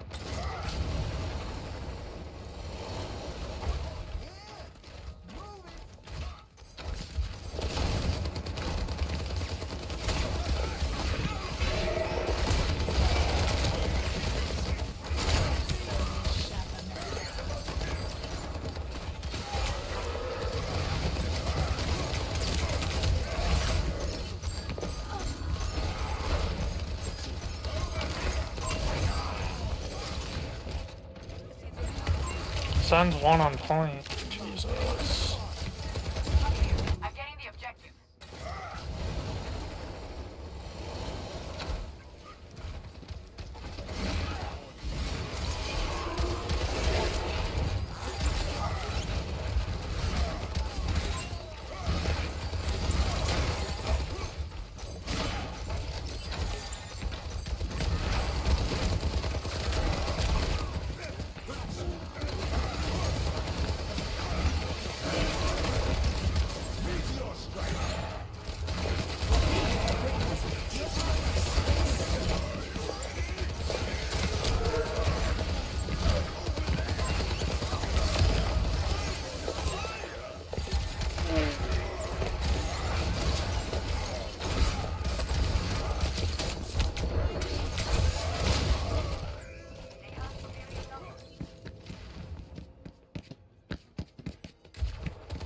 We got 4 ults. We got 4 rolls.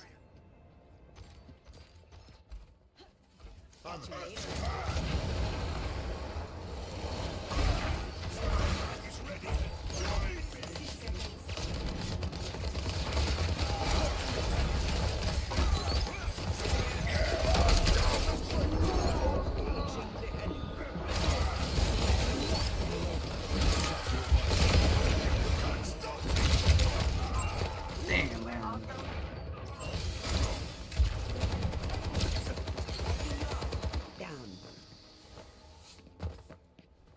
DPS can't kill anything.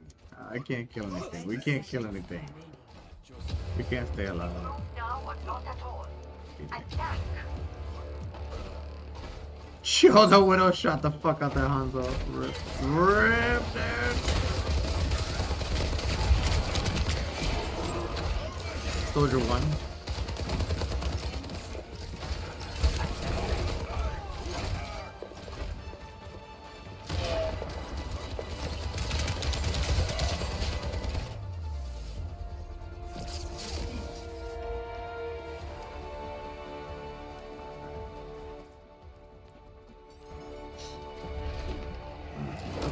Alright, legit. Welcome back, honey. You're welcome. Oh shit, what the hell? My damn hair is tickling my ear.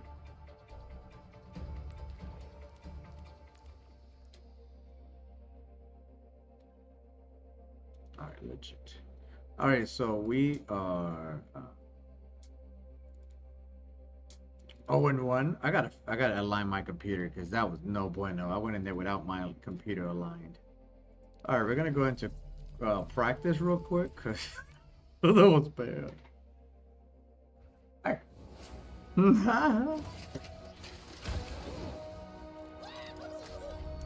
Alright, here we go. My computer. Got unaligned. 1 second. I know y'all can't hear anything but my headset. I'm trying to fix my headset. Hopefully we can hear stuff. Are we hearing stuff? Can we not hear stuff? Okay, we're hearing stuff. Okay, good. Okay, I just gotta line my computer because I messed up.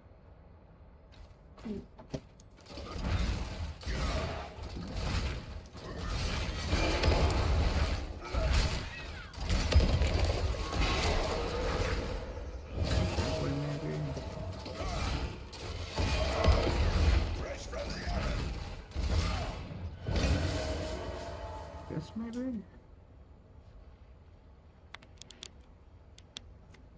Maybe? Maybe?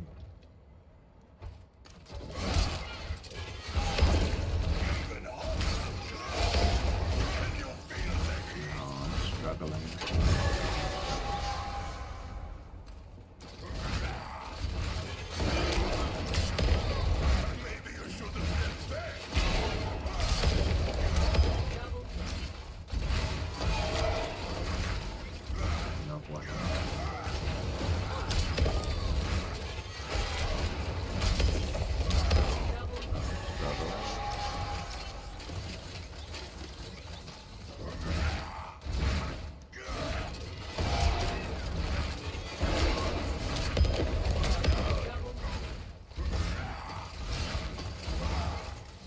Feels like I can't move in that direction.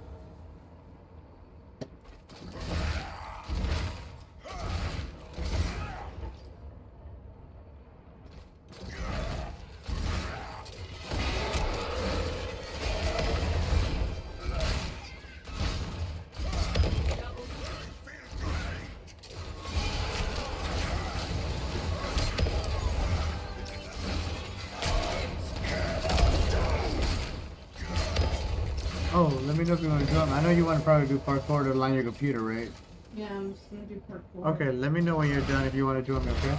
No problem. Alright, legit. Because I have to do this to align my computer too.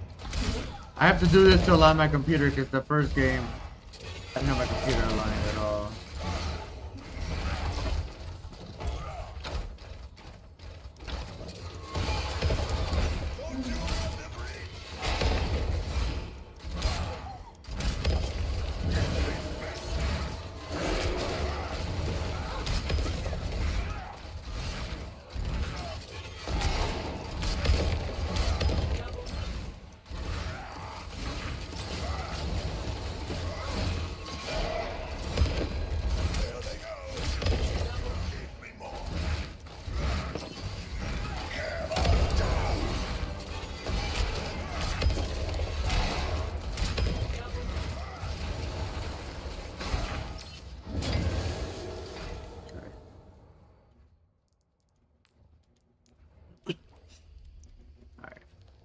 jump into a comp, alright, baby?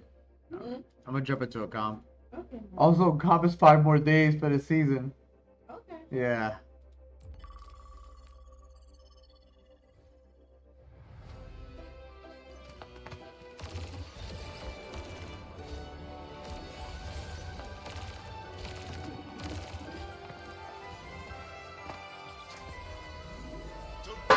Oh, what the hell?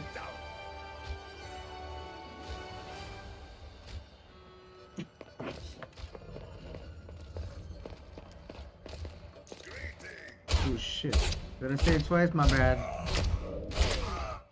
Oh fuck. I said it twice. Did I say it twice? If I said it twice, my bad.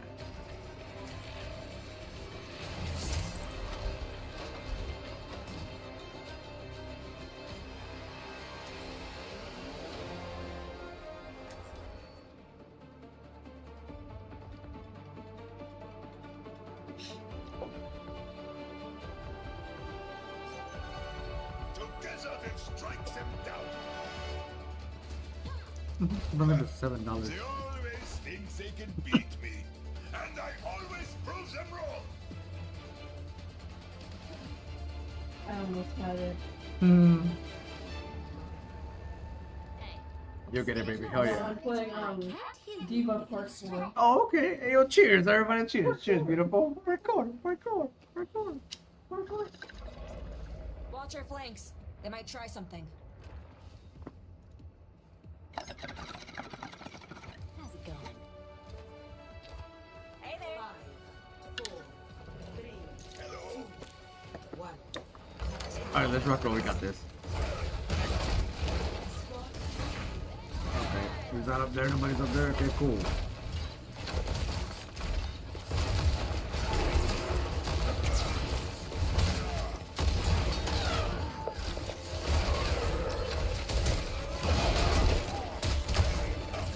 I think Genji kill himself. That was very weird.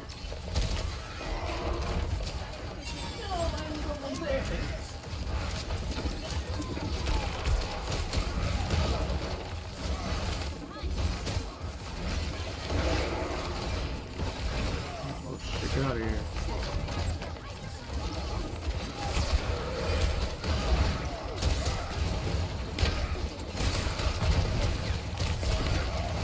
Oh, I moved too fast.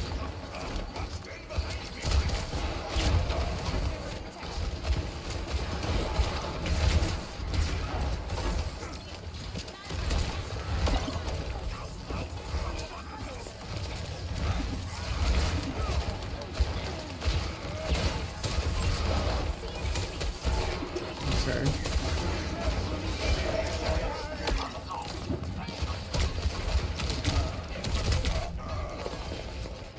I thought when he was flying, he would be away from the point. What the? Okay, that was weird. My ultimate is almost ready. I can take more. My ultimate is almost ready.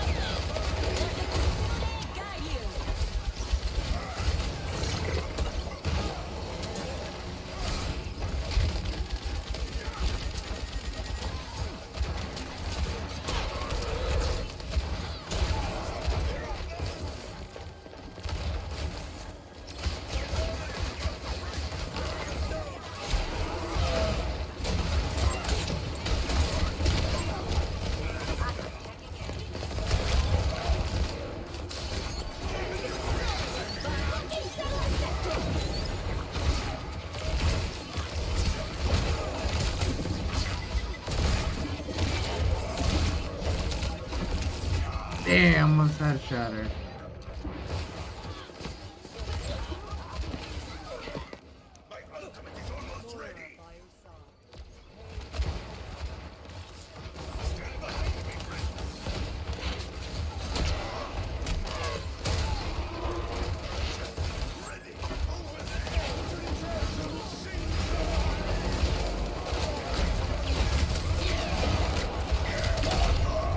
Dang.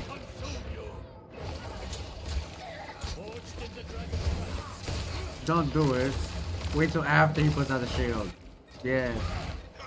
I'll be doing a blood suit. That's their okay.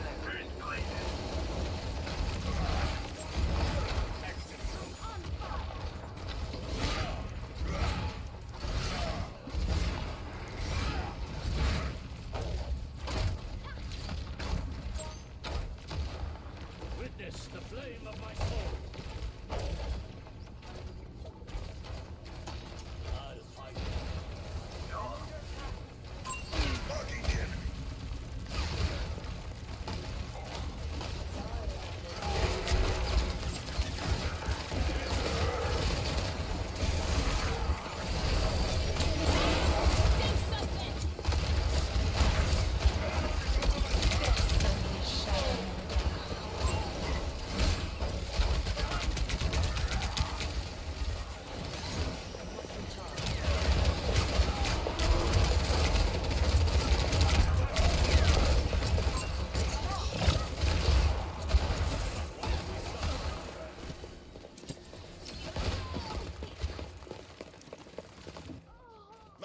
There are widows 3 and 5. What the hell? That's interesting.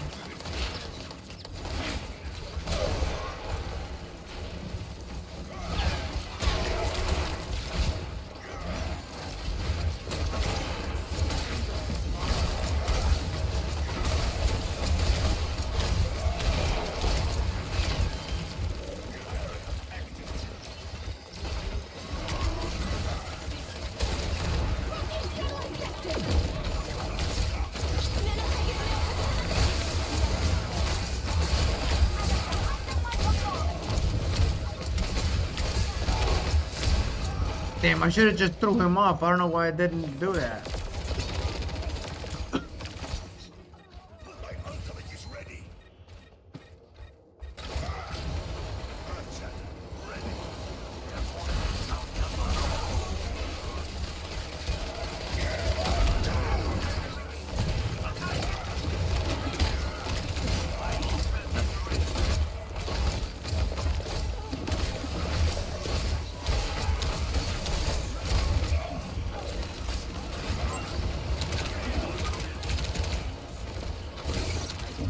Damn.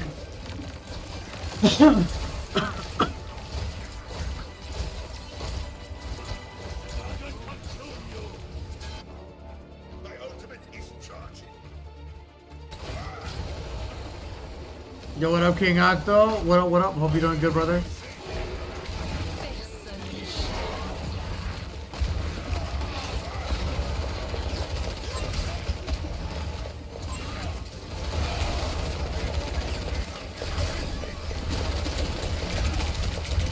I missed her. How the fuck did I miss her so much? Oh my god. I suck. Oh man. She was 1 HP and I couldn't kill her. That's rough.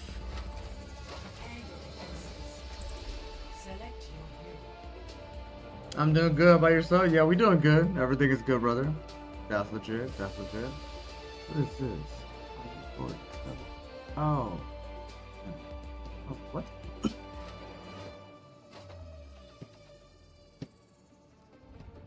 It's a very weird game.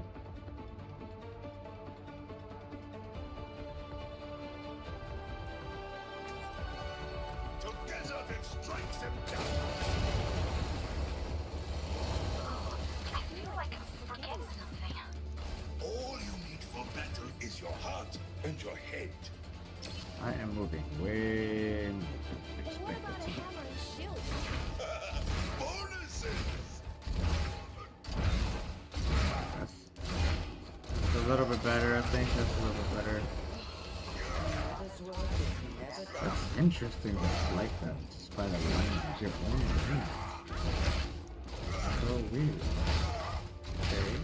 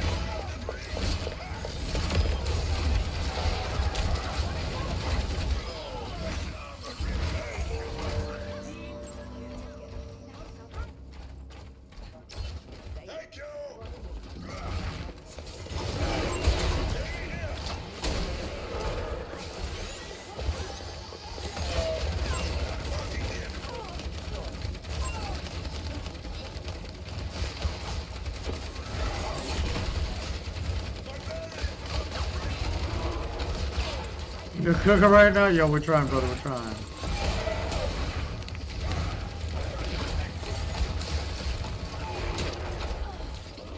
Nice.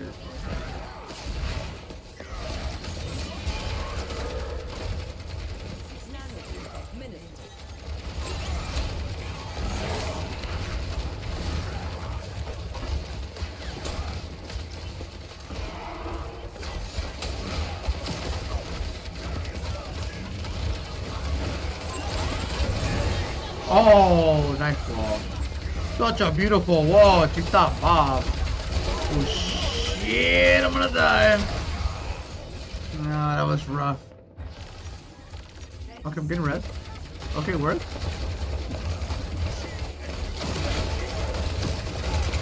Oh shit. That was rough. Hold on. That widow.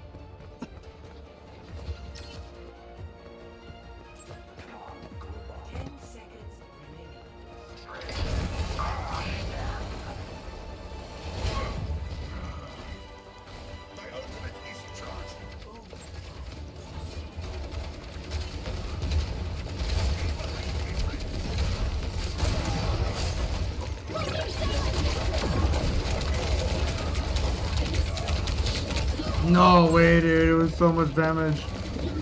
I'm getting rid of it.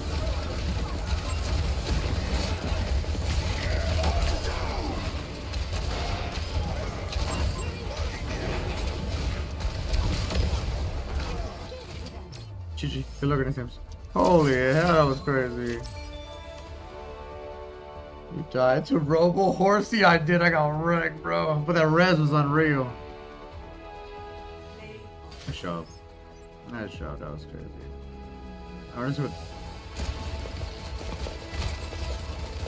Oh yeah, when she went after crazy DPS down, she almost had it. Who's 10 and 10? I don't know. Oh, I'm 10 and 10.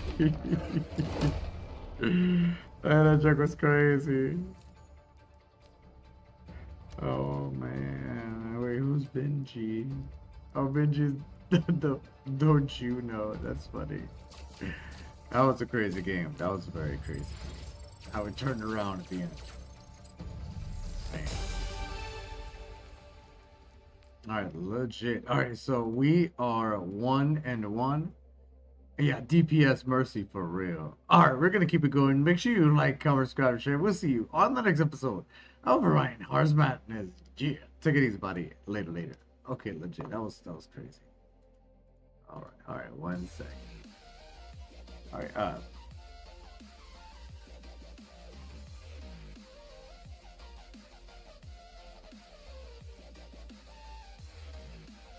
now we're gonna jump into another one. That was crazy. Woo. Hey, everybody did badass.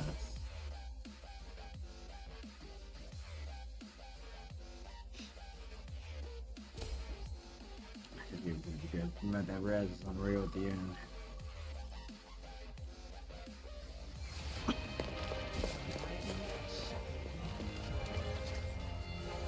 Together then strikes him down.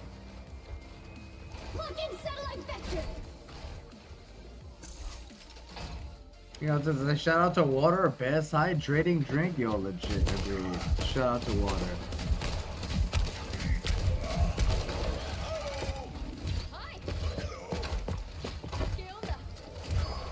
Hell yeah, shout out to water.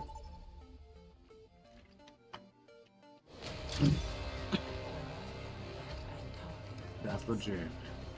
The best molecules ever. Hell yeah.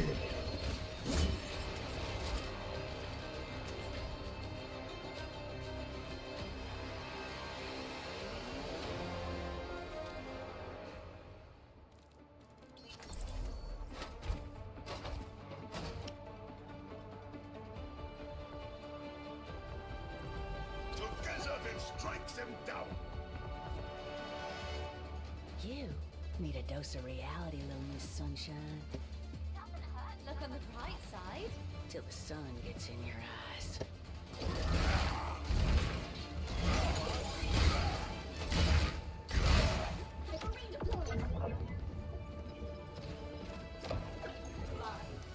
What the hell?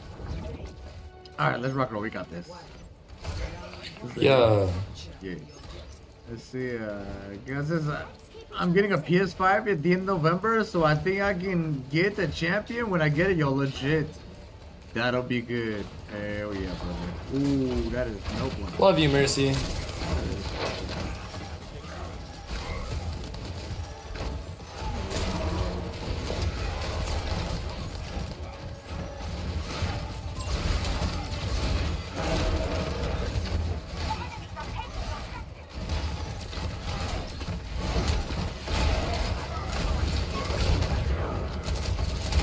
I think I'm alone. Maybe not.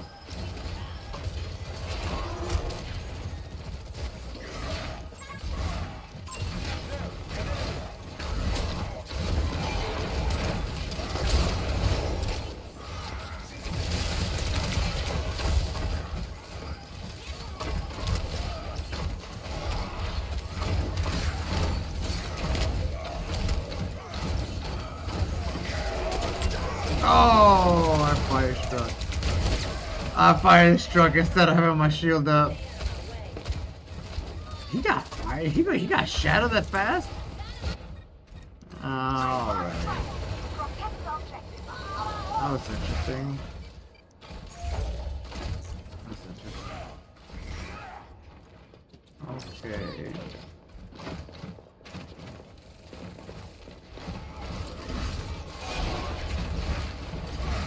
Okay, we're gonna go this way. We're gonna go this way.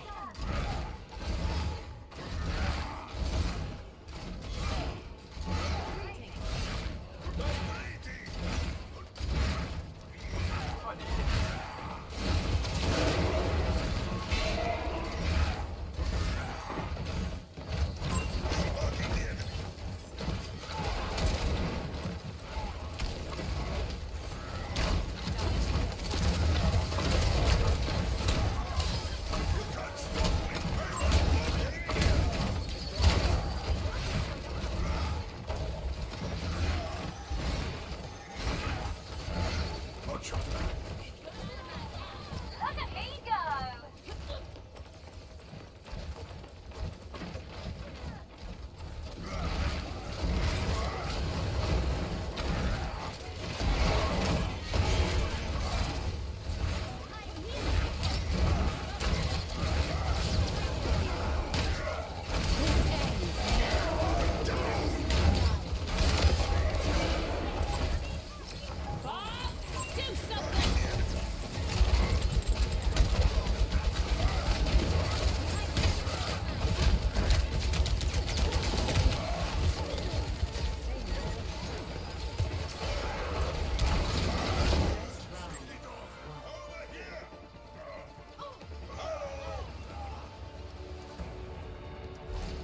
That was crazy.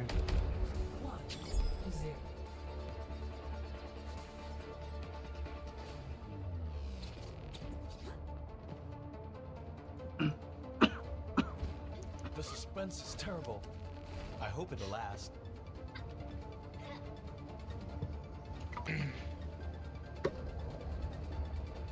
ReinHardt is the name. Glory is the king. Now we got this.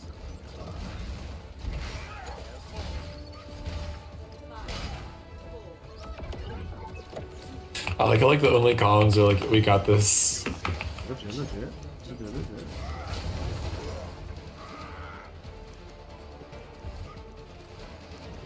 Yo, what up, Dog Signal? What happened? Nothing, brother. Don't worry. Don't worry. Nothing happened, brother. Trust me. Nothing happened.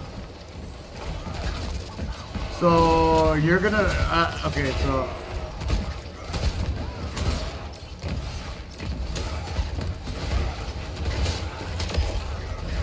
Okay, so you're gonna think I sound very crazy, all right, in a minute. So, in 2021, there was a glimpse of something happened, and all crypto went skyrocketing. DogeCoin went to $27 million, and it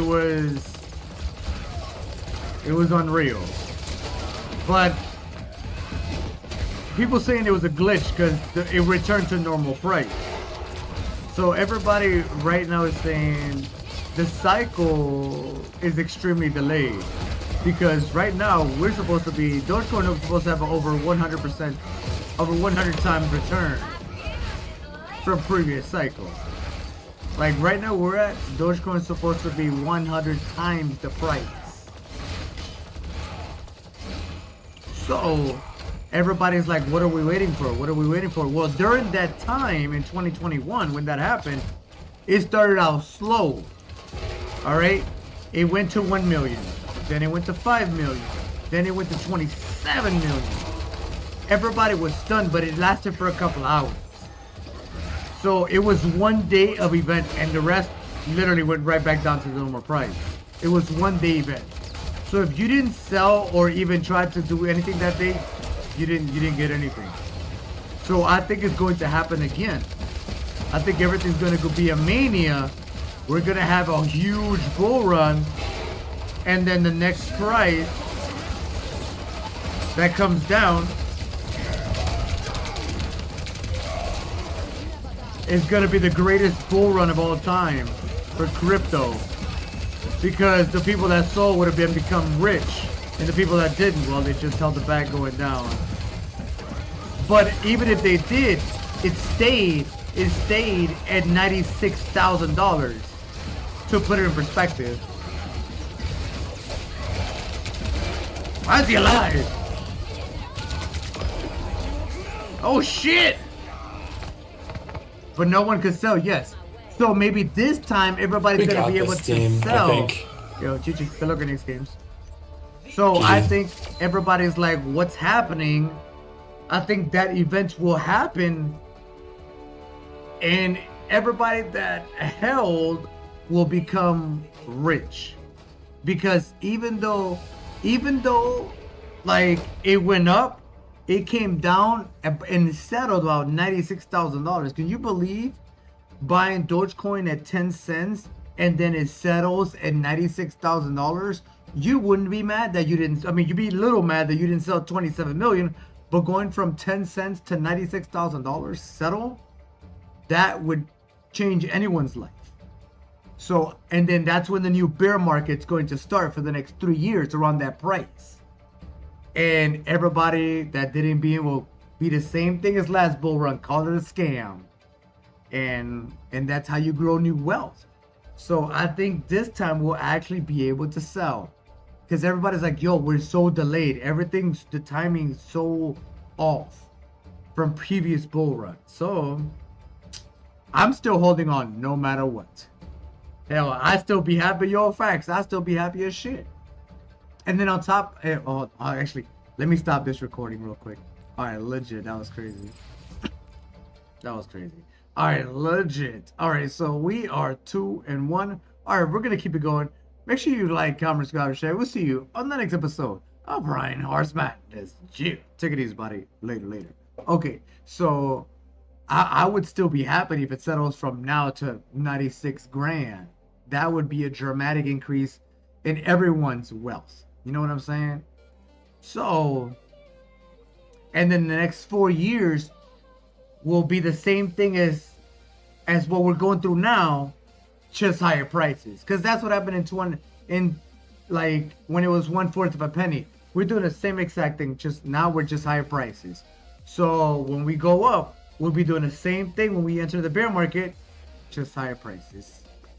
Let's see, me too. I'm almost all in on FTX, which is that backshot featured XTX coin. It was pumping and died. I was late to the pump. Thank God I stayed in Doge.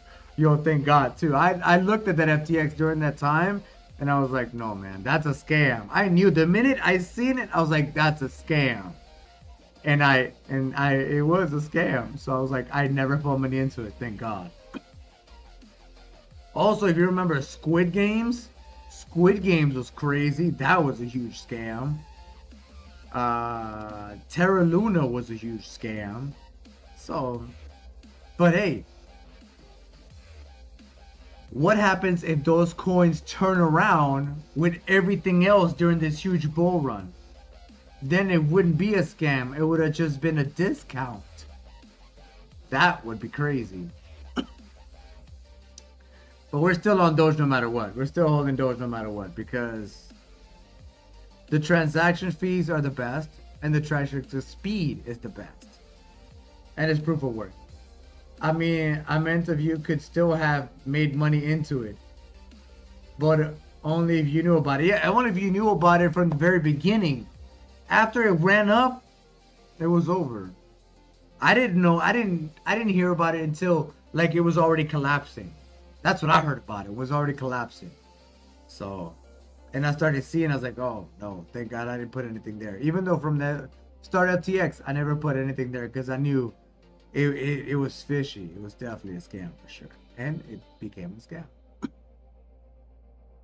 So, it's all good though. It's all good. Ain't no worries. Also, the 4-hour chart. The 4-hour chart is basically staying the same price, so we really haven't moved. It looks scary. That's all it is. It looks scary. We are literally at the same price, brother. I haven't really. I mean, it looks on your portfolio. It looks like it has, but in reality, we haven't really moved. So I'm not selling. Hell no. Because if it really does go to $27 million and we were able to sell, I would never forgive myself if I would have sold.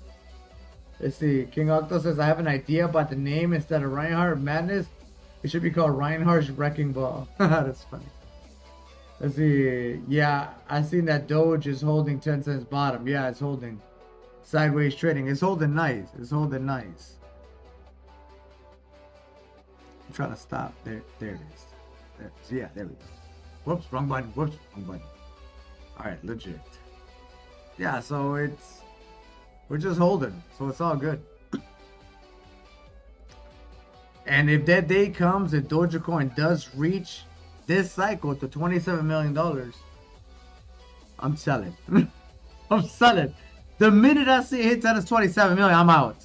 I'm out because I know the cycle just happened. And that was it. And everybody that wasn't in are now just buying the top. And then we're going down 90%. So, yeah. And that's what I'm saying. That's going to be the history of a lifetime. Literally, everybody's going to be talking about it. The biggest crypto bull run ever. Outperforming every single asset ever. And sustained higher than ever. Yeah, I'm selling so fast. Yo, same. Dude, I'm selling so fast. Like, literally. Like, my finger's gonna be like a meteor on the sell button. Literally, smacking that. I'm out. But the thing is, I'm moving it to USDT. So, that's where it's gonna be going. USDT. Not cash. USDT. So, yeah. $1, I'd be happy too. Agreed. But like, imagine if, because when it happened, the price was around 10 cents, and in a flash of an instant, it moved to $1 million. Like where we were, it was a straight line, and that's what happened last bull run. When it moved, the price literally moved like a straight line. Let's see. I move it to USDC. All right, brother. Sounds good. You know, do what's best for you. I think I'm gonna move mine to USDT. So it's all good. It's all good. Hey, as long as you get out, that's all that matters. That's all that matters. And then we'll be able to buy the bottom. Could you imagine selling Doge at $27 million with all that money, then buying the dip at 96 grand? Could you imagine that? You'd be a millionaire so fast, it wouldn't be funny. No, it wouldn't be a millionaire. It would be like a billionaire. $27 million $27 million probably put me in almost trillionaire status. Yeah, I would enter almost trillionaire status. Make sure y'all stay hydrated. Me and my wife would enter almost trillionaire status. Would be legit. That would be legit.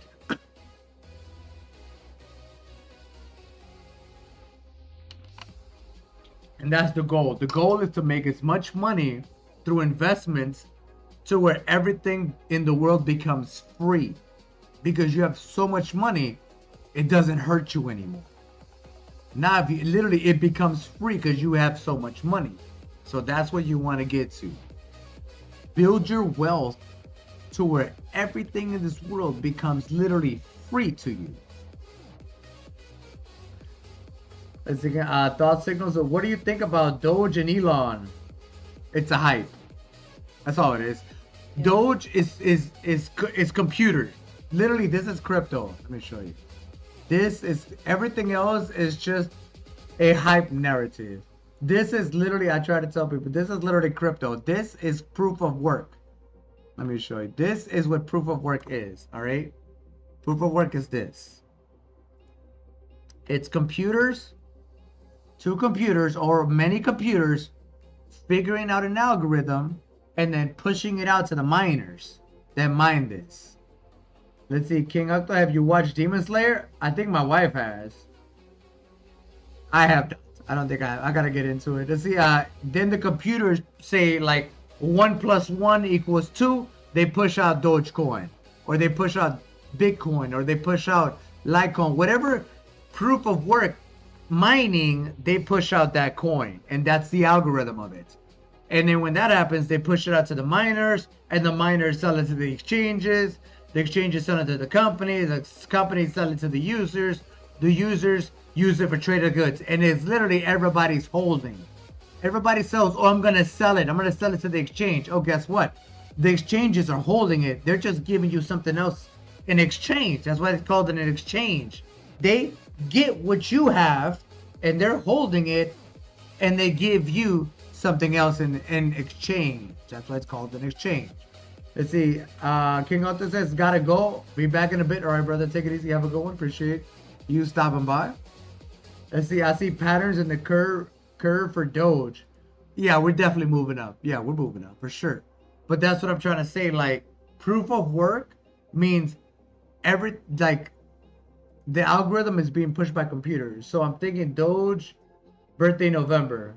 Well, let's see what happens. That's what I'm saying. Like, the computers.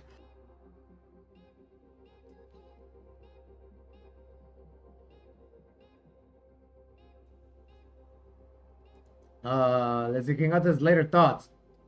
Later thoughts on Dream Tank. Take it easy, brother. Have an amazing one. Have an amazing one, brother. Yeah, so like when people bring it to the exchange to sell, the exchanges hold it. They can't give it back to the computers. The computers, there's no refunds on the computers. So as the computers pushing it out and the whole world's holding. The computers are running the algorithm. The computers are running the prices. We are the one buying the tickets, and hopefully we make money to give it to make our lives better. That's all crypto is. That's why Elon, it doesn't matter about Elon. It doesn't matter about anybody because the computer is saying 1 + 1 = 2. Here's a DogeCoin. Here's a Bitcoin. Here's a Litecoin. They don't say, oh my God, Elon's saying this. Oh my God, Trump might be president.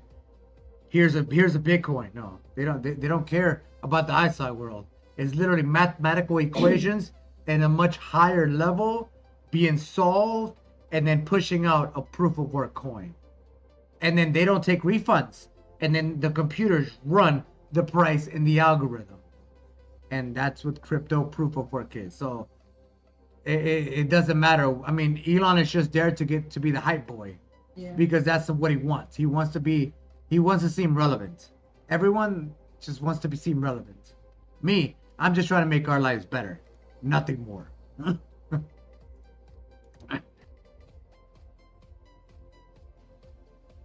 That's it. So yeah, that's all that is, brother. But I mean, take everything with a grain of salt. Even what I say, do your own research. I done my own research, so we will do what's best for us, and then you do what's best for you. Dot Signal says, I understand now. Yeah, that's why we invest in this, because if it's run by Elon, then it's basically a stock, and stocks are manipulated. And Trump or anyone. Yeah, anything, anybody. It's literally a stock, a crypto stock, and you're gonna get screwed. Unless it's, but if it's run by computers, proof of work, then you ain't gotta worry about that because now you're in the hands of the computers, and the computers don't care who you are. They're just moving the price. That's it. And then we try to take that price to make our lives better with profits. That's it. Nothing more. So yeah, just understand the news. The news just want to be relevant. All this, oh my God, this person's selling. Oh my God, Bitcoin moved 10,000 Bitcoins, $4 billion. Oh my God, no. They're just trying to be relevant. That's all it is. Because they're bored. Because there's nothing else relevant in the world. Literally, there's nothing relevant in the world but crypto at this moment. Because crypto is a financial asset, and everybody goes with financial stuff. Because you gotta have finances to live in this world. If you don't, then you're just gonna be a bum in the streets. Even that you have finances, because even bums need to build stuff so they can secure themselves. So even bums have a financial network in their bummish network. Just like us. So you can't get away from finance. Ever.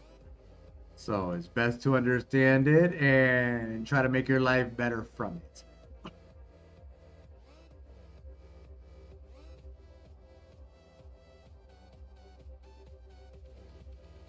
Hope y'all doing good, though. Hope y'all doing good on the water.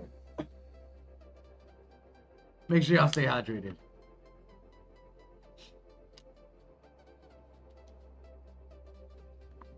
All right, let's rock and roll.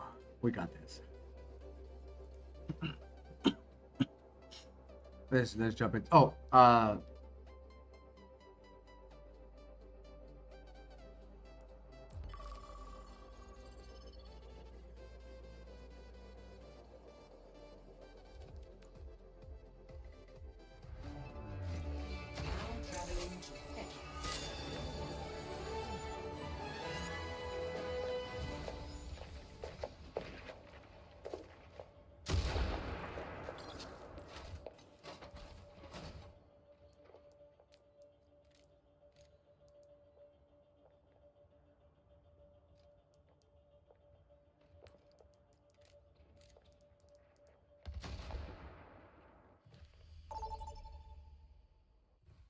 Let's see. Thought Signal says, I played Overwatch the other day. It's not so bad after all. No, it's not.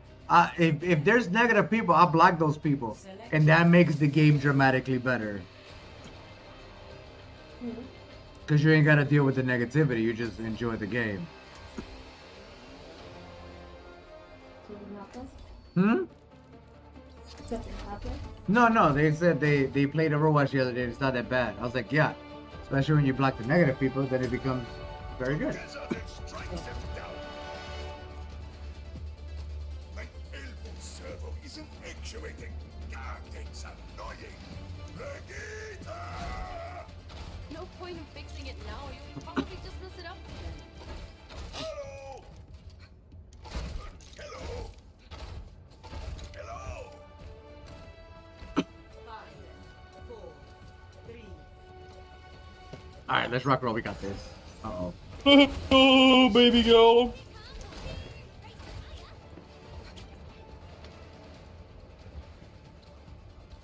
Okay. See, I always have private voice Trisha, no recall. chatting Bitch. game. Bitch fucking outplayed. What do you mean you have private chat? Oh, like people can't talk?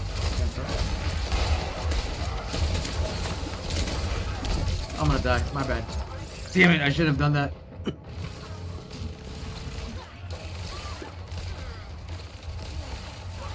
Bolt support on low. I usually have my own team. Okay. You usually have your team. Oh, okay. Yeah, I usually dual queue with my wife unless she's taking a break. Ooh, the ghost. And then I just solo queue. But it's all good.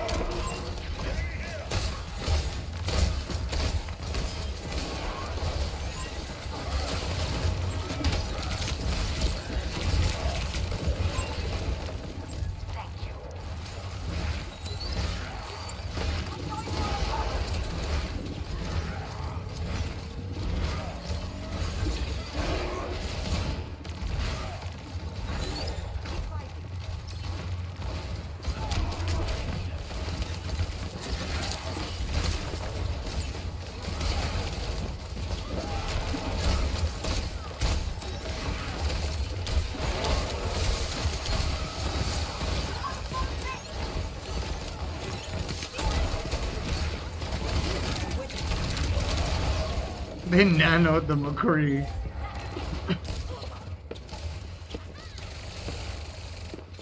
What the actual Sigma, guys? Like everyone muted except me. Okay, that's what's up. That's what's up. You know what? He said, "What in the actual Sigma?"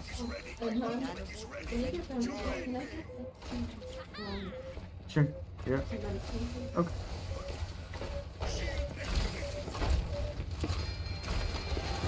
Oh shit. Not good. Not good. Not good.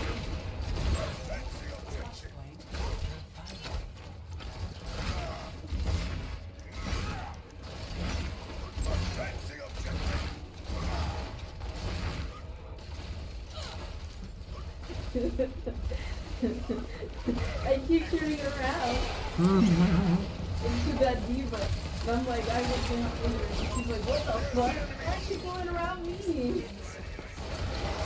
Not good. Not good. Not good.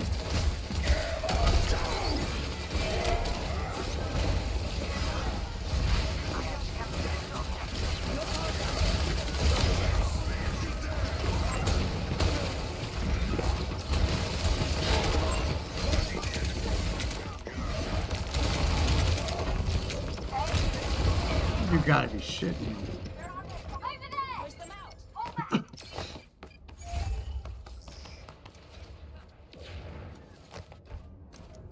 My ultimate is charging.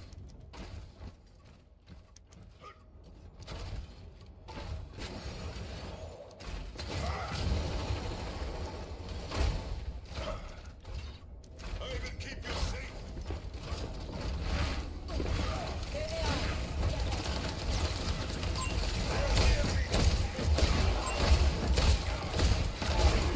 Another one. I'm not dead. One.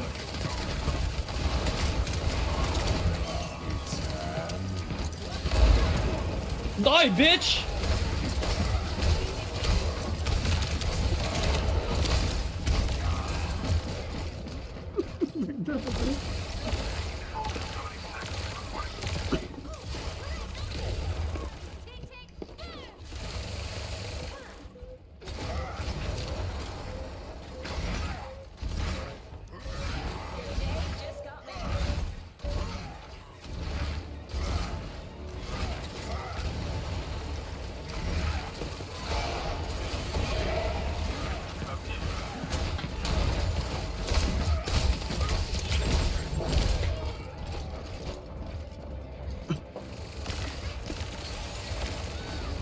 I got pulse bomb to rip.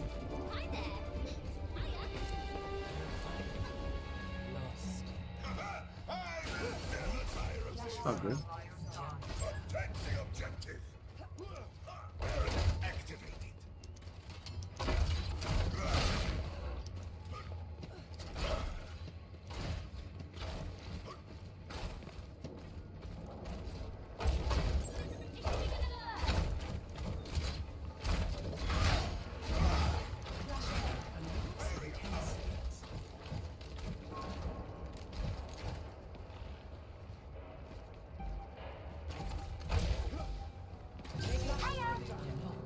Where are they? What the hell? What the actual Sigma? They said BRB. They said BRB.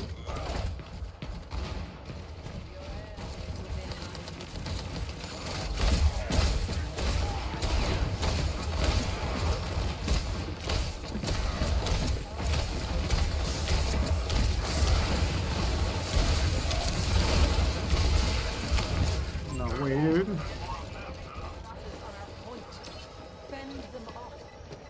My ultimate is almost ready. Oh, that's my body. I was like, wait, whose body is that? My body.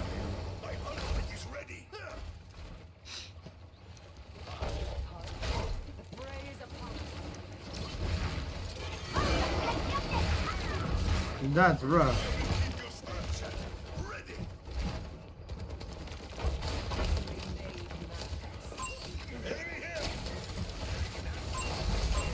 Ben.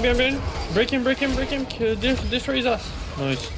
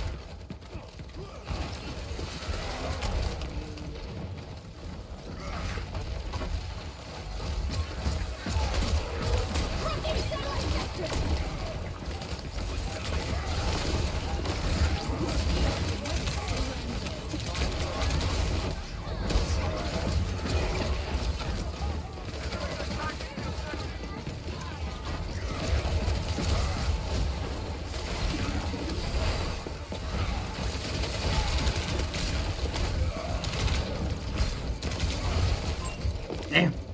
Alright, tree group. One fight.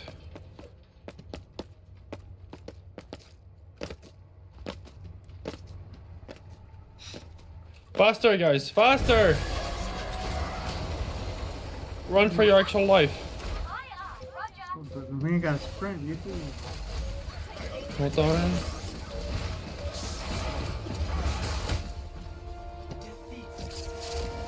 GG's. Yeah, GG Giller this one. That was crazy.